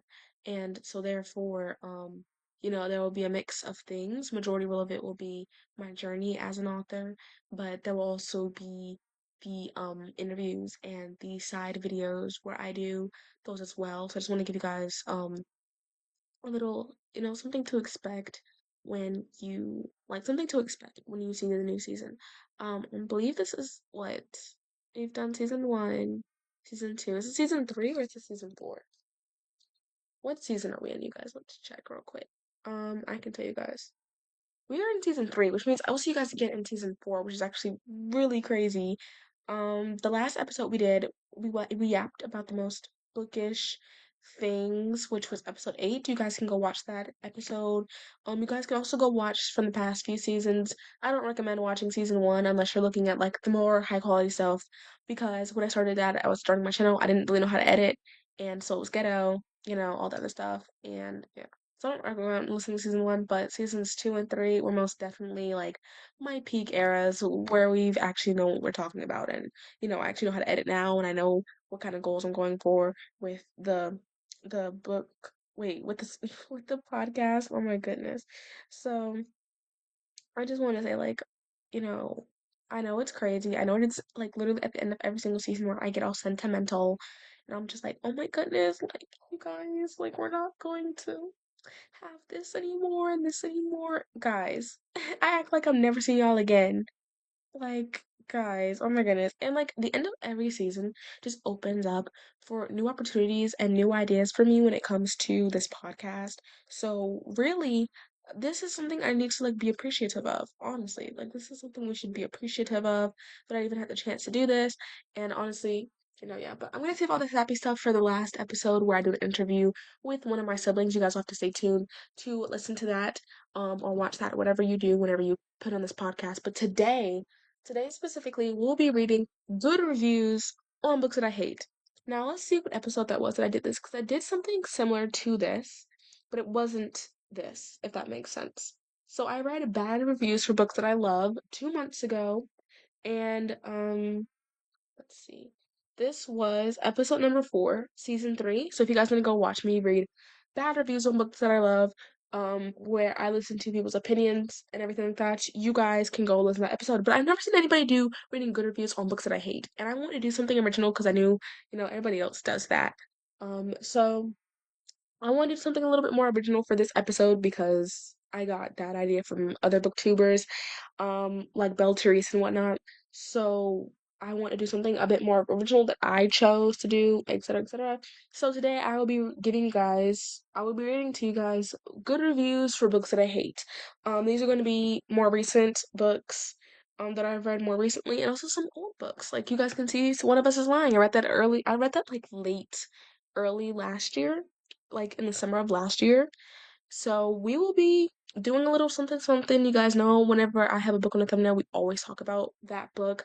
So, yeah, this demo was made a few months ago, guys. Honestly, I should have done this a lot earlier. I just really been putting off. I didn't know when I wanted to do this episode because I was just like not ready. Because I knew I'd be like, no, but like think about it. But whatever. Let's start with a book that I read called Leave the World Behind. Let's go ahead and get this one out the way. I rate this book 1 star, which a lot of people rate this book pretty badly. The average rating for it is 3 stars on Goodreads, and the most popular star is 3 star. Not even 5 star, 4 stars, not the most popular. And a lot of bad reviews, honestly. So let's read one review. Wait, it's supposed to be good reviews. I better read a really bad review. So we're gonna do 5 star. We're only gonna do 5 stars today. Like you guys know, I only read 1 and 2 stars last time. We're gonna be reading 4 and 5 stars, only if 5 stars not available. So So this one is rated 4 stars. Get ready to watch this book's adaptation on Netflix. Such an amazing team on the board. Homecoming and Mr. Robot's director Sam Ismail and fabulous cast including Denzel Washington and Julia Roberts. I cannot wait. Oh no, this is smart, thrilling, riveting, suspense, and family drama, but it's not a great choice to read it during your quarantine and chill times because it's claustrophobic, dark, suffocating, and apocalyptic story. Something going on outside, and you gotta stay in your house to save yourself. But maybe sometimes taking risks and leaving the world behind, getting out of your shelter to see things that with your own eyes can. Is this supposed to be a synopsis? Okay, guys. Okay, we're gonna try a different review because that kind of seems like a synopsis. Okay, so someone rated it 5 stars actually says it's 4.5, but Goodreads doesn't let you do that, so they rounded up to 5 stars. It says a middle-aged white couple and their two guys. This is another synopsis.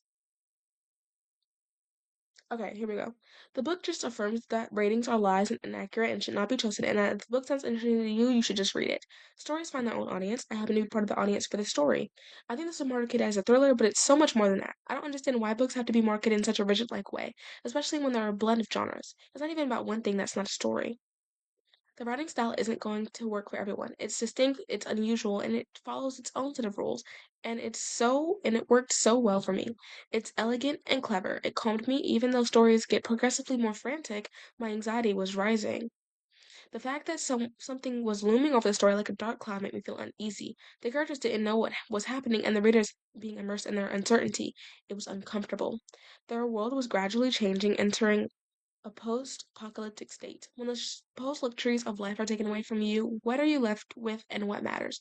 It's a grim reality that was being crafted. It's desperate. You're surviving on base human emotions and behaviors that have been amplified due to the unknown. Rational and morality are out the window. It was all done so well. I was completely captivated. I just want you guys to know, I read this book really badly because the chapters dragged on. There was a lot of repetitive movements, but I see, this person really liked it. I rated it 5 stars. Okay, another 5 star rating. 4.5 rounded up to 5. There's a lot of mystery around what this book is exactly about. Everyone is being deliberately vague, and after having read it myself, I can now say that it's the right approach. I finished this over the weekend, and ever since then, I've been trying to think of how many other books make me feel this way. Not many, that's for sure. This is a book you have to deliberately read and go blind into, and allow yourself to absorb carefully. I think one of the most genius things about it is that everyone will have their own reaction and response to it. The reason being is that fear is unique. We're all afraid of the same things for the same reasons. Alan takes the knowledge and puts it on display perfectly. He moves the walls of the room closer and closer and closer until you can only hear the sounds of your own heartbeat beating faster, faster, and faster. This book is brilliant, and while I know it won't be a favorite for everyone, it's a book that asks you a very personal question. What do you become when your ability to obtain knowledge disappears? If I read this book in any other year, I would have been giving it a lower rating. And when Alan wrote this, he had no idea that all things could happen in 2020, particularly COVID. Ooh, so this was written before then. I don't know when it was published and written and everything. This book is much more impactful now that we've been living with the virus for 8 months, and it's no longer something that sounds awful or allows you the hubris to think, man, I'm sure glad I never have to worry about this happening. This is now. This is real life. The disbelief, the feeling of being caught off guard, and the need for knowledge, longing for normalcy. Those are things we're experiencing right now. So, before 2020, I wouldn't have understood. I wouldn't have gotten it. I wouldn't have but I get it now. I get what this does to people. I get what does to society. I get what this has done for me. Thank you so much for Echo Books and Roman Allen for my free review copy. And okay, okay, that rest of this. So it's an arc rating, but So I'm only gonna rate 2 of these because it seems that all of these have to have like there's all these long reviews. So yeah. The next one I'm gonna be doing is I Am Watching You by Teresa Driscoll. I did not like this one. It did not focus on the plot, and it was stupid. This one has a 3.96 average rating, and the most popular rating being a 4 star. The second most popular being 5 stars. So we're gonna do the 5 stars. Okay. First one is twist. Never would I expect the ending. Everyone had a secret, lives were ruined, and in the end for nothing. Twist. That's all the review is. Okay. The next one is I Sorry. I love this author's writing, and her previous two novels are among my favorite reads ever, so I was eagerly waiting for this book. And wow, with this amazing, unputdownable suspense masterpiece, 𝙬𝙤𝙀𝙧𝙀 Driscoll proves that she is right up there with the best thriller writers of today. This book is genius. What I admire most about this author is her beautiful writing, and spare yet heart-wrenching. And this book combines that wonderful writing with the guys, I can't read today. This happens every time I try to read something to you guys. I can never figure out how to read words. I swear, guys. I promise I can read. I can read. And this book combines that wonderful writing with intense.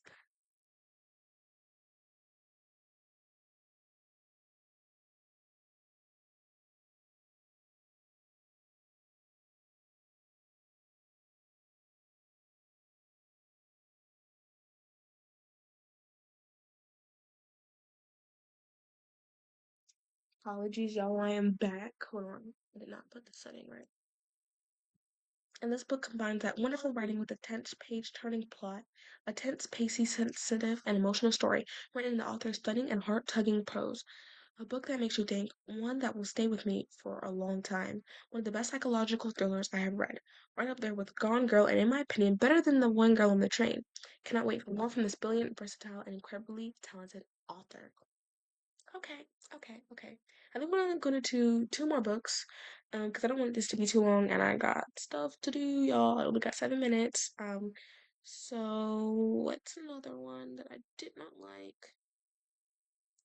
I know, well, I would always have to do One of Us is Lying. I just cannot find that on my Goodreads. I'm going through my books that I've read, so I have to find it manually where I can, do anything.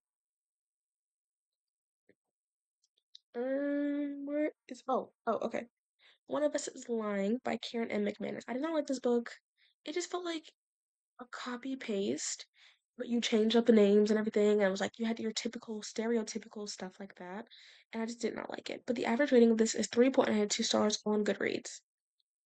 So the most popular rating is 4 stars, and the second most popular rating is a 5 star. So let's do 4 stars because we haven't done any 4 star ratings. We've just been doing 5 stars. Okay. Oh, I don't have enough time to read this. Oh, this isn't literally okay. I'm gonna go ahead and leave this at a 4 star. I wasn't sure between 3 and 4 because it's one of those books that was driving me crazier than I am. I could have put the book down and went to smack everyone in the book. Major players, Simon.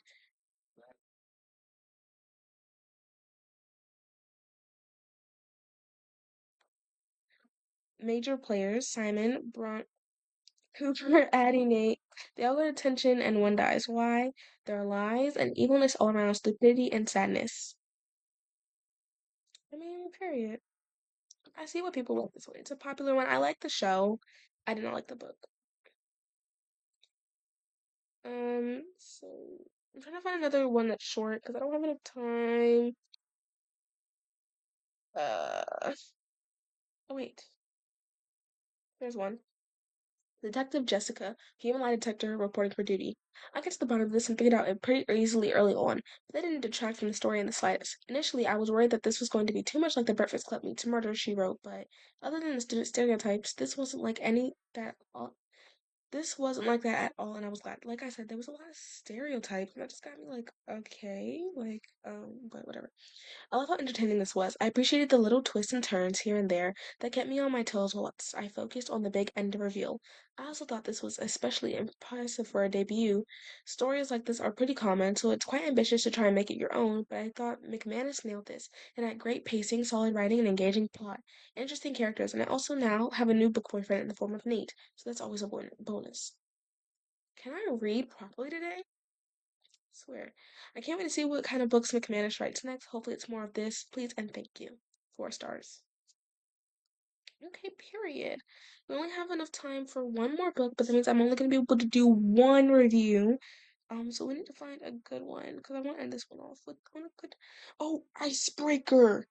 Icebreaker, guys. I rated Icebreaker 1 star. I did not like it. This book has an average of 3.78 stars on Goodreads, and the most popular star is 4 stars, and the second most popular is 5 stars. Okay.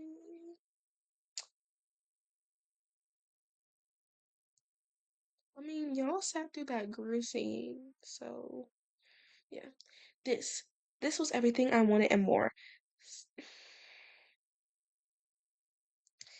And y'all, Lola, Robbie, JJ, Russ, the Puck Bunnies group text, the entire dynamic of the friend group just made this even more enjoyable. And I have a plus for my main man, Henry Turner. Y'all, Henry, I don't care what y'all say, it's Henry, y'all.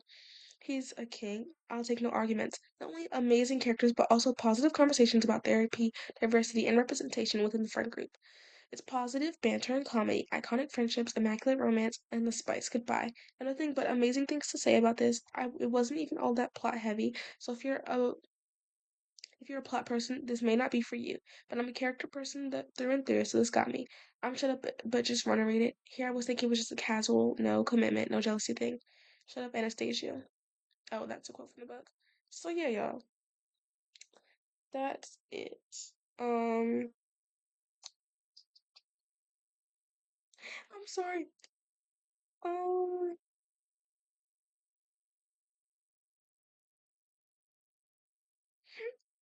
I've been dead. I'm reading the comments on this one. Everybody's just like, did we read the same book? Like, we read two different books. Your taste is quite peculiar. Larry, I love you, but this book is awful. Oh, this is a YouTuber?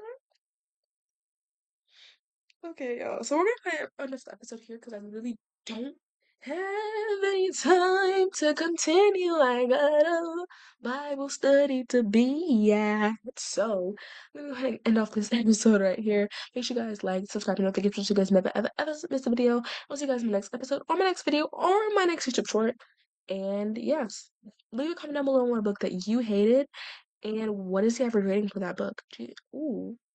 Love you all so much. See you on the next video. Mad out. Kisses. Mad out and goodbye. Hola. Oh, this is part. Hey. Say hola, ¿cómo está? Ray. So, y'all, I brought my brother here today.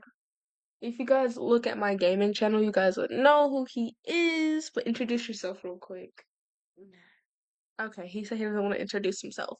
But today, I thought I would bring him on the podcast because I brought my sister on the podcast last season, and I didn't bring him up here. So I thought it'd be really nice. Where are you going? Stop that. Stop. I thought it'd be really nice to bring him on the podcast. So, yeah, tell us about some books that you like.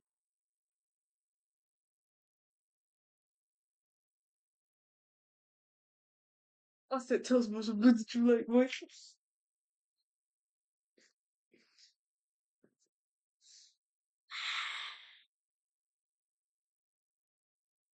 Hello? Oh my goodness, you spit on me. So I do like Rings of Fire. I don't think I have all of them, but I do like reading. I do like stealing my sister's books and Whoa. eating them sometimes. You steal my books, bro? Kind of. Which books have you stolen? Boy, that is so ghetto. I need to give those away. Oh no, no, brave. No, wait.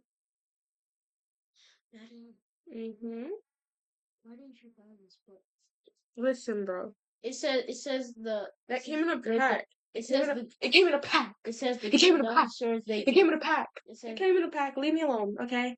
It came in. the good dinosaurs get away, bro. Why are you reading? I'm about to read it. No. Tell us. What's your favorite Wings of Fire? What's your favorite Wings of Fire book?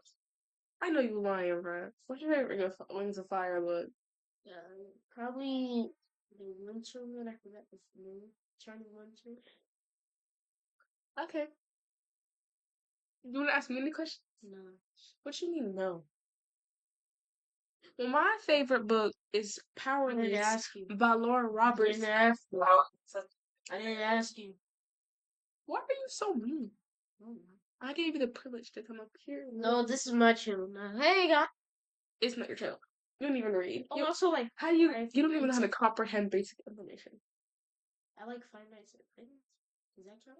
Yeah, you like the books? Yeah. You never even finished the first book.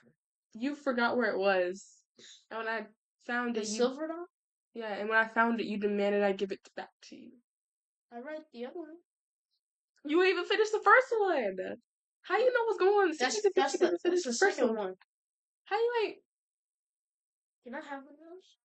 have one of what? You have 3 Bibles. Can I have one? You cannot have one of my Bibles. I have 3 Bibles for a reason. This one you guys ripped up. This one isn't even the right version. See, that says NKJV, and you just have the KJV. And this is the right one that. Can I see that one? No, yeah, that one.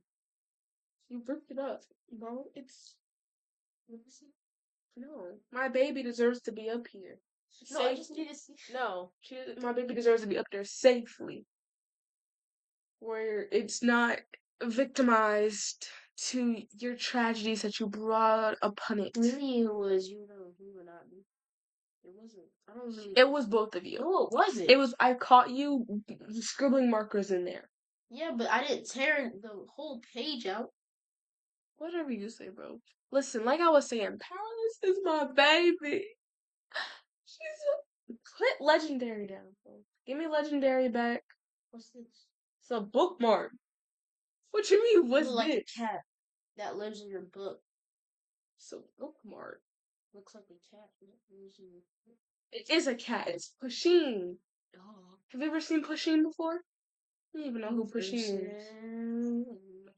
I don't even know who Pusheen is. She cursing. Bro. Listen, you never seen this cat before? What are you doing on the floor? Yeah, you couldn't. Oh my god. Yo. Stop. Stop. Who is that? Oh. That lady was walking in front of the window. Oh my god. Listen.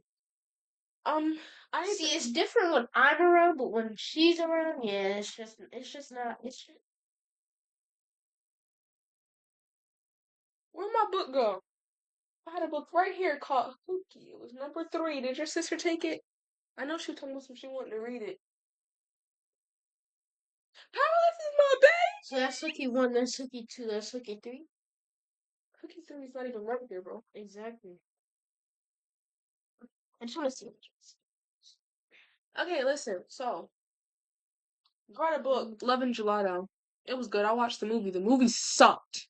I'm kidding. The movie. Yeah, I'm kidding. The movie. Shush. I'm trying to talk. The movie was actually good. It just didn't. It wasn't the book. It was a completely different story. What are you yapping about? Then I read Love and Luck. That book was just stupid and boring. And then I read Love and Olives, and that one was a chunky baby, but it was good. Big fat. Goodness. How can I do it? How can I pull this through? You can't. You literally can't. Okay, that's all I needed from you. Because I have to go in like 7 minutes. You give that back. Okay, guys, we're gonna end the episode here. I know this one's chaotic. If this is your first time seeing me, I promise it's never this chaotic because usually it's me alone and I literally yap. But he attacks me whenever he's in my presence. Oh, he side-eyeing me. He attacks me whenever he's in my presence. And he don't know how to keep his hands to himself. He always stealing my stuff too, like. See, he's stealing my stuff right now, but and he acts like a 3-year-old and he's not. So that's gonna be. Go shop my hands and coat one so I can take Listen. Give me it. Wait, where's that? Where's the slime that you gave me and you took? Oh yeah, that thing gone. It's gone. I threw it away. Because what? That thing stunk up the house. Okay. It smelled like a brown. How did that stick up the house? It smelled gross. Anyway. How did it you hate brownies? Is that what you're saying? No, because I did not smell like no brownie. It smelled like the you know that confetti cake scent your For a sister second, I thought you had. were about to say cotton. Oh, the confetti scent your sister had in her room. I forgot where it was Is from. it the slime or the donut can? It was that donut candle. That thing. That's exactly what it smelled like. That thing made me sick. Speaking of candle, I ordered like a new candle. Oh, Not this candle, it was a different one. But it's based off of Powerless because my baby. It's my baby. it's Get out. This podcast episode should end right here. That was so disrespectful of me. Why would you say that? sorry, mom. You're not sorry. End the episode. Love you all so much. See you on my next episode or my next video. Kisses. Anything you gotta say? Avocados. Avocado sponsor me. Avocados from Mexico. Bye.